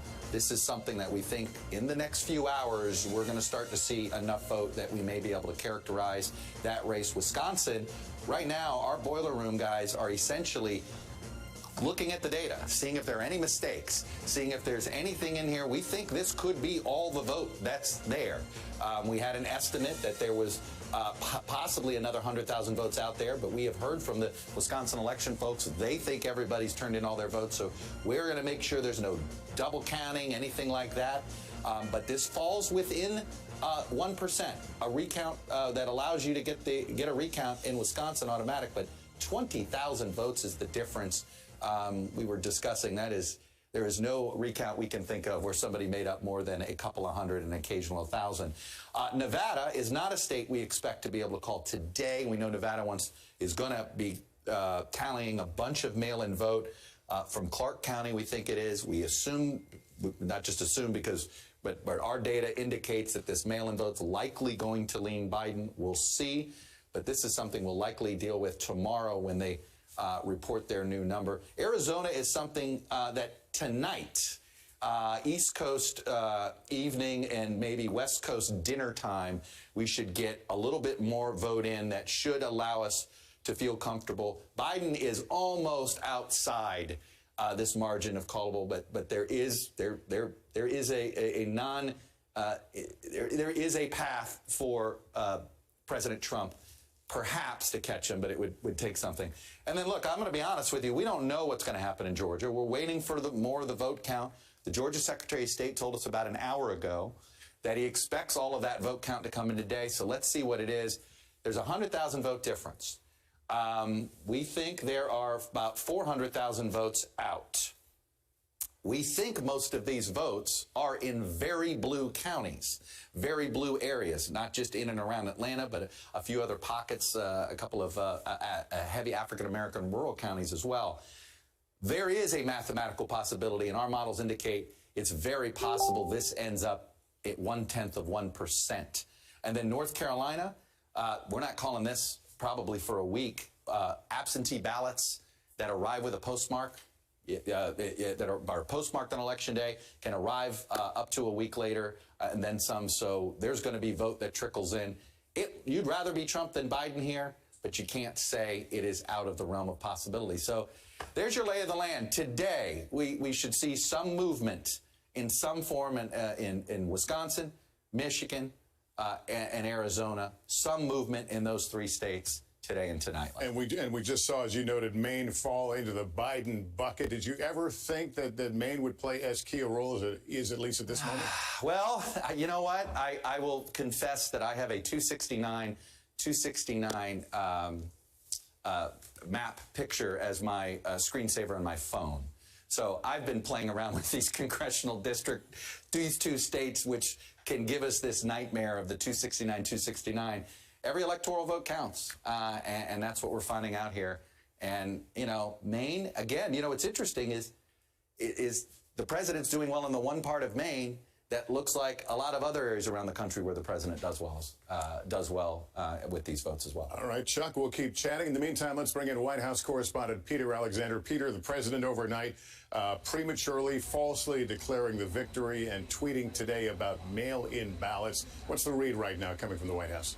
Yeah, that's right. Actually, Lester, we heard from the president within the last 5 minutes, casting more doubt on these mail-in ballots, these last-minute votes that are still being counted right now. Moments ago, he tweeted they are finding Biden votes all over the place in Pennsylvania, Wisconsin, and Michigan. He writes, so bad for our country. To be clear, they are not finding ballots all over the place. They are counting ballots in several states where they hadn't completed their electoral counts to this point so far. What's notable is when we heard from the president last night in those remarks where, as you noted, he falsely and prematurely basically declared victory, said he had won this thing. He also said, we want all voting to stop. But we're getting a different message as we hear from, specifically from his campaign manager. They're saying basically they want more of the counting to continue right now. They say if we count all legal ballots going forward, they believe they will win this thing. The bottom line is they need to find some additional votes, particularly in places like Arizona and in Nevada. And a conference call with reporters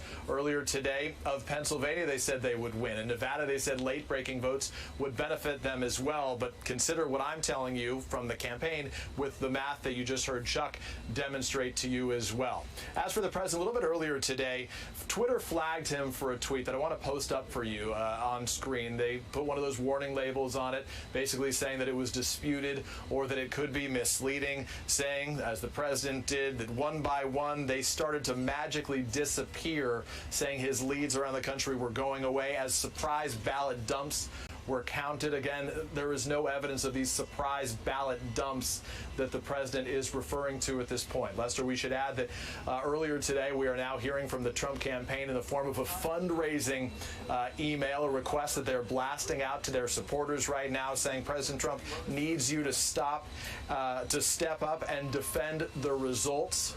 To step up and defend the results. He appears to be asking for money and support, but the idea of defend, which he mentions in all caps, does sort of give you this image of a physical defense. Remember, it's the president himself who said that the sort of situation that we're in right now could induce violence in the streets. Some of his critics saying that type of language by the president himself is problematic. Lester? And Peter, the president tends to say things out loud, so the idea that he's now discrediting the results, we heard that months ago.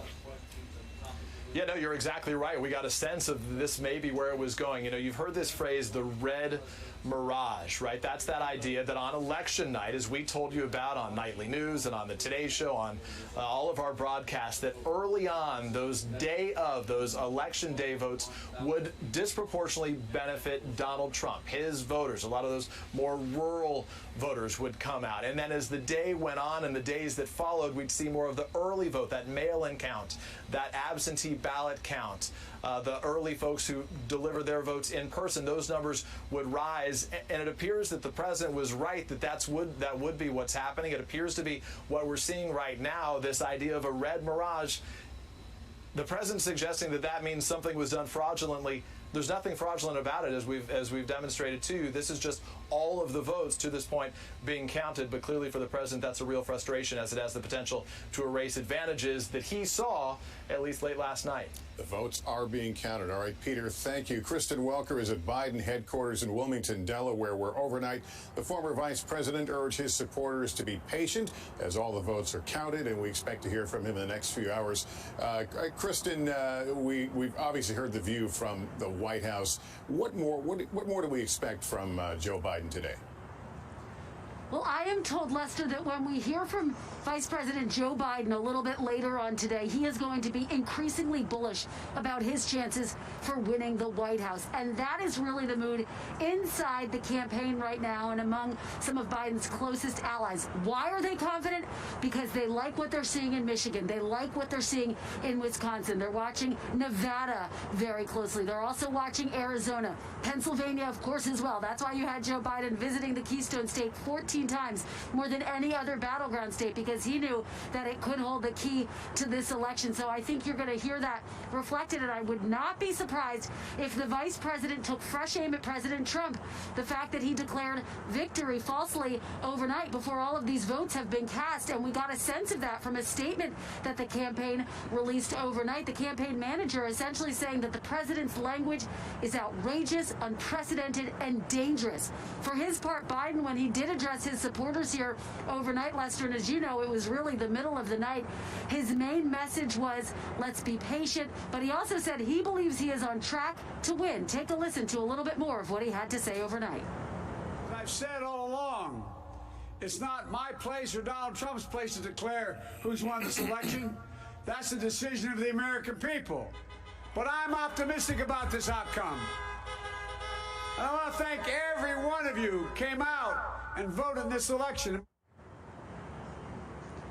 So I think you are going to hear even more confidence from the vice president when he addresses the nation a little bit later on today. Now, in terms of what is happening inside the campaign, they are still bracing for what could be protracted legal battles, with President Trump signaling that that is the direction that he intends to go in.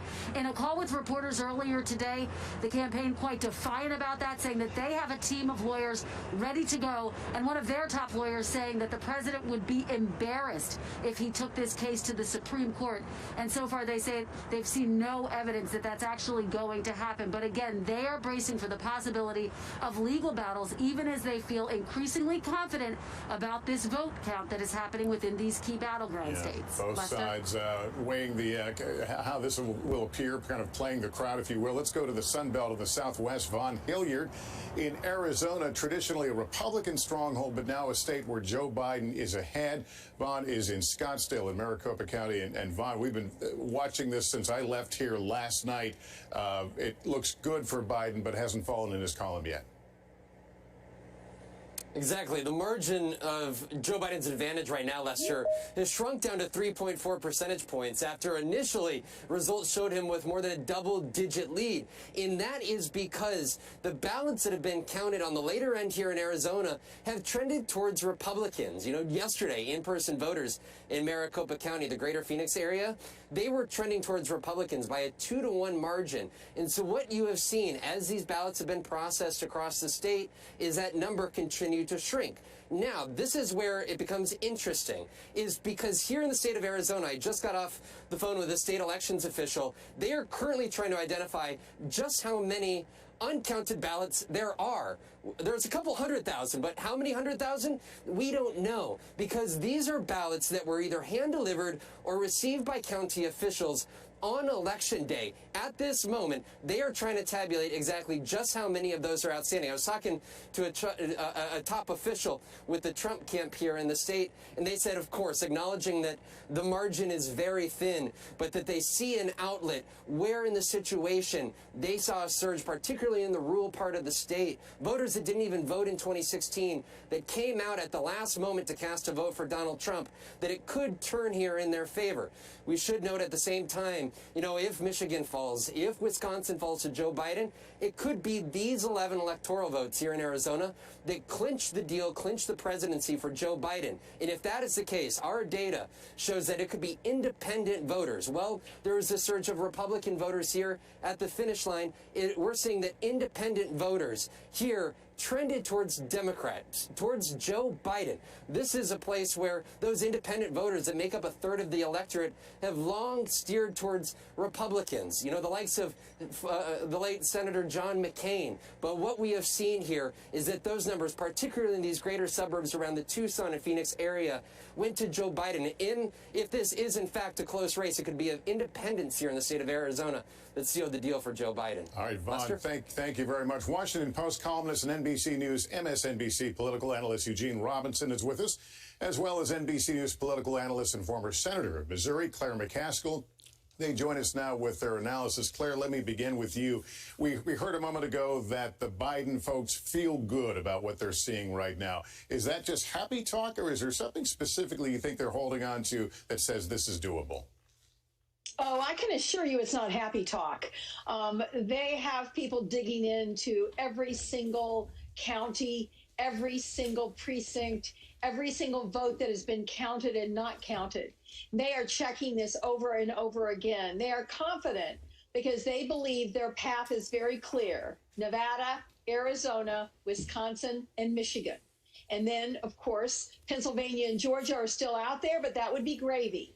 The 4 states are the states they're looking at, and they feel very good about the numbers in those states. And Eugene, you're looking at all this right now, and we had talked, as Peter Alexander pointed out earlier, we had talked about this red wave notion. So is what we're seeing really all that much a surprise, or are we just impatient? We're just impatient. We're impatient. I mean, we knew, the phrase that everybody used in the days before the election was, watch out for a potential red mirage. Watch out for it potentially looking as if President Trump was in the lead and perhaps on his way to winning on election night because many mail-in ballots wouldn't have been counted, and we know that Democrats very heavily voted mail-in, and so as those votes were counted, we would start to get a true picture. And really, that's exactly what has happened, and that pattern has been repeated in state after state. And as Claire just said, those 4 states, Arizona, Nevada, Wisconsin, and Michigan, have all trended in Joe Biden's favor. In Wisconsin, I believe officials have said they've finished their vote count, and there's around a 20,000 vote margin there. It's not the kind of margin that gets overturned in a recount, even if there is one. So that is, but what we're seeing, yes, is what was basically predicted. And Claire, let's talk about Joe Biden and what happens next as he waits for these states. We expect him to come out in the not-too-distant future and speak again, the second time he will have spoken. What does he need to say? What do you think he'll say in response to President Trump's remarks? Well, I think, first of all, he needs to be himself and be authentic, and that means he'll talk about being a leader and respecting the voters. But I think he also has to be very aggressive and be on his front foot. What this president is trying to do is despicable. Of course, these votes should count. People cast these votes with full faith that, like any other election, that their ballot would be counted. And the rules that were set for these ballots, especially in Pennsylvania, Wisconsin, and Michigan, were set by Republican legislatures. These weren't rules that some Democrats swooped in and said, this is what we're going to do. These are what the Republicans decided the rules were. So the idea that he would try to, act as if following the rules set by Republicans is somehow cheating him is really, really bad. Eugene, have you allowed yourself to visit that place, trying to think of what the next 4 years will be, no matter who wins, given the experience of this election? Or you're not going? Well, yes. I can try, Lester. Look, this is a divided country. This is a divided nation, and we will have, most likely, we don't know, but at the very least, the House stays in Democratic hands. And we're going to have a divided government in some way, shape, or form, it's going to be a bumpy ride at a time when there are things that we need to do urgently, and we need to work together to do urgently. First and foremost, controlling a deadly pandemic that has killed nearly 250,000 Americans and then is entering potentially its deadliest phase. We need to find a way to work together. And after this election, we're going to be kind of battered and bruised, and we're going to have to pick up the pieces and find a way to move forward. All right, bumpy ride. I'm going to add that to my list of understatements for the day. But thank you. Both will ask you to stick around. We're going to bring you back in. We're going to take a break, and then we're going to talk a little bit more about what the next 4 years could look like as it pertains to the U.S. Senate. We'll be back after this.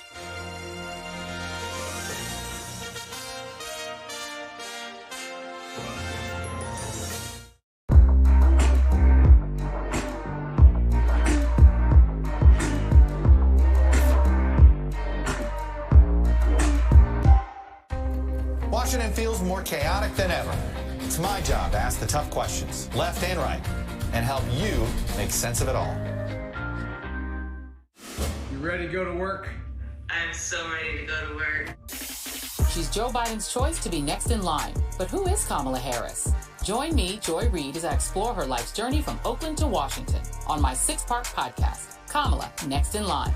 New episodes every Monday. Subscribe for free wherever you get your podcasts. For breaking news in our changing world, download the NBC News app. President Trump and Joe Biden hit the trail. At the center of this campaign, coronavirus. The story. The battleground blitz as we enter the final stretch of the 2020 race. From every angle. If you were sitting here talking to Joe Biden and President Trump, what would you want to tell them right now?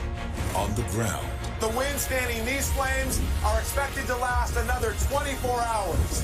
And in depth. We now have 2 vaccine trials on hold. Should people be concerned? NBC Nightly News with Lester Holt. Good morning. Welcome to Today. We're glad to have you with us. This fall, we're right there with you. Whether you're back to school. What do you guys think? We're excited? Or back to work. We're keeping you safe. I love being back. Every morning on Today. Police murder of unarmed black men has been an American way of death across centuries. After seeing the most comprehensive police reform bill ever introduced in Congress, I've begun to wonder if now is the time. If now is the time the protesters finally win. The Last Word with Lawrence O'Donnell. Weeknights at 10 on MSNBC. Good morning. Welcome to Today. We're glad to have you with us. This fall, we're right there with you. Whether you're back to school. What do you guys think? We're excited? Or back to work. We're keeping you safe. I love being back. Every morning on Today.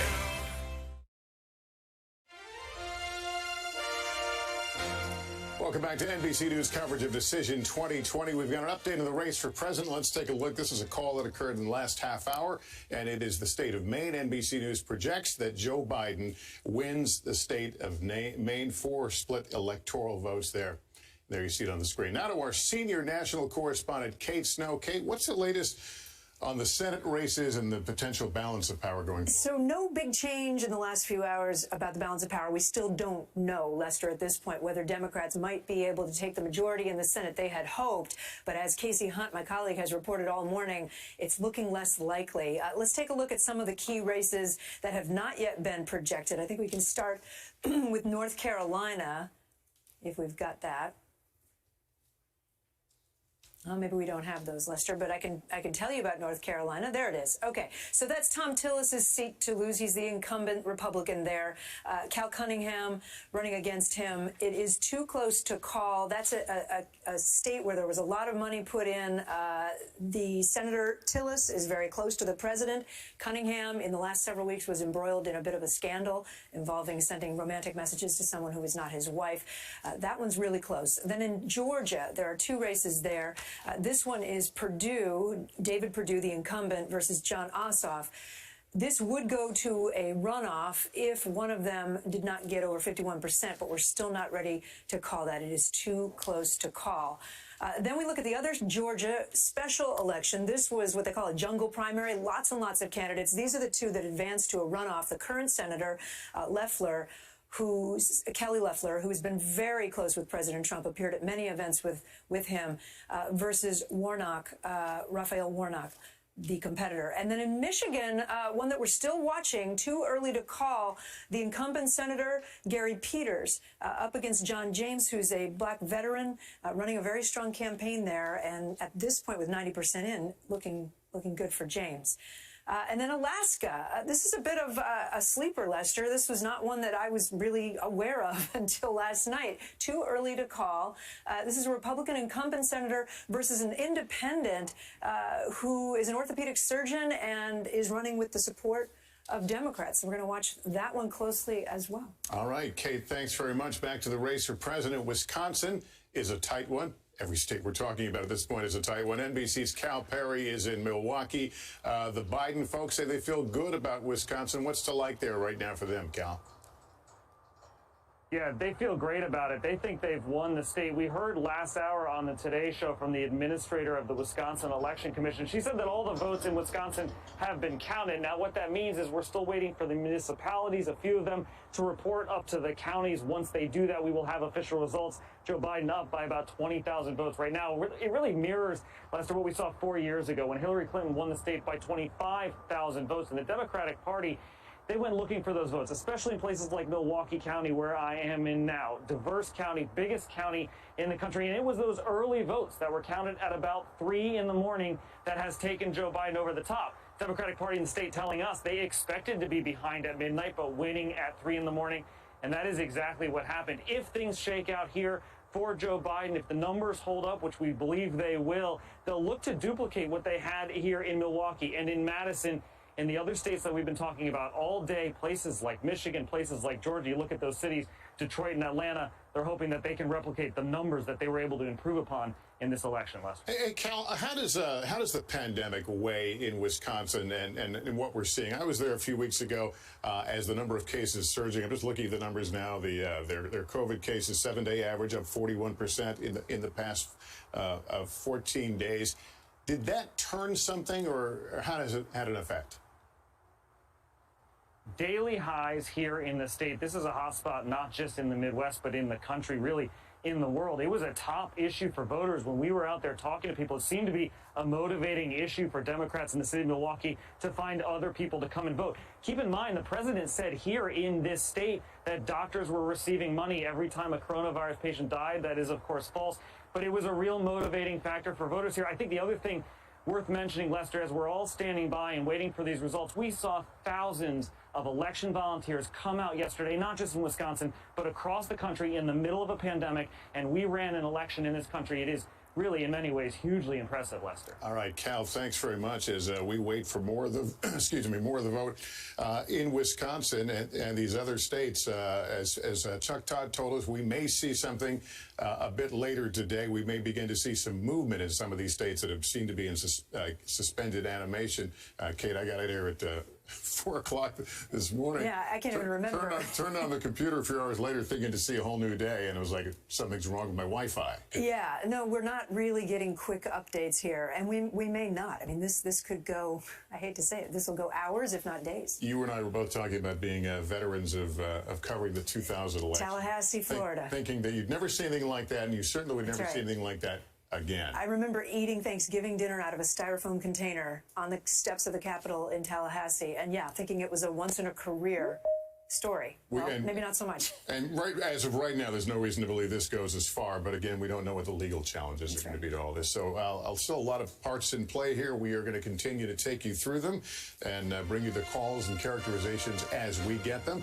You're watching NBC News coverage of the 2020 election results. We'll be back with more right after this. Good morning. Welcome to Today. We're glad to have you with us. This fall, we're right there with you.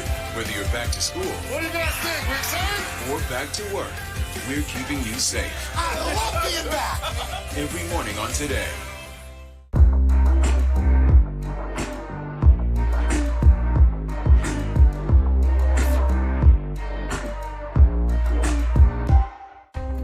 Washington feels more chaotic than ever.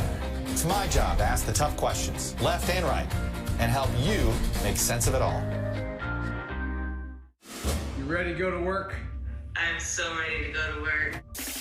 She's Joe Biden's choice to be next in line. But who is Kamala Harris? Join me, Joy Reid, as I explore her life's journey from Oakland to Washington on my 6-part podcast, Kamala, Next in Line. New episodes every Monday. Subscribe for free wherever you get your podcasts. For breaking news in our changing world, download the NBC News app. President Trump and Joe Biden hit the trail. At the center of this campaign, coronavirus. The story. The battleground blitz as we enter the final stretch of the 2020 race. From every angle. If you were sitting here talking to Joe Biden and President Trump, what would you want to tell them right now? On the ground. The wind standing these flames are expected to last another 24 hours. And in depth. We now have 2 vaccine trials on hold. Should people be concerned? NBC Nightly News with Lester Holt. Good morning. Welcome to Today. We're glad to have you with us. This fall, we're right there with you. Whether you're back to school. What do you guys think, Rick, son? Or back to work, we're keeping you safe. I love being back. Every morning on Today. Police murder of unarmed black men has been an American way of death across centuries. After seeing the most comprehensive police reform bill ever introduced in Congress, I've begun to wonder if now is the time. If now is the time the protesters finally win. The Last Word with Lawrence O'Donnell.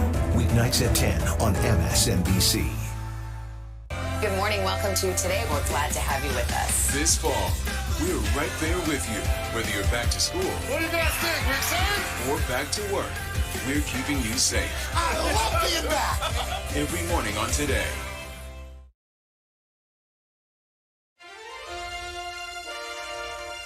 And back with more of our Decision 2020 coverage on NBC News. You're watching on the screen there, Pennsylvania. 20 electoral votes in play.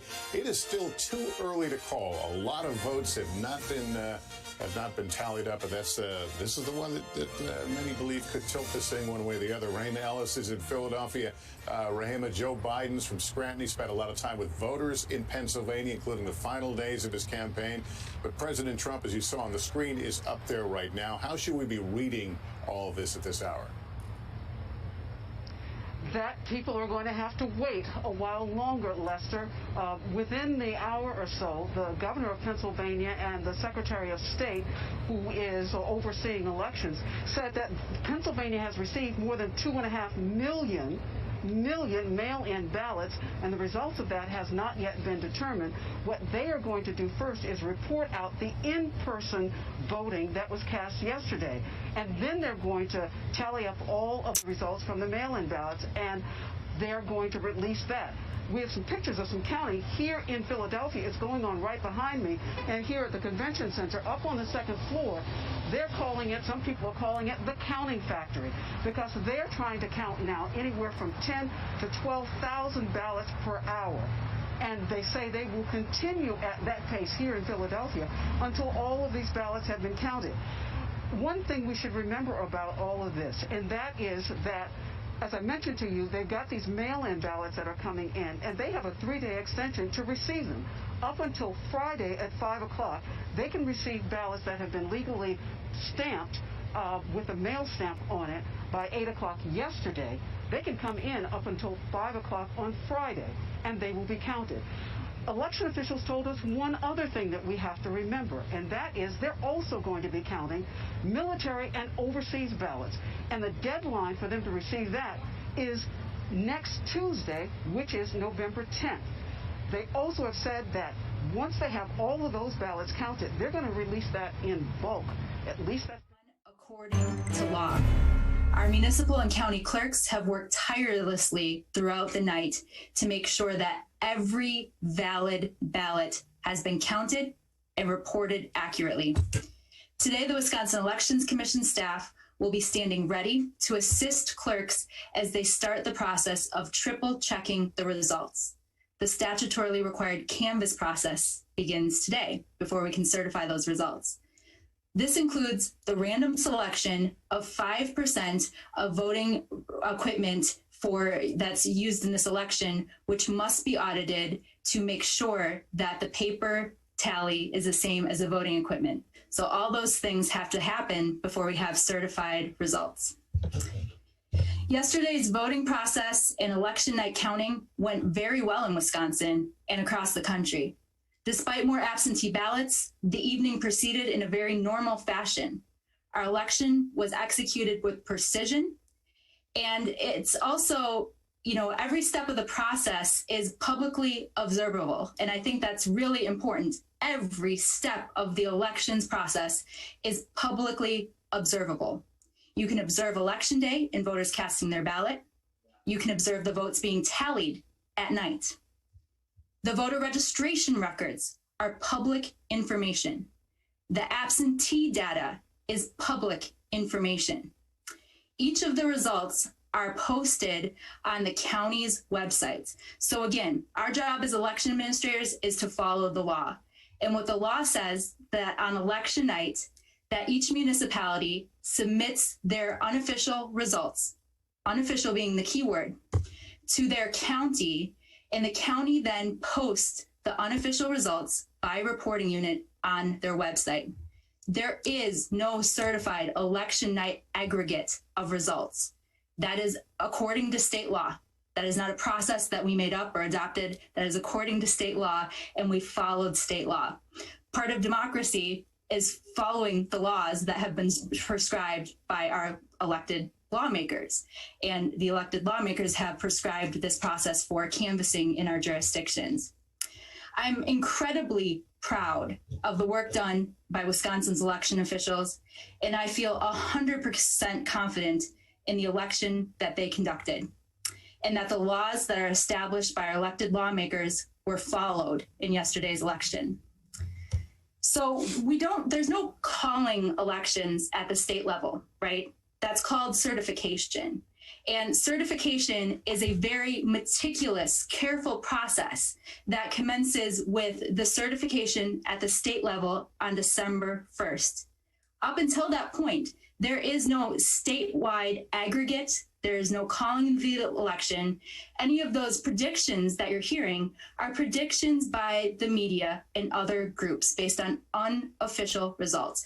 And I just think that's so important. And I know for so many of us, we've spent the last few months talking about this on end, talking about the mechanics of how the process works. And so I think, as we head into today, it's really important to continue to convey that message that we've all been working so hard to understand exactly how the process works and bring those mechanical facts to Wisconsin voters. Unfortunately, earlier this morning, I may have misspoken about all of the unofficial results being in from our municipal clerks around the state. So again, we have 1,850 municipal clerks around the state. And it looks like, according to looking through, again, all those county websites, that every single one of those jurisdictions has submitted their unofficial results, except for one tiny township of less than 300 voters. And they're working to get their ballots finished and counted and posted as we speak. And so beyond that, we have no reason to believe that there are any other ballots that have not yet been counted and included as part of those unofficial totals. But again, the canvass process, so important, right? The canvass process is where the municipal election officials double check all of the results to make sure that they have the correct number of registrations, to make sure that everything checks out. Then the counties, they do the same. So today at 4 o'clock is actually the deadline for the municipalities to start their canvass process and to then route the materials over to the counties where they start their certification process at the county level. They, again, do those double checks. All this publicly observable. You can go watch in your local communities. If you're skeptical about the process, engage. You can go watch the process in your local community. And so then it goes to the county level. They do their double checks. From there, it comes to the state. By state law, on December 1st, at the public meeting of the Wisconsin Elections Commission, is when those results are certified. And that's when we will have the official winner. We'll have the official results of the election at that December 1st meeting, as prescribed by state law. And so with that, I don't know, Reed, if you had any other background you want to lend, then we can open it up for some questions. Sure. Just the only other thing to let people know is that the results that you're seeing reported on websites and newspapers, on cable TV, whatever, those are numbers that are based on news gathering. The Associated Press, other news gathering organizations get those numbers from the counties. They aggregate them, they report them. The Wisconsin Elections Commission doesn't get any numbers from the locals until starting next week when the counties start to certify their numbers. So if you're asking us, is this number right? Is that number right? The numbers that you're seeing are from the news media. They are generally very accurate, but they're not official. And we don't have reports in from the counties ourselves. So that's just something to make sure that you all know. So if you want to take some questions, Megan, the first one is from Nick Bohr.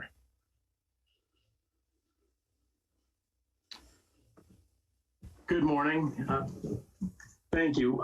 The president was referring to elections this morning early as a fraud and saying that they're, quote, finding votes everywhere. Anything you'd like to say about that and how the process went late into the night, early into the morning in Wisconsin?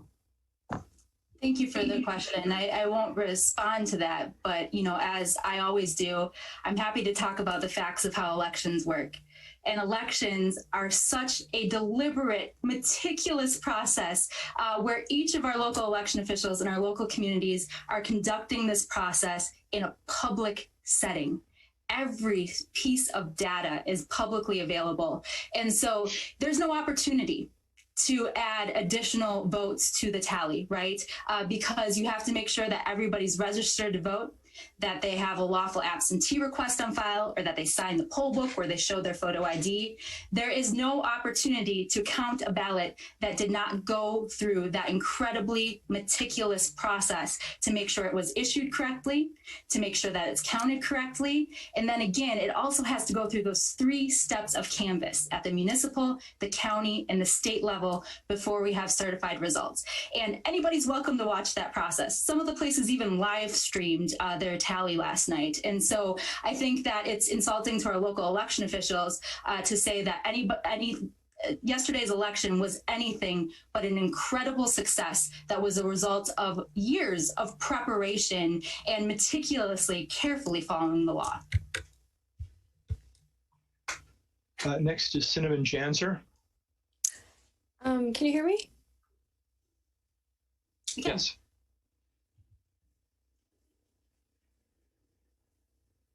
Go ahead, Cinnamon. You have to unmute yourself. Oh, can you hear me now? Yes. Okay, great. I just have a couple quick questions on the canvassing process. So was it 4 p.m. today that the municipalities start their certification, or is that when they're supposed to be done? And when it shifts to the counties, do the counties have a scheduled time for canvassing, or are they allowed to start whenever they receive results from the municipalities? Yeah, thanks for the question. And, you know, it is sort of a cascading series of events and timelines that's laid out by the statutes. So today's 4 o'clock deadline is for the municipalities to begin to route their materials to their county. The county then, once they receive the materials, each county will notice, just like the municipality did, they'll notice when their canvass is going to occur. And the same thing happens at the municipal level. They notice their municipal boards of canvass. And then once that's complete and the county receives the materials, the county then convenes their county board of canvassers and begins their certification process. So it is going to vary by jurisdiction, by county, when they convene those boards, but they'll all be publicly noticed and they'll be available for people to observe and engage with. Thank you so much. I appreciate it. Next is Scott Bauer. Hey, Megan, thanks again for doing this call. Can you talk to me a little bit about provisional ballots? How many, do we have an idea of how many are out there? And if not, can you give some historical perspective on how many we should assume might be out there? Yeah, thanks so much for that question. You know, and that's another, and thanks for bringing up provisional ballots too. So provisional ballots is if somebody didn't have a photo ID yesterday, they're able to cast a provisional ballot under law. And they have until Friday at 4 o'clock to bring in their valid photo ID and still have that ballot counted. Historically, we have very few provisionals that are cast in the state of Wisconsin. And I know today our local election officials are getting that information into the system, posting their number of outstanding provisionals. But if we look back historically, I believe it's been fewer than 1,000 in a general election of provisionals that were issued. We don't have those official numbers yet because they're still being entered as the clerks are finishing their canvass process. But we will have those shortly. But we're not seeing anything to indicate that we would have more provisionals than usual. I don't know, Reed, if you remember what the 2016 presidential provisionals looked like. I wish I did, and I can't remember it right off. I'll find it and send it out along with the video link for today's session. Good idea. Yeah, we'll send that data along. Next is Emily Davies. Thank you so much for taking this call. I'm sure you had a late night too. And I just wanted to ask if any candidates that have their results are 100% in. If they are looking to do a recount, I think the one in our area was the Van Orden kind race so far would be probably within that margin. Has anyone indicated that? And can you just speak about recounts a little bit? Yeah, so there is a whole statutory recount process. The recount statutes say that any an aggrieved party, so it has to be one of the top 2 vote getters, if they're within 1% of the margin of victory, that they can request a recount. If it's between 0.26% and 1%, then the aggrieved candidate pays for that recount. If it's 0.25% or less, then that cost is absorbed by the state. There's no automatic recounts in the state of Wisconsin. And the filing deadline for recounts, and I just had this in front of me. Reed, I hate to call on you again, but do you remember what that date is?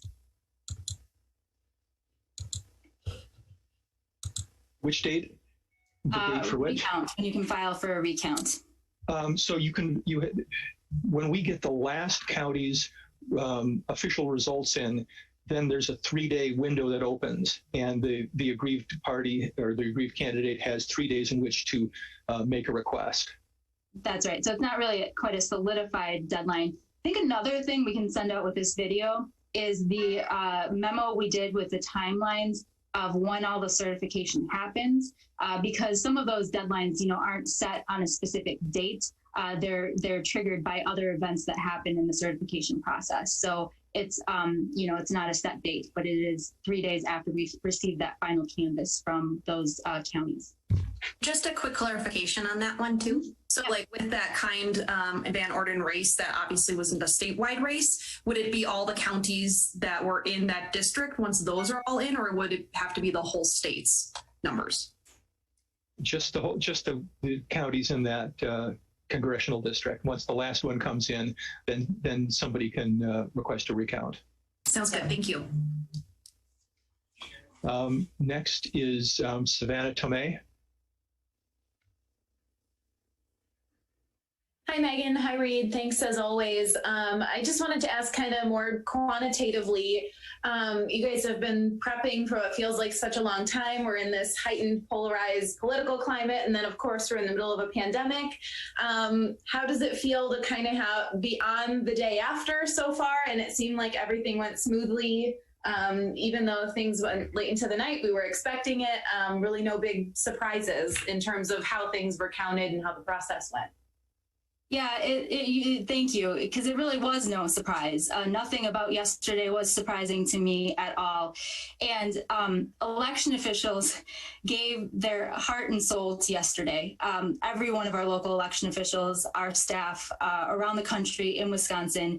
And so I think we're just really proud of the work that we did yesterday, because I just feel so confident that every single valid ballot was counted in the state of Wisconsin. And I think that we should feel really proud about the election that was conducted yesterday, because there were some really trying circumstances this year. There's no doubt about it. And I think that we ran an excellent election. And I think that, again, our local election officials followed every rule with precision. And it's really something that we should all have a great deal of pride in. Thank you. Next is Jason Calvi. Jason, you got to unmute yourself. Yeah, there we are. Thank you so much. Really quick, one of the things we are hearing is people were saying they saw those numbers stuck overnight last night. Those numbers weren't moving. It's leading to speculation, or did lead to speculation, that Wisconsin stopped counting, which we know wasn't the case. We saw the counting happening with our own eyes all night long. So can you respond to that? And then secondly, why not release absentee ballot counts numbers in real time so it doesn't look like a vote dump in the middle of the night? Can you respond to both of those criticisms you're hearing today? Sure. So, and it looks like we've got a lot of new folks on this call. So we've been having weekly media briefings for, months now to talk about the mechanics of elections. And I think it's been a really useful conversation to talk about things like absentee and central count. So not to get too far into the weeds, but there are first of all, the law is structured to say that when a reporting unit is finished, only then can that reporting unit be posted.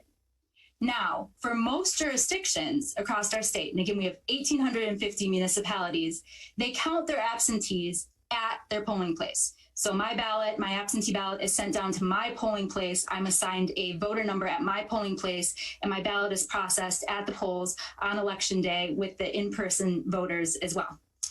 But in some jurisdictions like Milwaukee and Green Bay and Kenosha and 39 of our 1,850 jurisdictions, they count their absentees centrally. So their absentees aren't sent to the polls, they're counted centrally. And again, this is all a process that's allowed and prescribed by law. This is not a policy decision. This is something that is allowed under law and is outlined very explicitly. In those jurisdictions, they're counting absentees for all the reporting units, right? So they're not just counting individual reporting units, they're counting all the absentees there. Publicly observable, you can go watch. There's challengers there all day. There's observers there all day. There's the parties there observing the process as well and involved in counting those ballots just like at the polls. But with that, you're going to get the result set all as one with all the absentees from all the reporting units. And then those are going to get added in to each of the individual reporting units. And so really it's a process prescribed in law that allows larger jurisdictions to centrally count, any jurisdiction, but larger jurisdictions to centrally count their absentees. And a lot of our large jurisdictions do that because it allows them to do that a little bit more efficiently than if they were to try to send the ballots to all the individual polling places. So that's why you see at the end of the night, because you can't break up that central count result set. You can't break it up and say, okay, Ward 1 is done, let's send that over to Ward 1. You have to report the polling places and then add in all the central counts when all the absentees are done being counted. And so that's why you see the absentees being counted as they should be and added to the unofficial totals after that entire pool of absentees has been counted. But there are no dark corners or locked doors in elections.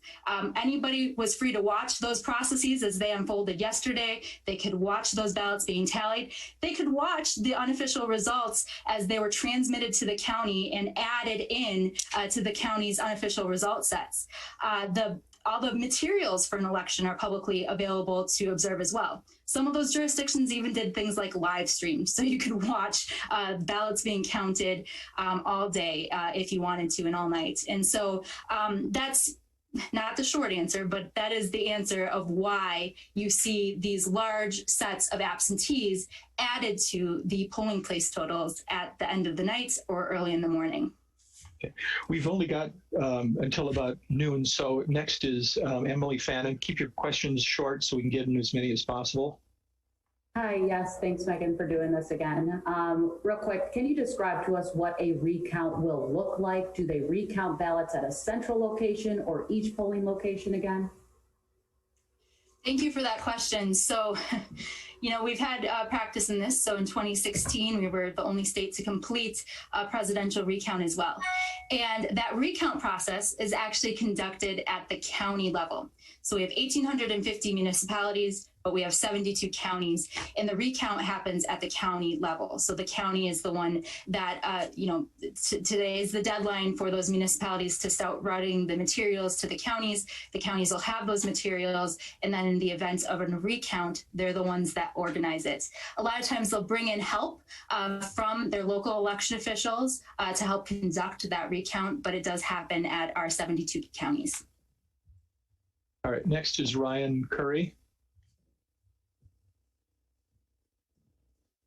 Hi, good morning. My question is about voter turnouts. Have you been able to assess their turnout this year and yesterday compared to what it was in 2016? And how did that affect, I guess, the counting process for today and the process going forward?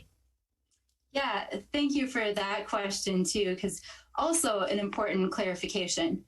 So another provision in state law is that participation, so actually going through and recording participation for an election, the local election officials have 30 days to complete that process.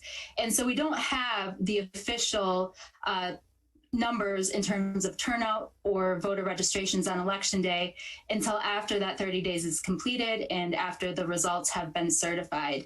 So, you can get an idea by going to each of those 72 counties and looking at the numbers that are posted there from each of the 1,850 jurisdictions to find out what the pool is of voters who participated as part of those unofficial results. But again, they're unofficial.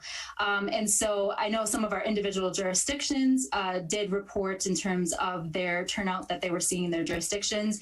And it certainly looks like, if we're looking at those unofficial results, that we had higher turnout in this election than we did in the 2016 presidential. The only thing that I would add is that if you want to do a quick and dirty figure out of what turnout was, look up the Associated Press's numbers for each of the candidates, add them together, and divide that number by the state's voting age population, which you can find on our statistics webpage. So, I mean, that's how I did it when I was a reporter. That's how I've done calculations. We haven't had a chance to do it, but obviously turnout is much higher this year than it has been in the past. Ellie Kaufman is next. Hi, Megan. Two fast questions. That town that you mentioned that has less than 300 voters left to count, is that the town of Willow? It is. Yeah, the town of Willow in Richland County. Thank you. And then my second question is, so just to clarify, if you're requesting a recount, you request, I just pulled it up from a 2018 thing you guys had put online. It says you can request no later than 5 p.m. on the first business day following the day on which the WEC receives the last County Board of Canvassers statement. So would that mean December 2nd? No, that's too early. I mean, it's too late. Okay. It's after we get the last, we get the last county's reports in, and they have to have us, their deadline to get them to us is November 17th. We usually get them sooner than that. Okay. So sometime in not this week, essentially, sometime around the 17th. I think that's probably fair. Yeah. Okay. Thank you. All right. Next, let's see where we go here. Phil Rogers. Yes. Hi, Megan. Thank you. I'm in Chicago. Can you hear me? I can. Would you clarify, only because I'm in a different state and I want to make sure I understand your system. All of your mail-in ballots had to be in by yesterday, and I assume they are. So can you just clarify, have they all been processed now? Is some continuing counting still going on? Can you just kind of take me through, and maybe if you know any numbers? Yeah, so all of the ballots had to be received by 8 p.m. yesterday to the place where they are to be counted in order to be counted, or a voter had to be in line by 8 o'clock and cast their ballot at the polls on election day. But yeah, there's no late return allowed in the state of Wisconsin. So if ballots were received after 8 p.m. last night, they cannot be counted. The only ballots that still need to be counted is potentially in that small township of less than 300, and also provisional ballots. So if there's any provisional ballots out there, those voters do have until Friday to bring their photo ID to their clerk's office and to have their ballot counted. But other than that, we believe that all of the absentees and all the ballots from yesterday's election have been counted. Okay, thank you. Next is Naomi Knowles. Yes, thank you for taking my question. Have you guys been receiving calls from the public asking to check their ballot status or with questions about the process that needed clarification? We have been receiving calls from voters, certainly asking us, trying to verify if their ballot was received or counted. It does get a little tricky. We made some changes to the myvote.wi.gov website so that voters can continue to see their tracker for their absentee ballot. But participation, where we can actually say your ballot was counted, again, our local election officials by law have 30 days to record that participation. So they have 30 days to go through the poll book and record, each person that participated. They have 30 days to go through each of those absentee ballots and make sure that they're entered in as being received and counted. If somebody's absentee ballot was rejected, so let's say at the polls they decided that the certificate wasn't sufficient and they had to reject that ballot, they would also record that in the statewide system. So voters won't be able to see their participation until 30 days after the election. Some may be sooner. Some of our jurisdictions, that have more resources may be able to start doing that data entry right away. But for others, they may take closer to that full 30 days allowed under statute. So we have certainly been trying to message that to voters. We know how important it is that voters want to know if their ballot was counted. But each of our clerks are working diligently, I assure you, to record that information, and it will be available on myvote.wi.gov, where you'll be able to not only track your absentee, but you'll be able to see your voter participation as part of your record. All right, we got time for one more question from Adriana Diaz. Hi, thank you so much for doing this. I don't think anyone, have you responded directly to the president's, to the campaign's announcement that they do plan to request to recount, citing voting irregularities in some counties? What's your response, and do you track irregularities, and if so, how many did you observe?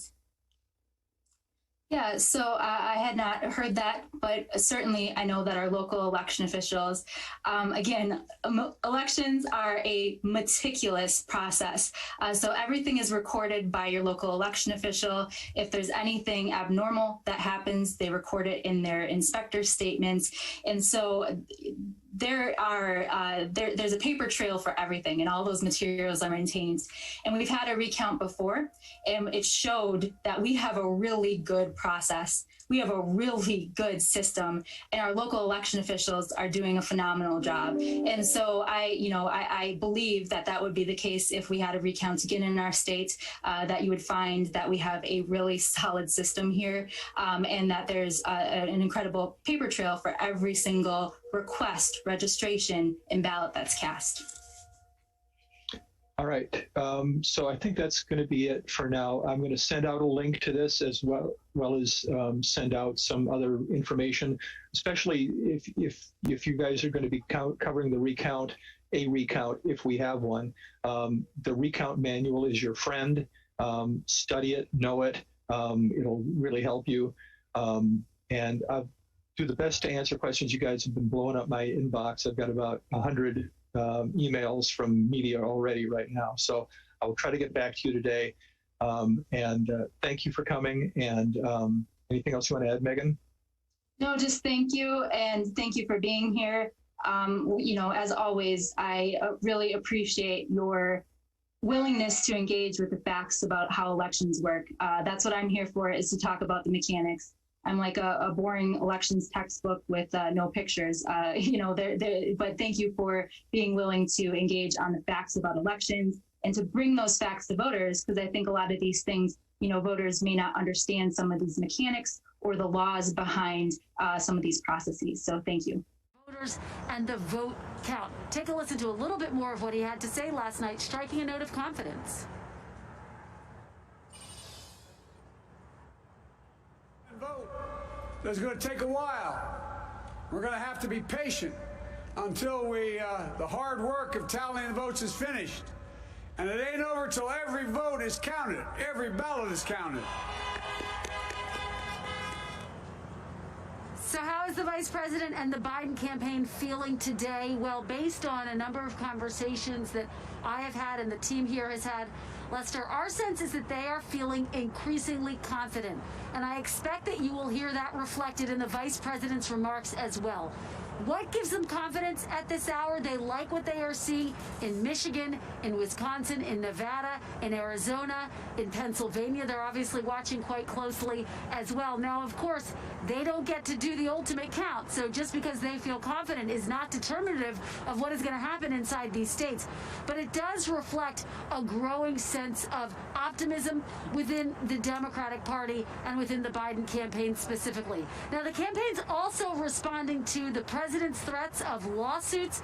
We spoke with some of the vice president's lawyers earlier today. The top lawyer who said, look, they are prepared for, ready for, bracing for whatever type of legal battle comes their way. And according to one of the vice president's top lawyers, if the president wants to take this fight to the Supreme Court, he will ultimately be quite embarrassed. So we are in Wilmington waiting for Vice President Biden to make remarks where he will undoubtedly and very likely express an increasing confidence about where this race is headed. And by the way, what's that parking lot looking like? Are supporters still there, or are they largely emptied out?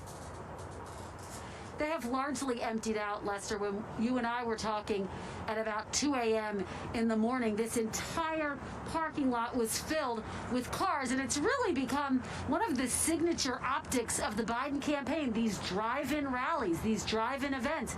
He's done that so that he can adhere to the CDC guidelines to be socially distant. He's done that, Lester, because he wants to strike a very different note as it relates to COVID-19. His whole argument has been that he believes he's the better candidate to fight COVID-19. He's accused President Trump of waving the white flag against COVID. So that's why you see this drive-in rally that unfolded here overnight. Now, his supporters have left, and we anticipate when he speaks, it will be inside, and likely it will just be in front of a few socially distant people. So it's not going to be the same volume of people that we witnessed overnight, Lester. But I can tell you that in talking to Democrats who have supported the vice president, who've worked for the vice president, they are going to be tuned in and listening to every word he has to say. They felt as though last night was quite stressful. In some moments, it felt like a flashback to 2016 when we started talking about Hillary Clinton's blue wall that didn't hold those critical states throughout the Midwest. Now the fact that Biden is expressing increased confidence in those states, that is something that is giving Democrats writ large a little bit more optimism. But again, we have to wait for all the votes to be counted. All right, Kristen, that cacophony of horns, I can hear it now. It's just kind of a signature of this campaign. I don't think I'll ever look at a traffic jam quite the same way. Thank you for that. Let's bring in White House correspondent Peter Alexander. Peter, the president overnight already prematurely and falsely declaring victory, already now calling for a recount in Wisconsin. We know that all campaigns tend to offer a public face and usually a rosy face of what's before them. Is there a difference between what's being said publicly and privately that you're able to tap into there? Yeah, Lester, I want to hone in specifically on that recount that they say they will be immediately requesting in Wisconsin right now. If we put up those numbers for you, you can see that Joe Biden is still maintaining a narrow 20,000 vote lead there, less than 1%, which means that the Trump campaign can request a recount if it desires. But I want to direct you to some context here, and that's from the former Wisconsin governor, Scott Walker, who a matter of hours earlier sort of questioned the wisdom of a recount there, saying that in the 2001 race for the Wisconsin Supreme Court, there were 131 votes. 300 votes that swung the opposite way. And then when there was a recount between President Trump and Hillary Clinton 4 years ago in 2016, that's when there were only 131 votes that swung in the president's favor. So in the words of Scott Walker, again, the former governor of Wisconsin, it is a, quote, high hurdle to think that the Trump campaign, Lester, would be able to overcome a 20,000 vote deficit that currently exists in that state, with almost all of the votes already counted. Lester? All right, Peter Alexander, thanks. Go to NBC's Cal Perry. He is in Milwaukee right now. Been watching this all play out, and now this threat of a recount looming there. What's your view, Cal?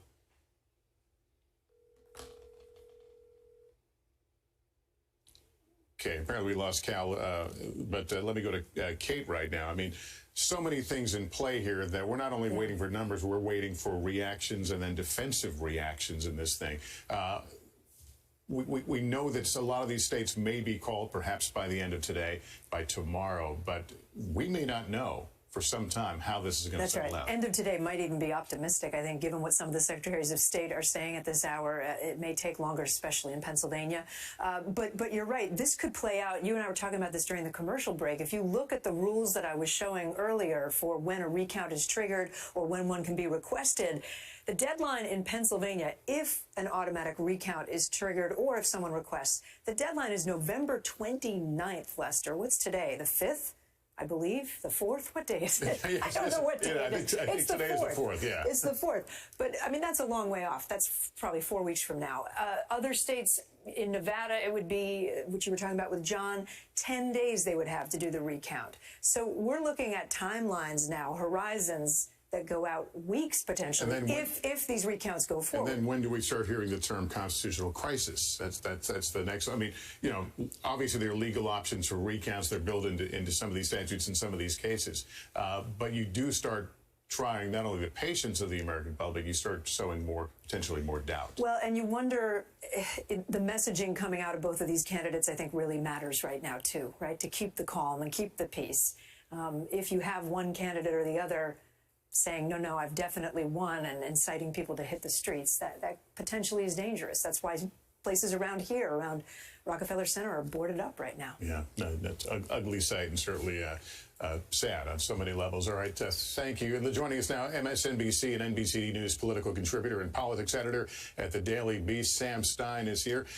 Sam, give me your take on this particular point in time right now. We have been essentially in this holding pattern since the middle of the night. We did get the call in Maine, but there's this kind of, I don't know, I felt it walking down the streets here to work, this kind of suspended animation. Life is kind of going on, but nobody quite knows where this is going.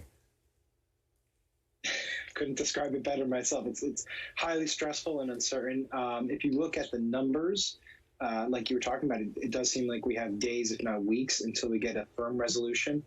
In terms of the politics, I think right now you would rather be on the Biden side of the ledger than the Trump side. There are small victories being tallied potentially in Wisconsin and Michigan. The numbers look promising in the right direction in Pennsylvania, but it's way too close to call at this point. And you have somewhat firm leads in Nevada and Arizona, all of which get you above the needed 270.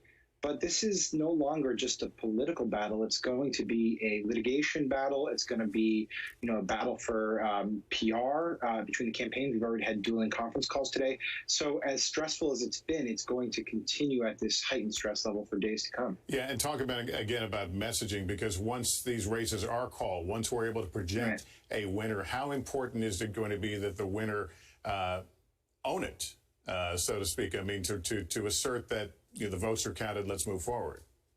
Sure. This is something that people who lived through the 2000 Florida recount know vividly. George W. Bush, then Texas governor, candidate for president, really lucked out in a way that the networks called it for him in Florida. He was able to say, look, I am deemed the winner. Al Gore is just a sore loser here trying to make up votes.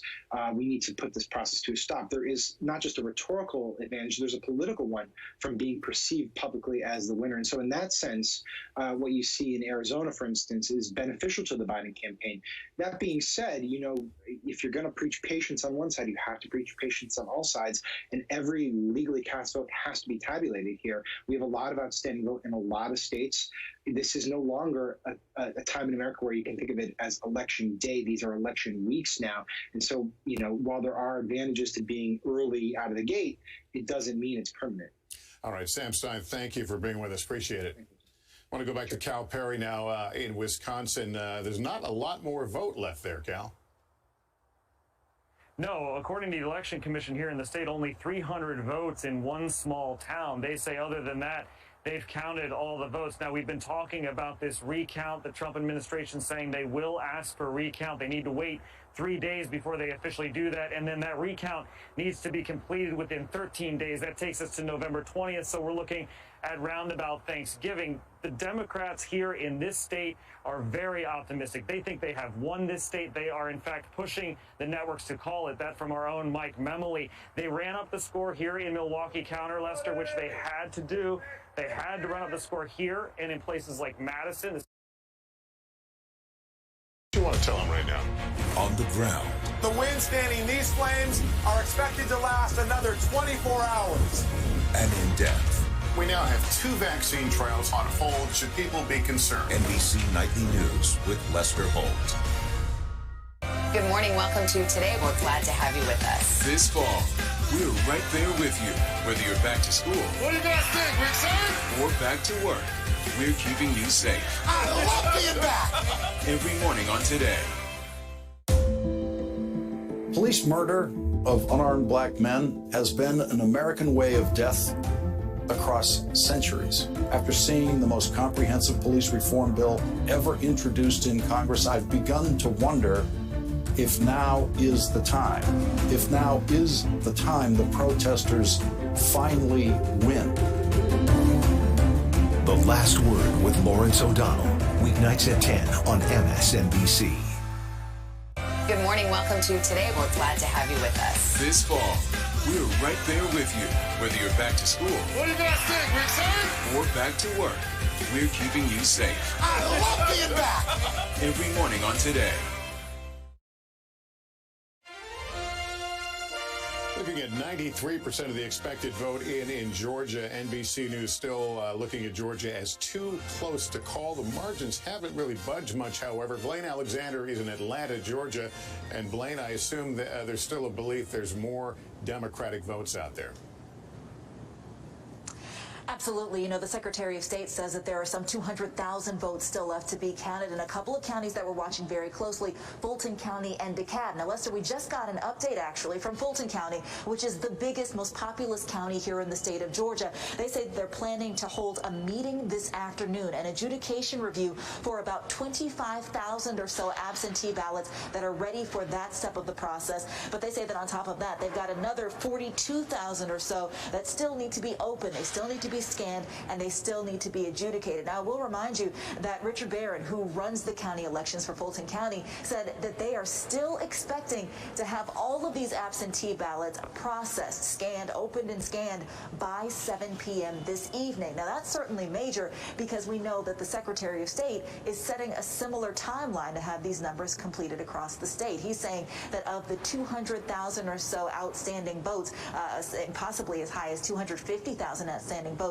they are still hoping that they see the results completed, tabulated, and tallied by the end of the day. Now, he's also saying this with the caveat that it comes down to the counties and what the counties are able to do. We know that they're steady working on those numbers. We know that in Fulton County, that whole process is taking place at the State Farm Arena. That's where we saw the early voting take place. And inside that room, there are about 4 dozen or so employees who are going through this rather painstaking process of opening all of the ballots that were turned in, sorting them, sifting them through scanners. They did it until late last night. They were back at it early this morning. So again, hoping that they can get that done this evening. Now, to put all of this into perspective, Lester, yes, you talked about those outstanding Democratic votes. This is where we're expecting to see them come from, those 2 counties. And that's really what's giving Democrats hope of, after nearly 30 years or so, finally turning Georgia blue, turning Georgia in their direction. They're looking at those metro Atlanta counties that shift heavily blue, and even the suburbs around them that are becoming more diverse, and hoping that that will be enough to tip the scales in their favor. Lester? Yeah, Blaine, go back a second. You said this adjudication review, this meeting today. Is this something standard, or is this something different? You know, it's something that the county says that they have to do for all of these absentee ballots. So we do know that, one, they're doing them for a stack of files or a stack of ballots rather, that are already ready for that process, and then they have to do it for another few before they can go through the point and get them all completely tallied. So we're getting some more information about what exactly this meeting looks like, what this process looks like, but we do know that it's something that has to be done for all of these absentee ballots before they're able to give a final tally on these, Lester. All right, well, it's good to know there's some movement there. We may see something this evening. Blaine, thanks very much. We'll keep checking with you to see where things stand there in Georgia.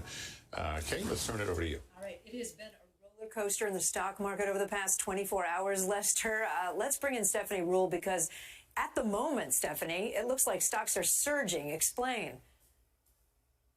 Surging. Kate, the Dow is up almost 700 points. This is the strongest 3-day rally we've seen since May. And I want you to think about this. The market has been moving up over the last few days over this idea of a blue wave, because that meant we would most likely see a more robust stimulus package and a united government. But look a little closer, and the markets seem to like a divided government even more. Why? Because they would get policy stability, most likely a national COVID plan with Joe Biden as president, but they'd also get some checks and balance with Republicans still leading the Senate. And for Wall Street, that basically means less of a risk of huge tax hikes, less of a risk of huge regulation. But where this is so ironic, remember, the president has used the stock market as one of his favorite scorecards over the last 4 years, and it's worked for him.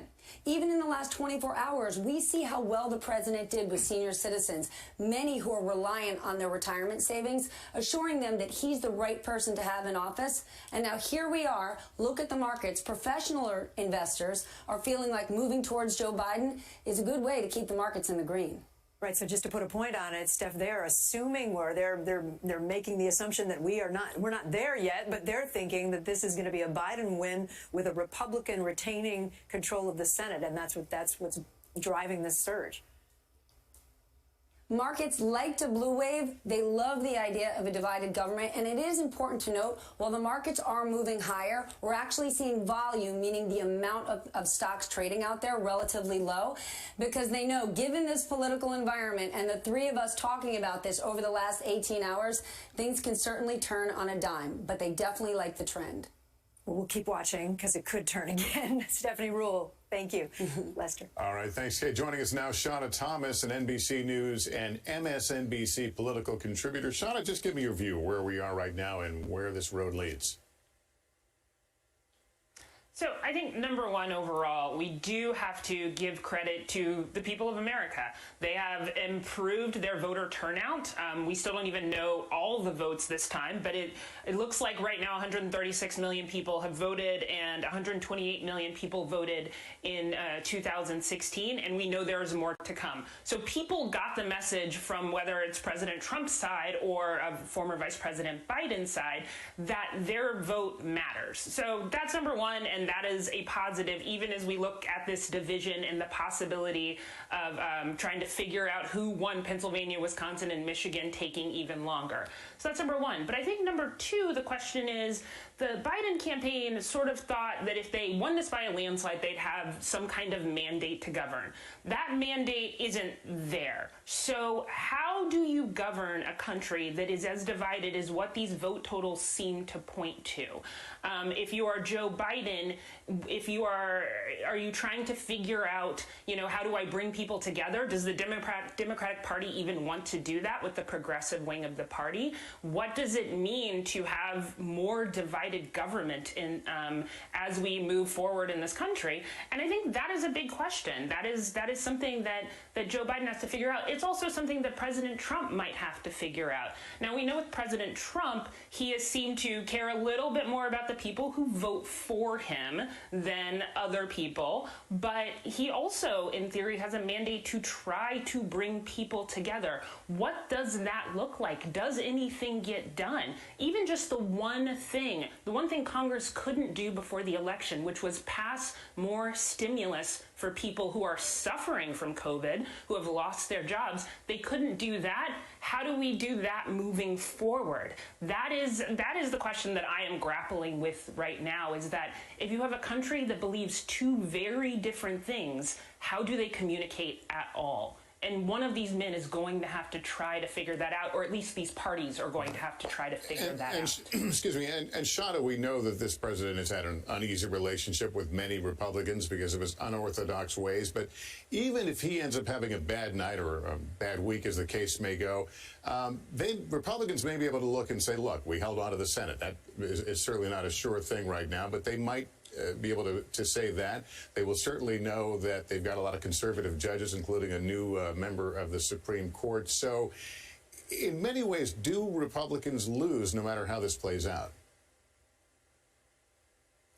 Well, I mean, I guess they actually win in some ways, especially in terms of the Senate, depending on how that turns out. But And the president of the United States did improve his numbers with Latinos in some states. So that means that their message, some part of the conservative message, resonated with some people, especially in Florida. So I think the question for the Republican Party is, that the president did run on divisiveness. He did run on fear. And what is the message that they take from that as they try to grow their party even more? Because in the end, Joe Biden is going to end up with the popular vote win, right? It's going to be much like Hillary Clinton ended up with the popular vote win. Maybe he'll also win the Electoral College. Don't know yet. We'll see what happens. But with the popular vote, the Republicans have to take a look and say, how do we get to that place where more of the country wants to vote for us, even if you take out the Electoral College part of this? Right. And I'm curious to see how the Republican Party responds to that. Shauna, thank you for sharing your thoughts. Appreciate that. Vaughn Hilliard is in Scottsdale, Arizona, where Joe Biden has really maintained a slight lead throughout the night and certainly into the middle of the day here. What's the view from there? What's the thinking from there, Vaughn? Yeah, Lester, NBC News has not called the state of Arizona. Last night, the initial lead for Joe Biden was double digits. But then what we have seen over the hours since then is that Donald Trump has narrowed that margin significantly. It is now 3.4 percentage points. Why is that? Well, in large part, it's because the Republican voters in the state of Arizona decided to show up late. Now, only just yesterday in Maricopa County, by a 2-to-1 margin, Republicans voted over Democrats in person. And that is why you were seeing late last night, in the middle of the morning, some of these results come in significantly positive for this president. So what are the big questions at hand here in Arizona? What are we waiting for to be able to call this? Well, there are at least 440,000 outstanding ballots, Lester, here in the state of Arizona. I've been talking with elections officials this morning and folks connected to the Trump campaign here as we've been trying to scratch through these numbers here. And what we are looking at is a 93,000 vote lead for Joe Biden here in the state of Arizona. When you look at that 440,000 lot left, that means Donald Trump would need to win about 60% of the vote over Joe Biden among those votes that have not been tabulated at this point. Can he do that? Well, if you look at the results of yesterday, of voters that voted in person, they trended to Donald Trump by more than 60 percentage points. But Democrats that I talked to in the state say, hold on a second. We had a lot of voters that came and dropped off their early ballots at the polling location yesterday because they didn't trust that the Postal Service would be able to get it in. So they say that we expect that margin to not be as high. Essentially what we can say, Lester, right now is that we should expect here through the rest of the afternoon a close race here in the desert, one that the Trump campaign believes that they could potentially get close or overtake Donald Trump or overtake Joe Biden here in the state of Arizona. One of the interesting dynamics we are charting here as we move into the early afternoon of the East Coast. Vaughn, thank you for that. We're going to take a break here. We'll continue with Decision 2020 election coverage right after this.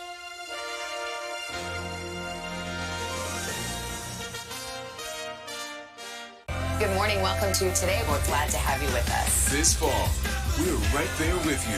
Whether you're back to school, what do you guys think? We excited? Or back to work, we're keeping you safe. I love being back. Every morning on Today.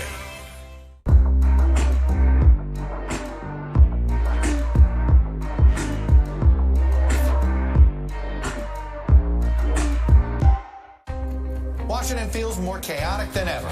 It's my job to ask the tough questions, left and right, and help you make sense of it all. You ready to go to work? I'm so ready to go to work. She's Joe Biden's choice to be next in line. But who is Kamala Harris?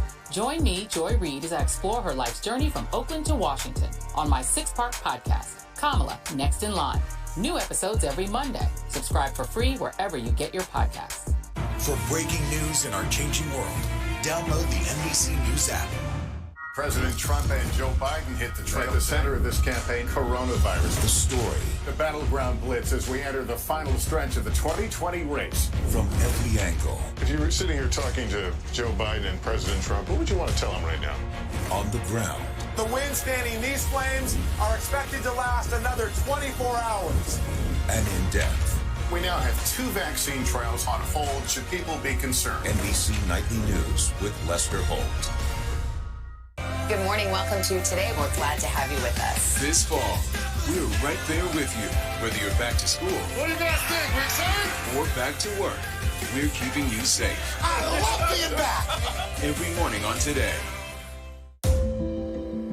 Police murder of unarmed black men has been an American way of death across centuries. After seeing the most comprehensive police reform bill ever introduced in Congress, I've begun to wonder if now is the time. If now is the time the protesters finally win. The Last Word with Lawrence O'Donnell. Weeknights at 10 on MSNBC.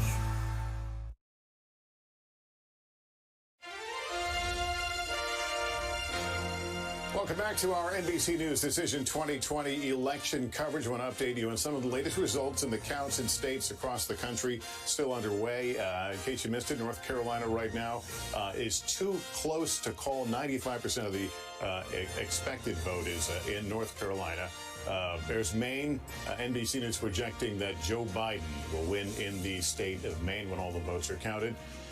Moving on to Georgia, providing some drama throughout the night and continuing into this day. It is still too close to call there, looking for votes that have not yet come out of the metro Atlanta area. Here's Michigan, 94% of the expected vote in. That is too early to call in Michigan. And we move up to Alaska, where Donald Trump seems to be out in front, but we're calling that one too early to call. And that's where we stand in some of these races right now. Morgan Radford is in North Carolina, where the presidential race, as we noted, is still close to call. What's holding up the votes right now? Do we know, Morgan? That's right, Lester. Well, what's holding up those votes are the provisional ballots they are still waiting on, and also those mail-in ballots that were postmarked by 5 p.m. on Election Day but still haven't arrived. Now, the Supreme Court decided last week that North Carolina would have until November 12th to count all of those ballots. So we're standing here in Mecklenburg County, and this is the largest county in North Carolina. Just behind me here, that's the County Board of Elections. These are the people who will be counting those ballots around the clock. They decide when they're going to have those meetings between now and on Thursday, November 12th. And that's how we determine what those final numbers are. Because the reality of it is, Lester, this is now down to the margins. According to the public data released by the State Board of Elections, Donald Trump is leading in this state by about 76,000 votes. So the question is that lead greater or less than the number of outstanding ballots that this state is still waiting on? The State Board of Elections does believe they will have an updated number by today or by tomorrow, but so far that count is at 117,000. That is the number of people who have requested mail-in ballots but have yet to send them in. So we're watching things here on the ground. Lester? All right. Thank you, Morgan. Professor and Pulitzer Prize-winning historian Jon Meacham joins us now. I've been asking a lot of our guests, John, as we're in this point where we're kind of in this waiting game and there's talk of recounts and narrow margins, that where do we stand in right now? Well, we stand in a place where every vote needs to be counted. Democracy is not easy. This is a big, complicated task. This is not all that unusual. We didn't know the results in 60, 68, 76, 2000, 2004, 2016 until well into the process. And I think that absent the president's remarks, I think that the temperature in the country would be a good bit lower. He's in a way kind of the unstable actor here but with his remarks in the middle of the night. But every vote's got to count. It's not as though voting is still going on. It's just we have to count an enormous number of pieces of data. And hopefully enough of us still have enough faith in the process, enough faith in these institutions to see us through. There was so much talk of potential chaos leading into this election. We didn't really see much in the way of serious issues at polling places. But now you add some of the remarks the president has made, calling ridiculous public polling as a voter suppression tactic. At the end of the day, is there still a risk of chaos being injected into this process? There's always a risk because America's a risk. I think that you're right. This was been moving, particularly given the pandemic, particularly given the divisiveness in the country. The process was moving along, and then the president got up and has mistaken early TV reporting for reality. And basically, I would urge everybody, A, be calm, deep breath. This takes a long time to do. That's the reason the Electoral College doesn't meet for a while. For much of American history, elections went on for over the course of several months.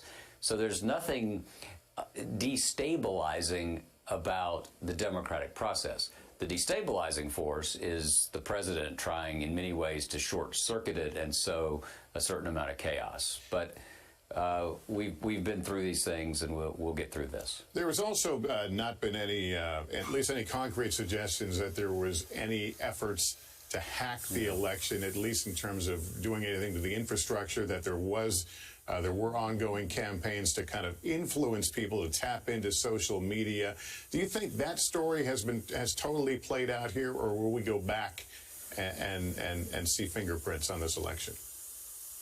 I think we're in the middle of that story, Lester. I think that to some extent, I don't know the exact technological processes, but I can't imagine that there has not been some effort, just given the way history has been over the last couple of terms and the interest of different foreign powers.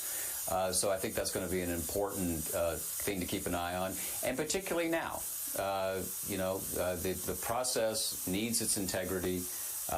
And so far, fingers crossed, we're in pretty good shape. All right, John, thanks very much. Let me continue that thought. Joining us now, former U.S. Secretary of Homeland Security and former Arizona Governor Janet Napolitano.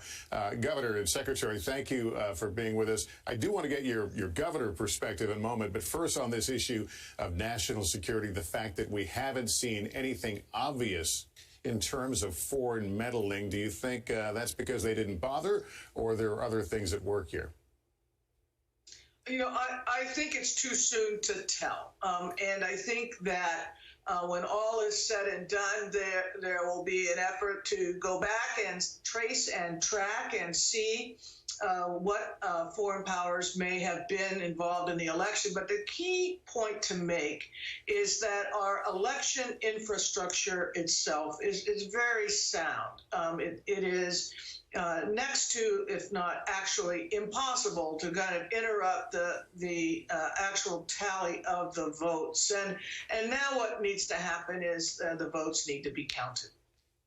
On that note, let me ask you to put on your Arizona governor hat a little bit, your experience there, and talk about the vote that we have seen so far in Arizona. It's been rather stable overnight, leaning toward Joe Biden, but there are apparently still a fair number of votes out there. What's your read on what how this will play out? I think it's going to play out that Biden will carry Arizona, and that for the first time since 1996, Arizona will support the Democratic nominee for president. When you look at where the outstanding to-be-counted votes are, what counties they're going to be coming from, and how those counties have trended, I don't think the ultimate result changes. Is this a permanent change for Arizona, or is this unique to this election? Oh, I think Arizona has been moving from red to purple and now to blue over the course of the last 20 years. When I first ran for office in Arizona in 1998, it was a pretty red state and very difficult for a Democrat to win. And now, of course, it's changed. Both senators that Arizona will send to Washington, D.C. are now Democrats.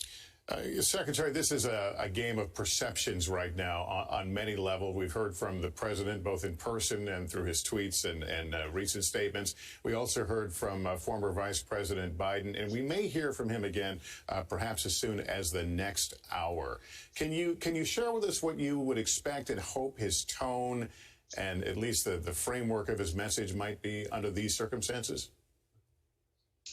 Well, I think that Vice President Biden will come out in a very confident way and say, based on his analysis of where the votes are and where the votes yet to be counted are. He will be the president-elect, but that it's important for the process to be completed so that the actual winner reflects the will of the American people.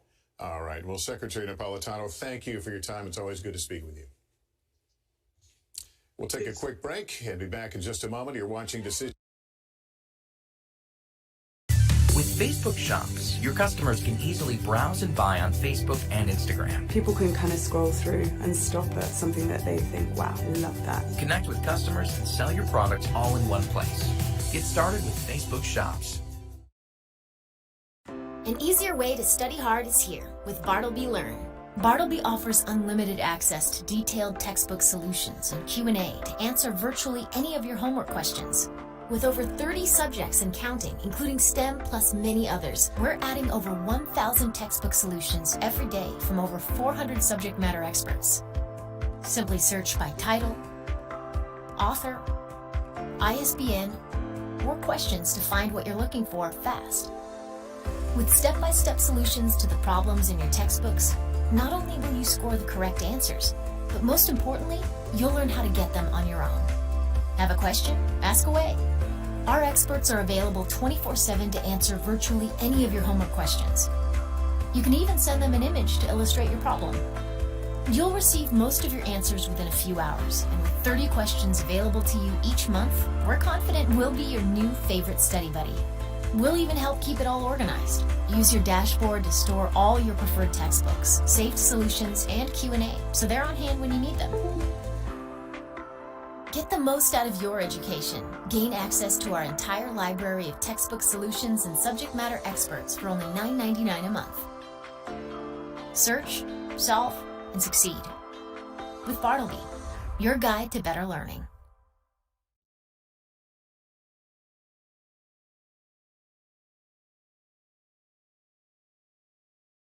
Decision 2020 coverage on NBC.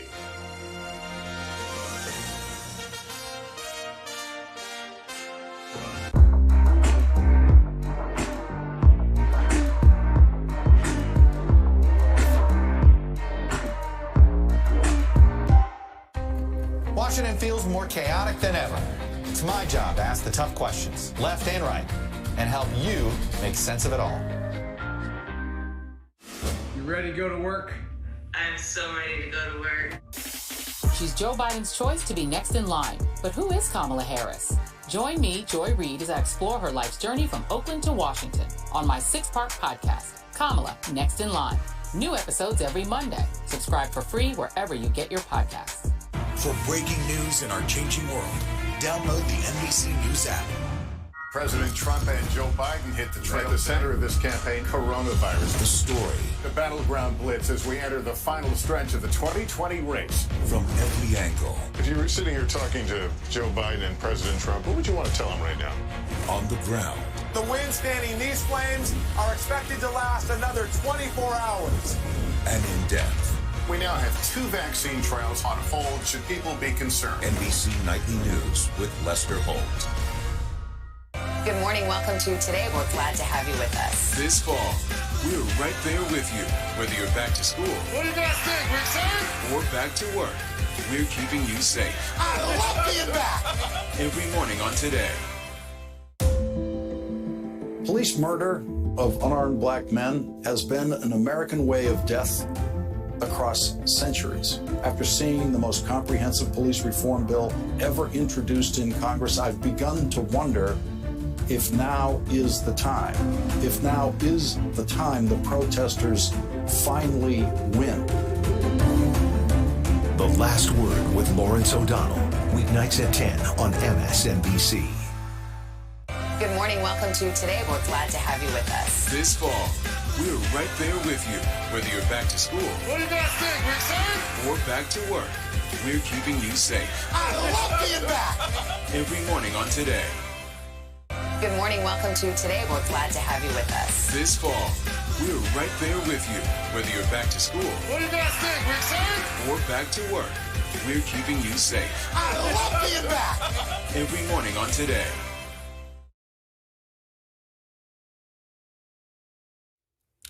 Welcome back to NBC News Decision 2020 coverage. Some late-breaking developments in the Senate race. Let's turn it over to Kate for that. So we've been watching the state of Maine and this race between Senator Susan Collins, the incumbent Republican, and her challenger, the Speaker of the Maine House, Sarah Gideon. What we've just learned is that a phone call happened. Sarah Gideon called Senator Collins. According to both of them now, Sarah Gideon just saying a moment ago, I just spoke with Senator Collins. I congratulated her on winning this election. I told her I will always be available to help serve the people of Maine.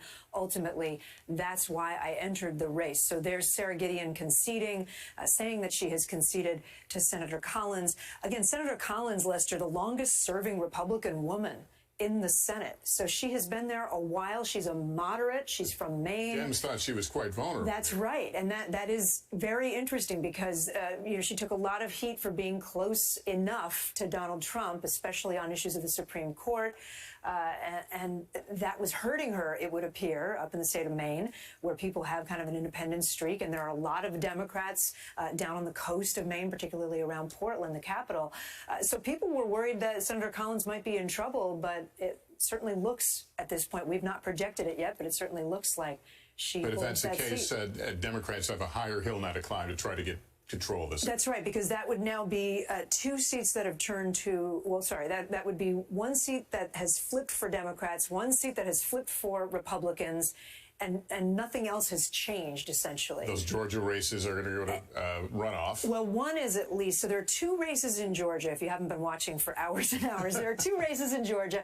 One of them is definitely, at this point, going to a runoff in January. The other one is uncertain whether it will, but it may if neither candidate makes a certain threshold, 50%. What that could mean, Lester, if we game this out, is potentially, let's say that the Democrats do pick up Arizona, which we've been talking about. That's Mark Kelly, the former astronaut married to Gabby Giffords. If he were to win in Arizona, that would be a pickup for the Democrats. They would then need two more. And you've got these two Georgia races that could happen. It could be put off till January, right before the inauguration of the next president. So we could have a situation where Georgia becomes the moment in January where the Senate balance, why not, right? We've had so many other things happen in 2020. It won't be in 2020. Things like that don't happen. Right, exactly. But imagine the money that would flow into Georgia if these two runoff races are going to determine the fate of who controls the Senate. We're not there yet, but that could happen. Part of the conversation. All right, Kate, thanks for that late-breaking development.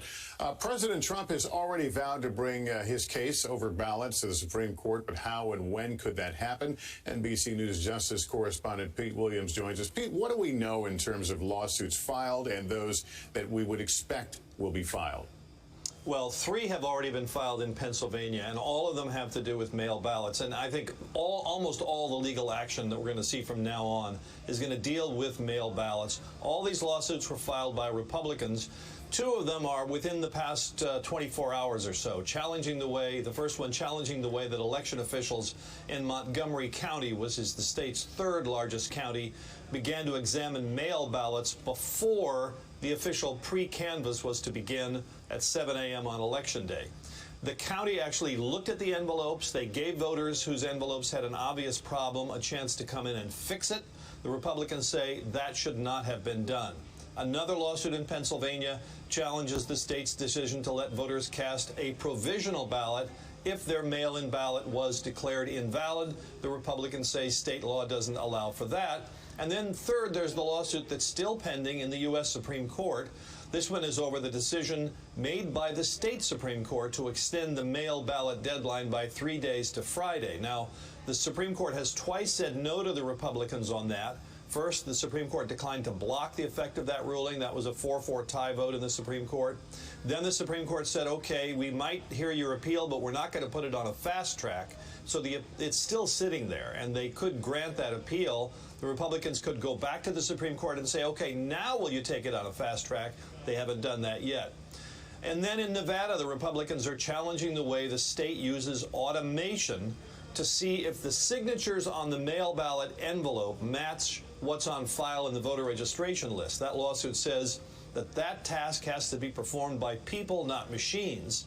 So if the vote margins turn out to be razor thin in any of these states, what the lawyers call within the margin of litigation, then you can expect legal teams to fight this out ballot by ballot with lawyers for the candidate who's behind, trying to get as many votes thrown out on the leader as possible. And if there is a Bush v. Gore type case this time in the Supreme Court, this is what the big issue will be. This is what the courts have been struggling with in the last couple of weeks. In the states where election rules were changed, the question will be, are those changes improper unless they were ordered by state legislatures? There is a theory among conservative judges that only state legislatures can change the rules, such as extending the deadline for ballots. There are at least 3 members of the Supreme Court have said they think that's how it should work too. And of course, Lester, we have yet to hear from Justice Amy Coney Barrett on that question. All right, Pete, thanks for laying that out. I want to bring in now John Fortier, an election law analyst and an NBC News contributor. He's here to help us sort some of this out. Talk about this idea that states really control their own elections. So why do these cases end up before federal judges so often and are not settled at the state level? Well, one difference in election law is that we have, in the Constitution, states are given the ability to decide how the electors are selected. And that can mean even in our early days that they selected them directly. They didn't have elections, or to have some strange arrangements like Maine and Nebraska have different arrangements. A little more controversial when you think about the idea that we've already got an election system in place by law. But in Bush v. Gore, there were at least 3 conservative justices who really entertained the idea that the states really might be defenders of that original system against state courts or others who would seek to change it. So in Bush v. Gore, when they felt, the conservative legislature in Florida felt like others were changing the system, they appealed to the court to say, keep our original system. Don't make all these changes. Stay with us.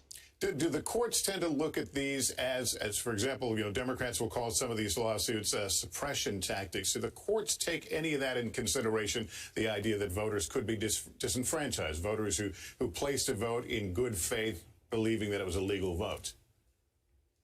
I think that will be a big hurdle for some of these suits because at least the court has allowed some things to go forward and voters have relied on that. And so they've cast votes. But there could be issues, especially those coming up after the election, where we already have a lot of ballots in place, and people are starting, perhaps making changes to the law, saying, well, we should allow these ballots. They came in after the deadline. Other things that really change things after the fact. And I think that's where perhaps there might be some traction. But it's likely to be in small categories of ballots, not disenfranchising people who've really relied on what the court has allowed before. And if the election is settled, there is a projected winner at the end of all this, or even a certified winner, do the courts then recognize that maybe this is something we don't want to enter? Well, the court is often going to let other actors go first. So the counting may go forward, and secretaries of state and others may make certifications. But there are a lot of actions in the period after Election Day. And I think the Supreme Court has said, at least with respect to its own federal courts, it's going to be very cautious in making some changes that would deviate from what the state would say. Even John Roberts, I think, who was mixed on some of these cases, really does believe that federal courts should be deferential to the state's scheme and not get in too quickly to change things, even for the sake of good. All right. John Fortier, thank you for walking us through those waters. We do appreciate it. NBC's Chris Jansing is in Harrisburg, Pennsylvania. Chris, a place where you have spent a lot of time covering the elections. Give me your perspective as we wait for the numbers there and the other battlegrounds. We've been saying for a long time it could come down to Pennsylvania, and the cliffhanger that is Pennsylvania continues. Slowly today we've been seeing some more results come in from those mail-in ballots at counties all across Pennsylvania, but 2 counties in particular that we're watching very closely. One is the area around Pittsburgh, where Allegheny County, they've been counting fast and furious 24/7.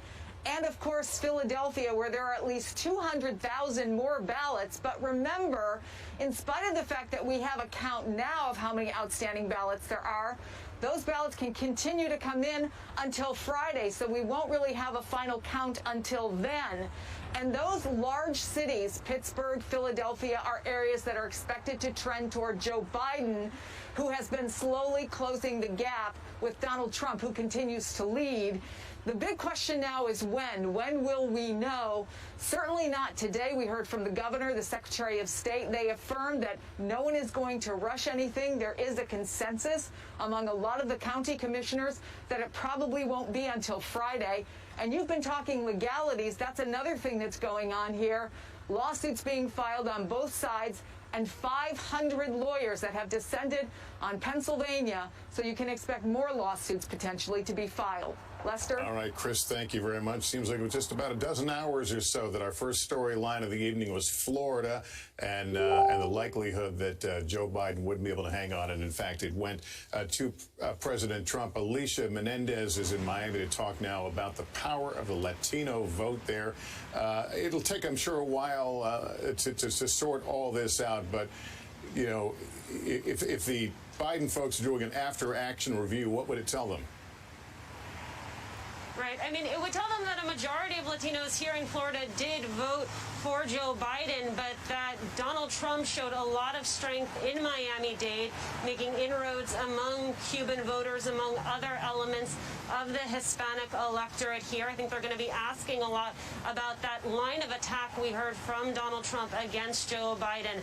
As I heard from one voter, well, they didn't believe that Joe Biden was a socialist. They believed that he was a Trojan horse for socialism. That was clearly an attack that was meant to resonate with Cuban Americans, with Venezuelans.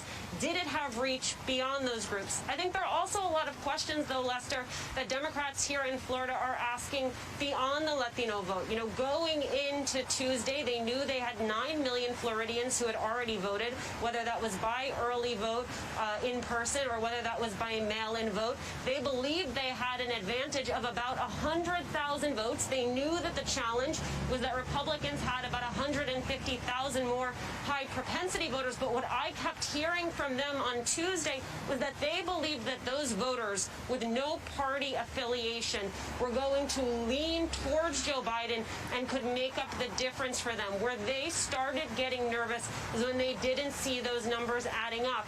It also seems like the forecasting for Joe Biden on senior voters in this state, on college-educated white voters in this state, overstated their support for Joe Biden. Why was that?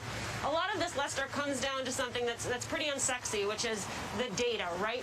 Why are these voters showing up in data for Republicans, but when Democrats in the state try to assess their overall electoral strategy, they're clearly just some voters that they are either missing or misunderstanding. How do they make it so that they can remodel it better in another 4 years? Lester? We saw President Obama spend a fair amount of time in Florida making the case for Joe Biden, stirring up the crowds. Obviously not as successful as they hope. Is there any, what's your take on that? Yeah, I mean, I think that was both an effort to gin up support among Latino voters, among black voters. It is among the questions they'll be asking. I think at Lester, to some degree, it becomes a question of investment, messaging, and actual policies and delivering. I mean, you look at a state like Arizona, and many people feel that that provides a roadmap that Democrats need to be looking at more broadly. 2016, you had Hillary Clinton doing fairly well in the state, even though she didn't carry it. 2 years later, Kristen Sinema wins the state.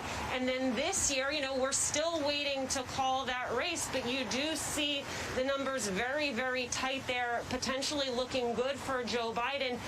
They want to take that model and replicate it in other states. Can they take that model? Can they take the long-term investment and organizing that we saw there, not on the part of the party, but on the part of outside organizations, and apply it to a state like, say, Texas, where you don't say we're going to flip this in one election cycle, but we're going to invest and continue to invest, build the infrastructure infrastructure there so that when the time comes when you have the right candidate who can step into a position where they are running for statewide office, someone with a name, someone with national profile, that the ground will be right for victory. So I think overall, as Democrats step back and look at the map, there are also going to be a lot of questions about what this map looks like in another 4 years. And just one last question on the COVID argument in Florida. COVID struck Florida hard, but there was also, from the governor there, a big push for this idea of reopening to lower restrictions. And then at the same time that the Biden folks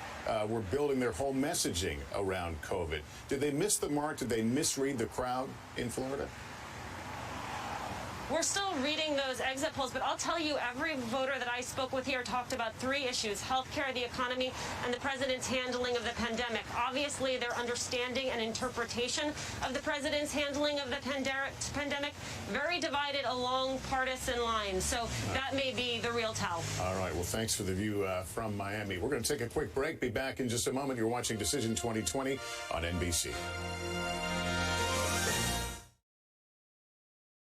Good morning. Welcome to Today. We're glad to have you with us. This fall, we're right there with you. Whether you're back to school. What do you guys think? We're excited? Or back to work, we're keeping you safe. I love being back. Every morning on Today.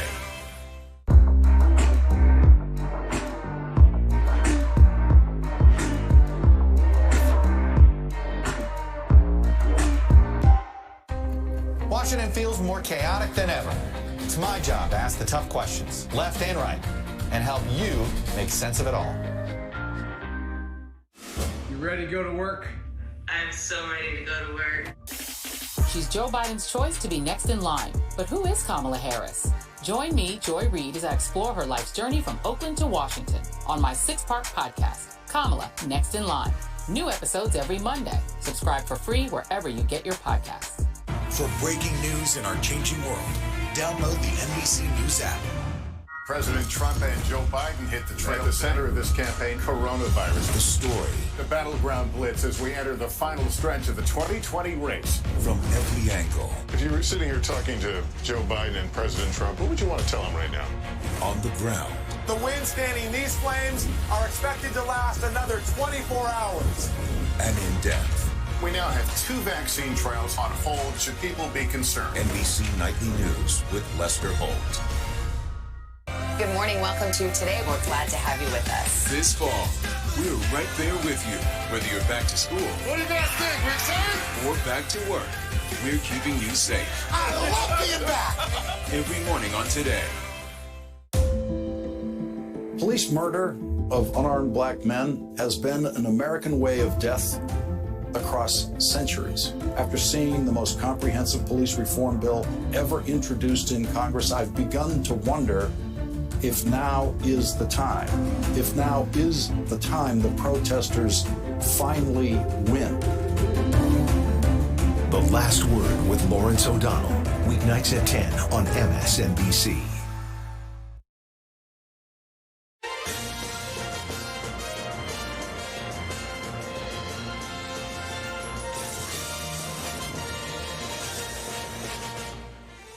Welcome back. Lester Holt in New York. We're coming on the air with more of our continuing NBC News special coverage of Decision 2020. Results still coming in. Things are changing minute by minute in this presidential election. Let's take a look at where we are right now. There's the road to 270. 270, the magic number, the prize.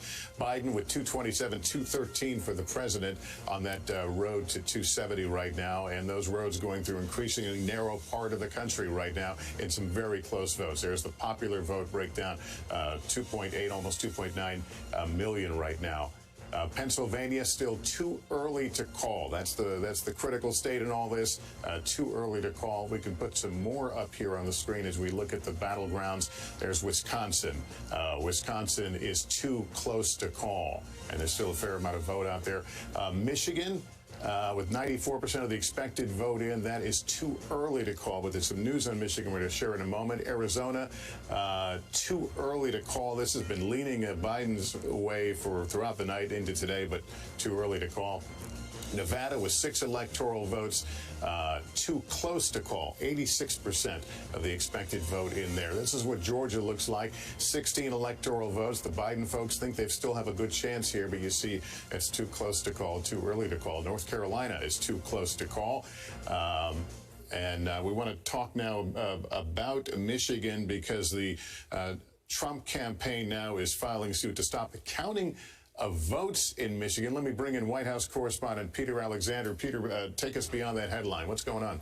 Yeah, Lester, so we just learned this within the last 3 to 5 minutes. The Trump campaign putting out a statement saying that it has now filed suit in Michigan court demanding access to those counting stations, those counting sites where they're opening up the ballots and they are counting them. They say that they have not been given access to that, say that it's been denied to this point, and that's a real concern. The campaign insists because they say that it remains an extremely tight race there. As you just showed, the number now nearly 45,000 vote advantage for Joe Biden in that state that, as we've talked over the course of this time, has been crucial for Biden and for Trump. The president winning Wisconsin, Michigan, and Pennsylvania 4 years ago. Now Wisconsin increasingly looking like it's favorable for Biden. Michigan also looking favorable for Biden as well. So that's the latest on that from moments ago. It follows a statement from the campaign only a short time earlier saying that it would be demanding an immediate recount of the vote in Wisconsin,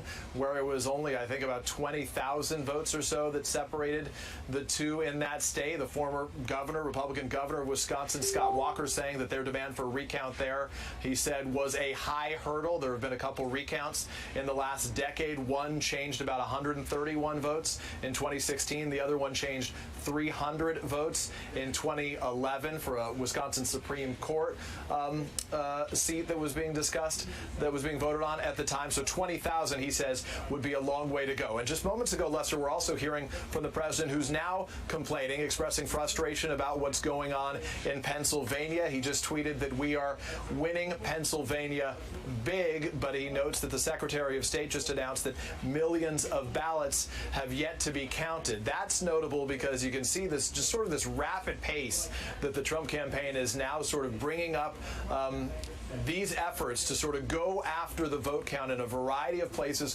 where it appears right now that they are losing. At 3:30 Eastern time this afternoon, we've now learned that the Trump campaign will host a news conference with Eric Trump, the president's son, his wife Laura Trump, Corey Lewandowski, his former campaign manager, and Pam Bondi, who is a familiar name to a lot of folks. She was the former attorney general in Florida.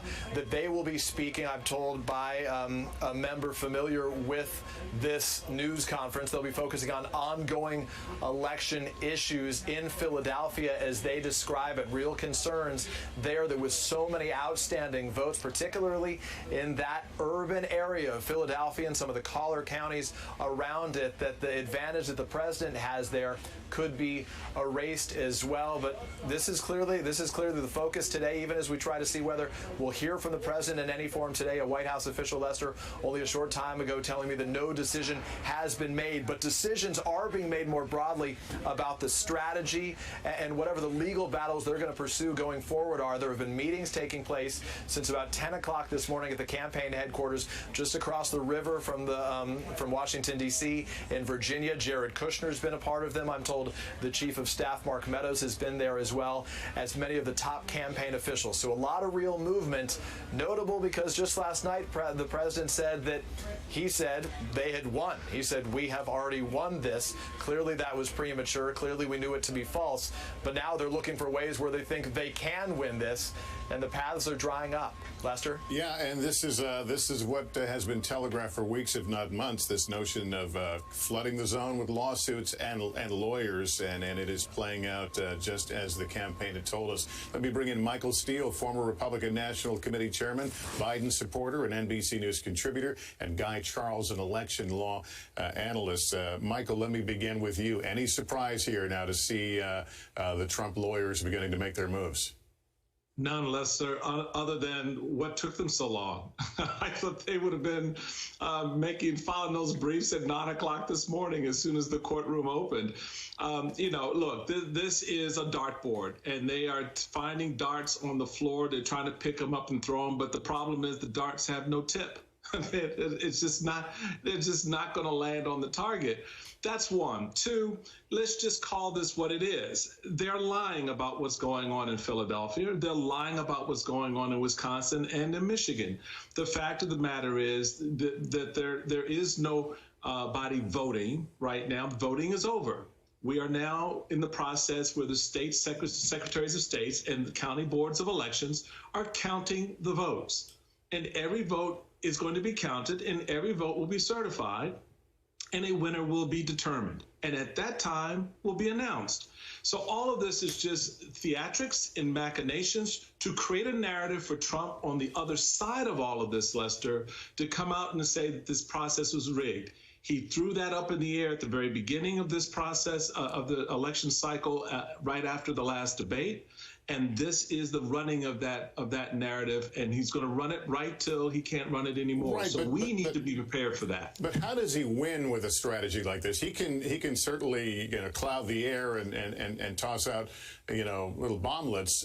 But how does that get him to victory? Well, the question is if that's really the end game here, when you know the numbers are stacked against you. When I have minions out there who will then carry on the narrative after the fact.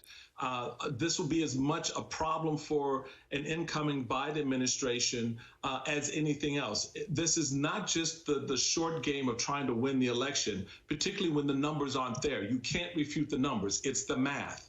But the other side of that is that how do I continue a narrative, very much as we saw with the birtherism, long after Barack Obama even produced his birth certificate, he still claims that, in fact, it was a fake. So understand what the long game here is as well. It's about what happens during a Biden administration. So, Guy, let me bring you into this conversation. So what we're seeing right now are moves before all the votes are counted. The process is still underway.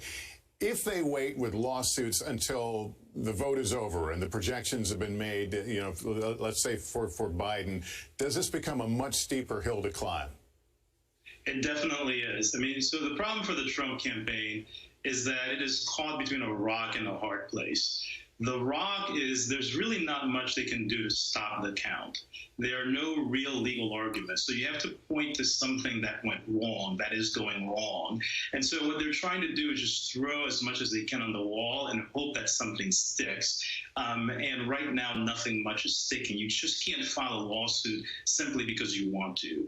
The hard place is that once you wait until the count has been certified, then both the narrative is against you and you have to overcome the official certification. So you've got to find a judge that will say something went wrong in the law, right? There's some violation to overcome that certification. So it doesn't have, the campaign does not have any strong possibilities here in light of the election returns and the election outcome. There's not that much that lawsuits can do unless you can find a legal violation. Do you sense that these lawsuits we're seeing right now in Wisconsin and Michigan, that they were prepackaged, that they were loaded and ready to go at this moment? Yeah, I think the lawsuits we're finding are ones that they probably came up with over the last day or two. Because first you have to figure out, okay, where are the places that we can make the best argument that we are in play, where the count is close enough. So there's some easy things, right? If you're within the margin of victory, or the vote is really close, then the recount is an easy thing to do. That's standard strategy. That's not unusual, and that in some ways that's prepackaged. But then there's the other problem when especially if you're outside of that margin, and what you're trying to do is to either stop the count. Then you have to come up with something creative, and you have to come up with something that's unusual. And that part depends on which state that you think you have the best shot at overturning the count. And so that's one of the reasons why I think they were delayed, is just trying to figure out what is the best argument they could make and where could they make it. Guy Charles and Michael Steele, gentlemen, good to have you both on. Thank you so much for your time. Ali Vitale is in Wilmington, Delaware. The former vice president urging calm and patience overnight, reminding supporters that votes were still being counted. We believe he's going to come out and speak this afternoon. Ali, what do you know? Lester, that's exactly right. We're expecting to hear from the former vice president sometime this afternoon. But there's some important caveats that you've just been talking about. When President Donald Trump came out last night, it's not that he declared victory prematurely and while votes were very much still being counted, but it's that now we're seeing his campaign maneuver to stop votes from being counted in places like Michigan, mounting up those lawsuits. But of course, the important thing here is that votes are always counted after Election Day. That's just the reality. And the thing is that this year, a pandemic collided with the presidential campaign. And so all of these different localities are now in a place where they're having to figure out how to count all of these kinds of early vote ballots in a way that they've not had to do before in terms of the sheer numbers of them. So the Biden campaign, though, looking at those numbers, feeling good about where they are, I have to tell you, throughout the day, we've seen them grow only more bullish and more clear about the fact that they feel that they have multiple paths to victory here. And Wisconsin is one of those places that they continue to say that they think will eventually tip for Biden. That being said, they are also preparing for these legal challenges to continue mounting up. We know that both of these campaigns have had hundreds of legal teams at the ready, but now the Biden campaign mounting something called the Biden Fight Fund, something that's meant to fund these legal fights and these election protection battles for Biden as well as Democrats up and down the ballot. Biden's campaign manager, Jen O'Malley-Dillon, saying in an email to supporters now, I'll read a piece of it. She says, if Trump makes good on this threat to make all of these legal challenges, our legal team is standing by and they will prevail. And I have to say that this morning, as I was talking to sources in the Biden campaign, the key word that they were using was things like patience. That being said, though, as we're seeing this Michigan fight as well as others drag on, places like Wisconsin, they're getting a little bit impatient to start seeing these results get called. All of this happening, of course, as we're seeing the Trump campaign take a more offensive stance. They always had a narrower path to victory, and now we're seeing them mount not just a public opinion battle, but one that's going to happen in the courts of law as well. The votes, all right, the votes have, Ali, thank you. The votes have not been counted. We continue to watch as they slowly frame a picture here. We'll, of course, unveil and reveal that picture as we can. We're going to take a short break. Be back with more after this.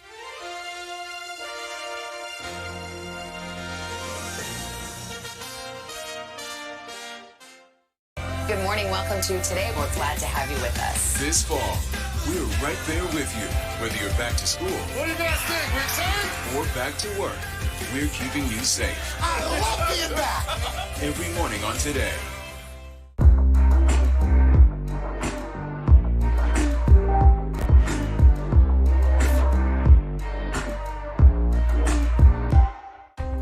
Washington feels more chaotic than ever. It's my job to ask the tough questions, left and right, and help you make sense of it all. You ready to go to work? I'm so ready to go to work. She's Joe Biden's choice to be next in line. But who is Kamala Harris? Join me, Joy Reid, as I explore her life's journey from Oakland to Washington on my 6-part podcast, Kamala, Next in Line. New episodes every Monday. Subscribe for free wherever you get your podcasts. For breaking news in our changing world, download the NBC News app. President Trump and Joe Biden hit the trail. At the center of this campaign, coronavirus. The story. The battleground blitz as we enter the final stretch of the 2020 race. From every angle. If you were sitting here talking to Joe Biden and President Trump, what would you want to tell them right now? On the ground. The wind standing these flames are expected to last another 24 hours. And in depth. We now have 2 vaccine trials on hold. Should people be concerned? NBC Nightly News with Lester Holt. Good morning. Welcome to Today. We're glad to have you with us. This fall, we're right there with you. Whether you're back to school. What do you guys think? We excited? Or back to work, we're keeping you safe. I love being back. Every morning on Today. Police murder of unarmed black men has been an American way of death across centuries. After seeing the most comprehensive police reform bill ever introduced in Congress, I've begun to wonder if now is the time. If now is the time the protesters finally win. The Last Word with Lawrence O'Donnell. Weeknights at 10 on MSNBC. Welcome back to NBC News coverage of Decision 2020. We're watching Wisconsin closely. The commander-in-chief already calling for a recount there. Here's where things stand right now as we put up some of the numbers on the screen. or my face, either way. But right now, let's go to NBC News senior national correspondent Kate Snow here. Kate, we're looking at some potential recounts, at least a call for a recount. But first, you want to give us a quick update on Maine.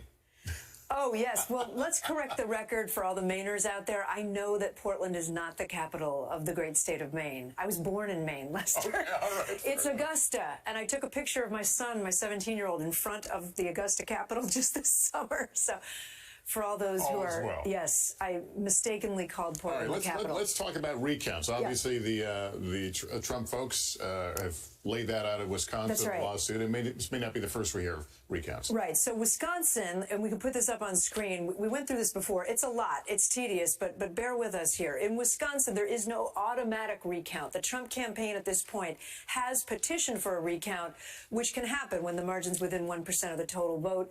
They've already done that, so we expect that'll happen. Now, look, the recount deadline is 13 days, so we've got some time here that this may play out. And then let's talk about Michigan, where the Trump campaign just filed a complaint wanting to be able to have access to where they're counting the votes and saying that they need to stop unless they can have access. That's not quite the same as a recount, obviously. It's a different thing.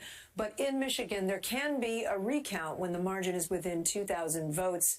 And again, this can play out over 39 days potentially. And then as we go down the line, Nevada, I think, is our next slide. No automatic recount in Nevada, although again, and earlier you were talking to John, and he was saying almost anyone can ask for a recount in Nevada as long as it's a tight race. You're probably going to be granted that. In Pennsylvania, there is an automatic recount that kicks in when the margin is within 0.5% of the total votes. So that's something to keep an eye on in Pennsylvania as they continue with more than 2.5 million mail-in ballots that have not yet been counted. In North Carolina, it's not automatic, but again, you can petition for a recount if you want to. We could possibly think that maybe the Trump campaign would be looking at these states like North Carolina.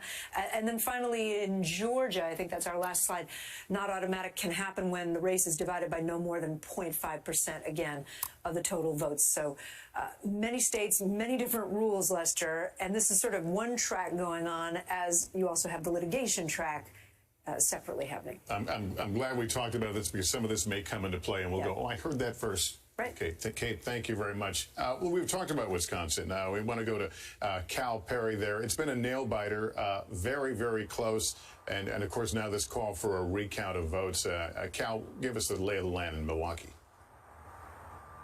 Look, it seems like things are really, really close. Election officials say there's just 300 votes that they haven't counted in one rural town in Wisconsin. Joe Biden's current lead is some 20,000 votes. The campaign is overly confident about it, saying that they believe they've won the state. They were actually pushing and nudging the news network some 4 hours ago to call it, but there are still votes outstanding. Now, Milwaukee County, as you mentioned, was the linchpin here for the Biden campaign. They needed to make up ground on where Hillary Clinton was. She lost this state, of course, 4 years ago by just 25,000 votes. They made up that ground and then some. Here and in Madison, they hope that they'll see similar type trends in places like Michigan, places like Georgia. But overhanging all of this now, Lester, of course, is this recount. As Kate sort of laid out, that recount could take us past November. Keep in mind all these election workers who've been volunteering through this pandemic. Wisconsin is a hot spot. I know nobody wants to hear it, but it sounds like we got another couple weeks in front of us in the state of Wisconsin, Lester. All right, Cal. Well, we've all brought our patients along. Thanks very much. White House correspondent for the PBS NewsHour, Yamiche Alcindor, joins us now, along with Barbara McQuaid, law professor and former U.S. attorney from Michigan. And Barbara, we knew that a number of lawsuits would be coming. The Trump campaign's been talking about that for weeks, if not months. I remember when my kids were little, something would happen. They'd go, well, can you sue? And I'm like, well, you can sue for anything. So all lawsuits are not created equal, but what is the net effect if the Trump folks begin to just flood the zone? Well, the reporting so far is that they have filed a lawsuit today, but it is simply to access the room where those ballots are being counted. There are rules in Michigan about how that works. Credentialed challengers can come in to the place where the ballots are being counted to observe and make sure there are no irregularities. But that would require that they're being denied access at the moment. And I've not heard reporting that they were denied access. In fact, to the contrary, I'd seen reporting that they had been granted access. So as you said you can sue for anything, but you can only prevail if you have a meritorious claim. But I do think that this idea of flooding the zone is, as we heard Michael Steele say, an effort to kind of throw darts at the wall in hopes that one of them might stick. I think one place to look for something that could stick is in Pennsylvania, where we had a state court judge say that ballots cast on by Election Day but arriving by November 6th could be counted. Those ballots were segregated. A split Supreme Court were 4-4, and so they allowed that state decision to stand with a new composition of a Supreme Court with Amy Coney Barrett there. If that should be renewed, that challenge, and if Pennsylvania ends up razor thin for Joe Biden, we could see Amy Coney Barrett playing a very significant role in a lawsuit there. And by segregating those ballots, does that put the finger on the scale already on that challenge? Well, it allows a challenge to happen. So if they had commingled them all, it would be difficult to say which ones came in after the deadline and which ones didn't. And so by setting them aside, they are making it possible to challenge those ballots. So I don't know that they're putting a finger on the scale, but they are still leaving the door open for either President Trump or Joe Biden, whoever is unsuccessful in that state, to cast a legal challenge to discard all those ballots. And if those make the difference in terms of putting the winner over the edge, we could see the result flip there. Yamiche, let's talk about the last 24 hours. There was building expectation in some circles of this Sun Belt strategy somehow that would propel Joe Biden to an early victory. It didn't happen, and now we're seeing this race move into the Midwest. In many ways, was this entirely predictable? Are we on ground that we kind of saw coming? Well, we knew that this was going to be a tight race. The Biden campaign didn't want it to be this tight. There's a lot of soul searching with Democrats, but especially in states like Florida, where you saw the president able to increase his margins with Latino men, but really overperform with white voters across that state. We're seeing that same trend all across the country. So it is in some ways a surprising place where we are, but it is expected because we saw the polls, they were tight. The thing that, of course, has been remarkable over this last 24 hours has been the stance of President Trump. He declared himself victor. He said that he was someone who had already won the election. This morning, though, we see the Trump campaign and Trump campaign officials trying to walk that back. They, on a call with reporters, did not say that the president had already won. Instead, they said they think that he will win. They also were pointing at certain states, including Georgia and North Carolina, saying that they should already have been called for the president. Those states have not been called yet, at least by the AP. That being said, you also see the Biden campaign really getting more and more blunt about this, saying that the president has absolutely no grounds to stand on as the Trump campaign starts to file lawsuit after lawsuit, trying in some ways to slow down this vote, to take a pause here. The president feels, I'm told, that he is confident that he will win this, but the trends are making Democrats feel like the race is really moving in their direction in a way that they still feel comfortable with. Any insight into what the evening was like at the White House while all this was coming down? The White House, from my understanding, the president was anxiously watching results come in. He saw then Joe Biden make a statement. He decided he, of course, wanted to make a statement. All night long, we had been told that the president was at some point going to be making a statement, but the White House was being very, very cautious about whether or not the president would come out to deliver a concession speech or an acceptance speech. After Joe Biden came out, really urging patience, that's when you saw the president go after Democrats, lash out at them, say that they were trying to steal the election. Of course, there's no evidence of that, and that's what we saw. Going to interrupt you. We've got some breaking news. Let's put it up here. I think NBC News is now projecting Joe Biden is the apparent winner in the state of Wisconsin. 10 electoral votes. That was an important prize in the Democrats' blue wall. So again, NBC News projecting that Joe Biden, the apparent winner of Wisconsin, 10 electoral votes. Peter Alexander, let's send it over to you. Yeah, so Lester, obviously that's a big win for Joe Biden. This is part of that blue wall, as you noted, that President Trump won 4 years ago by just a limited number of votes. This time around, obviously, it's now favoring Joe Biden, the first of that wall to crumble for Donald Trump back in the Democrats' corner right now. You were having this conversation with Yamiche a short time ago. The president effectively declared victory last night, falsely and prematurely, but now they're backpedaling and trying to find what that path looks like. Even as over the course of this day, we know that the campaign strategists and advisors, and even the president's chief of staff and his son-in-law Jared Kushner have been meeting together at the campaign headquarters to come up with their strategy, the legal battles that they want to pursue in the days ahead going forward. This does come a matter of hours after the Trump campaign insisted that it would be calling for an immediate recount in that state, given that the total tally is under 1%. So it's expected they will do that in the days ahead. But as we've noted before, but it bears repeating, the deficit there for Donald Trump in Wisconsin is more than 20,000 votes. There have been multiple recounts in that state, one in 2011 over a Supreme Court seat, another in 2016 during the presidential race. In those two recounts, in one of them, the Republicans were able to gain, I think, 131 seats swung for Donald Trump in 2016. And in 2011, there were 300, votes that swung. So 131 or 300, that's nowhere near the 20,000 that Donald Trump would need to sort of draw to his side if they were to revisit those votes. In the words of the former Republican Wisconsin Governor Scott Walker, Lester, that is a, quote, high hurdle. This one appears to be pretty solid for Joe Biden. Yeah, Peter, thanks. And quickly over to Kate. Wisconsin, it would still take time, no matter the validity of it or not.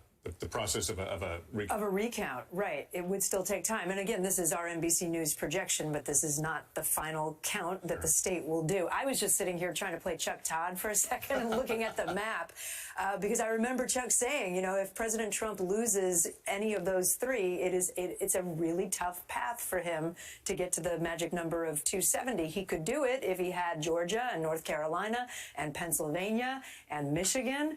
But those are a lot of ifs right now. A lot of things have to line up. Well, I think we kind of knew going in this was going to be a tough slog, and it's certainly playing out to be for both candidates. We're going to take a break here and continue with Decision 2020 election coverage on NBC right after this.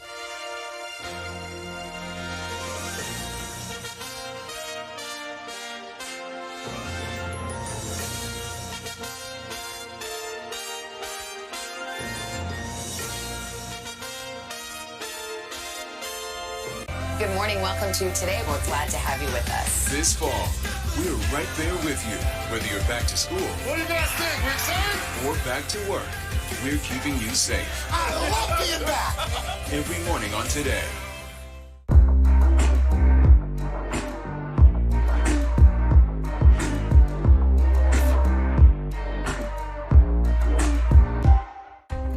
Washington feels more chaotic than ever. It's my job to ask the tough questions, left and right, and help you make sense of it all. You ready to go to work? I'm so ready to go to work. She's Joe Biden's choice to be next in line. But who is Kamala Harris? Join me, Joy Reid, as I explore her life's journey from Oakland to Washington on my 6-part podcast, Kamala Next in Line. New episodes every Monday. Subscribe for free wherever you get your podcasts. For breaking news in our changing world, download the NBC News app.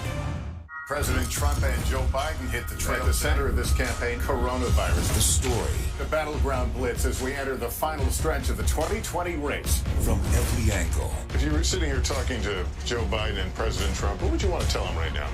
On the ground. The wind standing these flames are expected to last another 24 hours. And in depth. We now have 2 vaccine trials on hold. Should people be concerned? NBC Nightly News with Lester Holt. Good morning. Welcome to Today. We're glad to have you with us. This fall, we're right there with you. Whether you're back to school. What do you guys think, Rick, sir? Or back to work, we're keeping you safe. I love being back. Every morning on Today. Police murder of unarmed black men has been an American way of death across centuries. After seeing the most comprehensive police reform bill ever introduced in Congress, I've begun to wonder if now is the time. If now is the time the protesters finally win. The Last Word with Lawrence O'Donnell. Weeknights at 10 on MSNBC.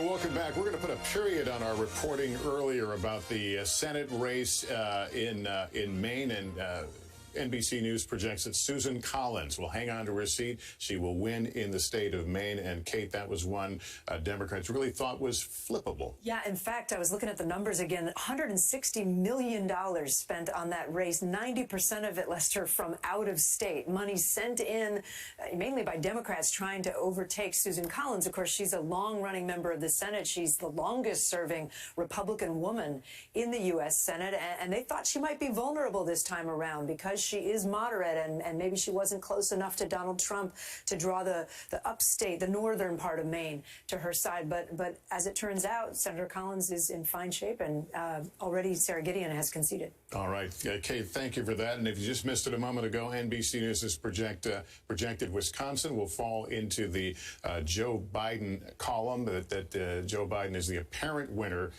in Wisconsin. Let me go to Cal Perry right now, who is in Milwaukee.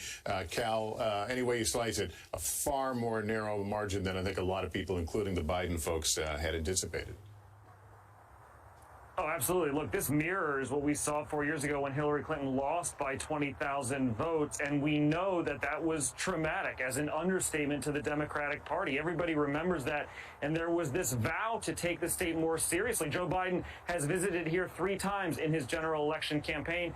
We shouldn't forget the DNC, the Democratic National Convention, was supposed to be here in Milwaukee. So the party put a premium on this state. They were able to drive up the numbers again in Milwaukee and in Madison. We've seen it across this country, the division between urban and rural divide playing out. Big numbers here, big numbers in Madison, and then Trump taking those more rural communities. But a 20,000 vote margin, Joe Biden is the apparent winner in Wisconsin. We will now focus on that recount that we know the Trump administration is already going to trigger. We'll see that paperwork go through in about a week, Lester. All right, Cal, thanks. And I just want to drill down a little bit on that terminology, apparent winner. It means the person won the race, but the outcome is close enough that the results may depend on a potential recount or confirmation of the reported vote results. And that's why we're calling Joe Biden the apparent winner in Wisconsin.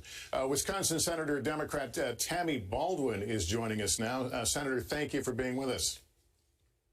To join you. Thanks. React, if you can, to that slow slog to what we have just seen, that call in your state. Well, we had a tremendous amount of voter participation by absentee ballot. This is, of course, in the middle of a pandemic. And it was unprecedented in our state to have 2/3 of the votes cast before Election Day.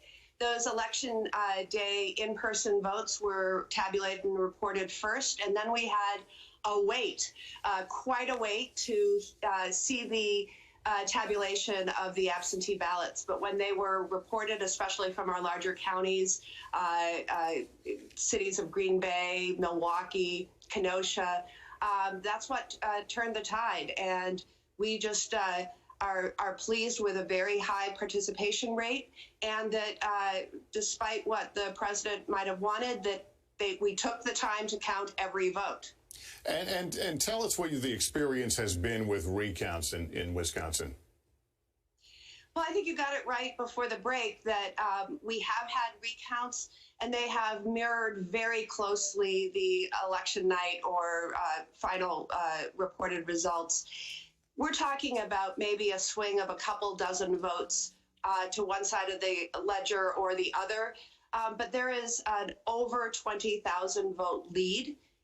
And our municipal clerks work really hard to make sure that the tallies are accurate. Also, as you note, the process in Wisconsin is that first there is an official canvass of the results that will probably start tomorrow. And it's only after that canvass that a request can be put in for a recount if the margin is closer than 1 percentage point. That cost has to be borne by Donald Trump and his campaign in this case, because you have to be within 1/4 of 1% in order to get a recount that the state would subsidize. We expect, Senator, we expect to hear from the former vice president perhaps as soon as this hour. His path certainly just became a little easier, but how important is his tone, his language, and any expectations that he may set? Well, I think he hit the mark last night when he said that we all have to be patient. We have to make sure that every vote is counted. And he felt very encouraged about his chances of becoming the next president and earning those 270 plus electoral votes. But we had to let the process work its way through, especially when you have so many across the country during a pandemic casting absentee ballots, and different rules in different states about when those can be processed and begun, the counting process begun. And obviously in 2 states, we will have ballots that are postmarked by Election Day that will still be counted if they come into the Election Commission in a certain amount of time. Very close to, again, why we're calling it a apparent winner. Senator Baldwin, thank you for spending some time with us. We appreciate it. Thank you. Now to Pennsylvania. Chris Jansing in Harrisburg, a place she has spent a lot of time covering elections. Chris, Joe Biden, the son of Scranton, yet Donald Trump has the lead now. How should we interpret the numbers and what we're seeing right now in Pennsylvania? Very carefully is the answer to that. Look, the largest number of uncounted ballots of any state at the start of the day today was here in Pennsylvania, and it's expected that it will take longer here than any other place. And of course, it all depends on where those votes are coming from. Obviously, a couple of places that we're looking at very carefully are the cities and the areas around Pittsburgh and Philadelphia. Let me just throw some numbers at you. Right now, Donald Trump is leading here by under 500,000 votes, but more than 1 million votes have yet to be counted. Those are mail-in ballots that they've received. There's another 500,000 ballots that were requested and have not yet been returned. There is no way to estimate how many of those will actually arrive in those elections offices by Friday. So a lot of that is up in the air. And add to that, that if it's a really close race here, you also have military and overseas ballots, which can contribute, but they are not required to be counted until the 11th. So a lot of questions still about the whole count, how long it will take. There is a growing consensus. It's not going to happen today. In fact, we've heard repeatedly from the governor, the lieutenant governor, the secretary of state to have patience, that they're going to do this in a very methodical and dependable way. Having said that, I think the consensus again, Lester, is maybe Friday at the earliest for a real count here. And then there are lawsuits which are ongoing, more expected. 500 lawyers on the ground just here in Pennsylvania, Lester. That's a lot of lawyers. All right, Chris Jansing, thank you very much. Okay. Pennsylvania has loomed large throughout this entire process, a key battleground state, potentially the tipping point in all this. Lieutenant Governor John Fetterman joins us now. Lieutenant Governor, thank you for taking some time. Characterize, if you will, how you see the counting process in Pennsylvania. Sure. Well, I would like to just start off by saying that voting in Pennsylvania went incredibly well and smoothly. You know, any idea that it was going to be chaotic or it was going to be difficult, they were proven wrong. And that's an important point to make, because we delivered a secure, safe voting environment, and the people of Pennsylvania weighed in. And right now, we are looking at roughly 1 million ballots that are going to be counted. They need to be counted. It's the law to count them. And just basic math would indicate that they are going to heavily favor the vice president. And as those numbers continue to draw down in the uncounted category, you're going to see the president's margin, I suspect, continue to decrease to a point where Pennsylvania could move into the positive category for the vice president. You say that because of the where those ballots are coming from. I do, and let's look at key counties in Pennsylvania right now: Montgomery County, Chester County, Delaware County, to some degree Allegheny County at this point. These are all Democratic strongholds, and I don't envision there's a large cohort of Trump voters that are going to vote by mail at this point that are outstanding. I think they're going to break significantly towards the vice president, quite frankly. I mean, that's statistically been the norm. But would you expect more lawsuits coming your way? Do you expect the next several days are going to be challenging? Well, whatever. I mean, sure, go ahead. 500 lawyers doesn't turn a lie. It doesn't make it any more true. The bottom line is that these votes are going to be counted. These votes have been in clear well in advance of any extended deadline already. And the bottom line is that voting in Pennsylvania was secure, and the result that we're going to get is going to be a true reflection of the will of Pennsylvania voters. Are you I'm sorry. Are you one of those who bought into the idea that Pennsylvania would be the tipping point, that this race would eventually land on your doorstep? I was, I think, the only Democrat in my state saying, look, we can't underestimate the president's strength here. You know, I don't care what the polls are. I even tweeted out, like, The Economist said 93% chance of winning Pennsylvania. I'm like, no way. You know, it's going to be close. And look at Michigan now. Look at Wisconsin. Look at where we're at in Pennsylvania. You know, so I've always taken the president's threat seriously in Pennsylvania, and I was proven correct. But now, where we're at now, with 1 million ballots outstanding, and given where they're coming from, and given the nature of those ballots, you know, math is clearly working in our favor. So send 1,000 lawyers to Pennsylvania. They're going to count the same. There are obviously going to be a lot of conversations about the polls to come, but just your early view. Why has this been closer than I think a lot of people were led to believe it would be, not only in Pennsylvania, but across that map? Well, the reason I gave in the weeks running up to it is that the president is intensely popular in Pennsylvania.